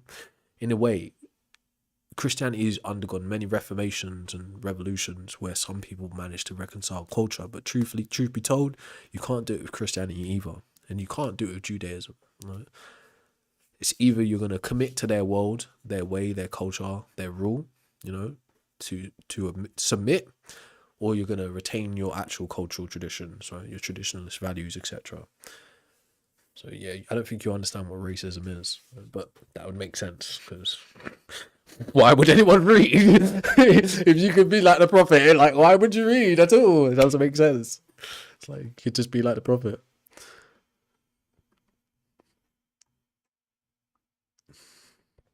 Yes, that's very true, Erland, right? It's very fucking true, right? It's religion is cultural, right? But it is a choice. It's not something that you're born as. It's a cultural choice, right? I know many people who were born into Muslim families and Christian families who don't identify as that, right? It's a choice, okay? So if you think a critique of your religious views is a critique on your skin color, right? You don't understand what's being said, right? And you think you have some kind of, again, it's like I said to you earlier on, I'm not, me not giving you special treatment because you're brown and you're Muslim. I don't know if you're actually brown, right? But like I said, culturally, You have to inherit Arab ways and traditions to be a real Muslim or to be considered a practicing Muslim. Okay. So me not giving you special treatment or kiddie gloves is me respecting your humanity beyond your manufactured identity. The religion is your manufactured identity. Your humanity is that you possess the same anatomy as I, no matter where you are in the world. So me treating you this way is me treating you as a comrade, as a brother. I don't critique things I don't care about. Okay? You don't have to be a comrade or a brother in that sense.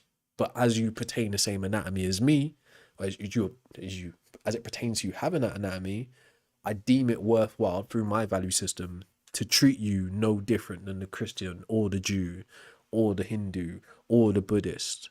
If my critique is based on the ideology that you're operating under, which is a choice, then I will treat you in such a fashion. Now, if you don't understand what racism is, you may think that's the case. But at no period in time has a black person ever set up an institution of racism. So a black person can't express racism from that point of view. All right? If you think your identity, like your religion, is your race, then you're confused. Okay? Your religion is not your race. Okay?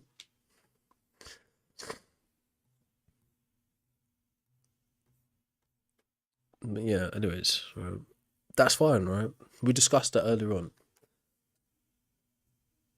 Islam, Judaism, and Christianity are imperialistic vehicles, so their job is to expand imperialistically.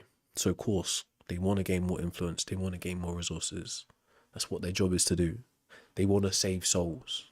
Right? It's really just expanding a nation without borders. That's what all three of them do. So, yes, they're expanding. It's their job. They're designed like that ideologically. Yeah, it's not deep at all. But no, your religion is not your race. Okay. And even if I tell you about Arab culture within your religion, right, that would constitute closer to xenophobia than anything else. And even that is not being xenophobic. If the book's text is primarily Arabic, then we're talking about Arab culture. It entails Arab culture and the history of the Arab world. Right? It's just a fact of the matter. Just like Hebrew text entails Hebrew culture, that part of the world, the Levant. Okay, it's nothing magical. It's nothing deep. Right? It just is what it is.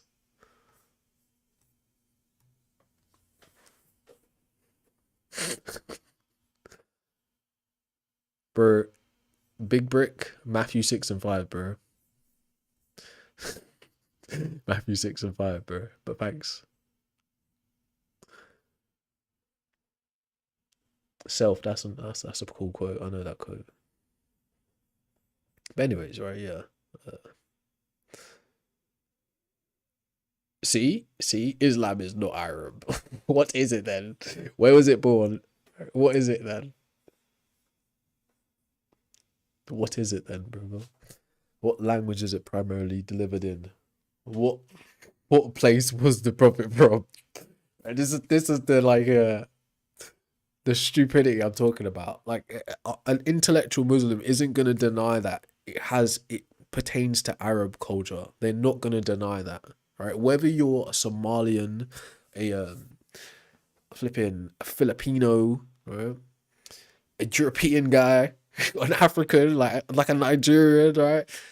What you're having there is like a cognitive dissonance because you can't really realize that my identity as a Nigerian man is this African traditionalist haplogroup, right? I have this haplogroup, this race of people, right? We have these traditions and these cultures, but I'm dressing up as Muhammad or Abdul and using Abdul and Muhammad's language and understanding of African life. There's a contradiction here. I'm Peter. Biologically, I'm Anglo-Saxon from this part of the world, right? Well, Anglo-Saxon technically is a mixture of two different types of people, but I'm Peter from this part of the world and I have this cultural understanding and I'm from this haplogroup. But now I'm taking on the name, I don't know, Abdul. That'll just be like stereotypical, right? I'm taking on a name Abdul, right? And I'm looking at the world through Islamic scripture and I'm trying to use cultural references from the Islamic world to explain my experience in Europe, right? You are having a kind of compartmentalized identity crisis, because you know you're Peter and you know you're, let's say, Kwame, right? For instance, you know culturally and ethnically you are Kwame and you are Peter, but you are parading yourself as Muhammad and Abdul, right? You can't live life as Muhammad and Abdul.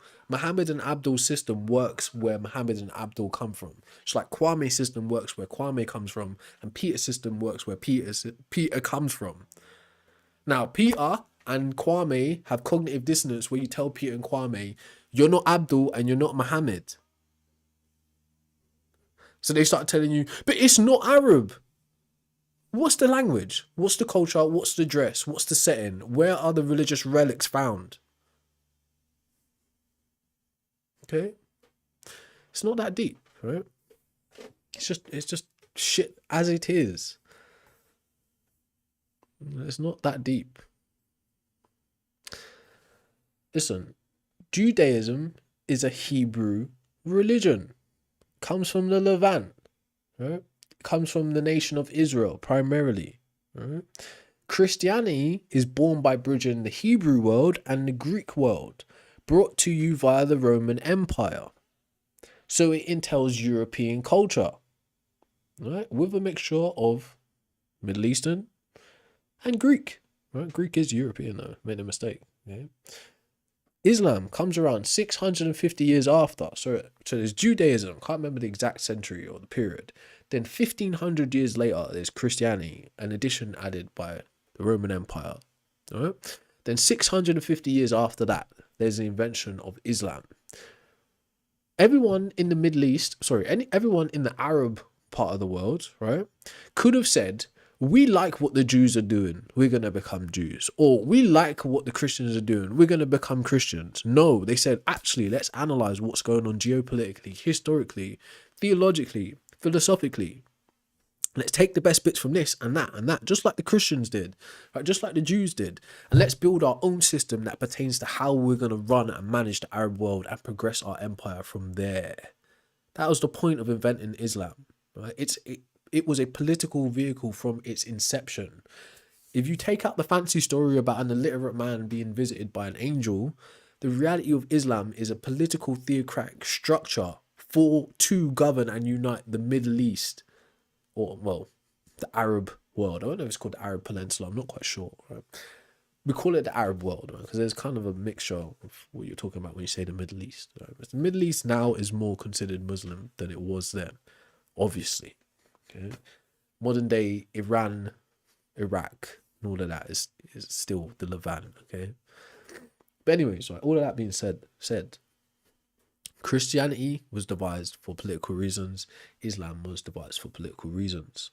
They both went on to become political vehicles that conquer people through the system known as imperialism, colonization, feudalism, and slavery. Right? Massive periods of history.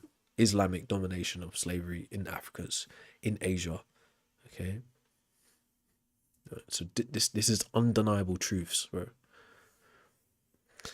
But as I said, right, if you don't really understand what racism is, how it comes about in the 1500s, then of course you're going to think what I'm saying is racist. You think your identity is your race, right? You think a chosen thing such as a religion and ideology is a race, something you can't choose, something that is informed by your haplogroup and your environment. They're not the same things. No one is making institutional decisions and making whole fucking capitalist structures like feudalism, like slavery, to exploit you because of your race. So if I don't pertain to the involvement of that system, then I'm not being racist. Right? If that doesn't make sense to you, then you don't know what I'm talking about. But yeah, Kurt, it is time to go and take a break, Kurt, because like it's always fun talking to my sand niggas. See, is that racist? You tell me, right? You tell me.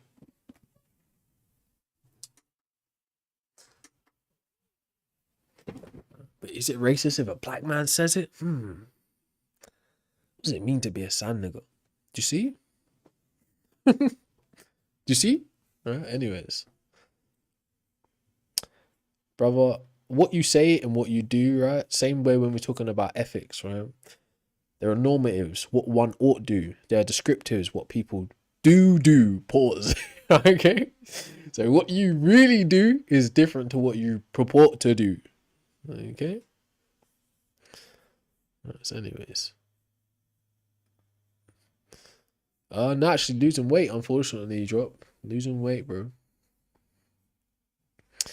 Anyways, let's we'll reconvene over on TikTok in a couple of hours, right? And then you can actually just call in and talk to me there. It's gonna be Set West 10 on TikTok. We'll have a gander. But yeah, like, even though I just want to be very clear, right? Even though sometimes the way I deliver my message can be very rhetoric fueled and even harsh to some ears and grating to other ears, so to speak, right? It's not a message of hate. Okay? The things I have serious disdain for in this life aren't even discussed in these streams. Okay? So, yes, we are ideologically opposed, but it's not said in order to be hateful or bring about harm to you. Okay? That is not the intention behind what has been said. It's a critique coming from a specific person's worldview. And that's all there is to it. You can take my words, let them go in one ear and out the other. But you can consider what someone who doesn't believe what you believe might think and how you can change to be better. But you don't have to. So yes, I don't know what just happened there. I see something flash in the background, but it's time to bounce anyways.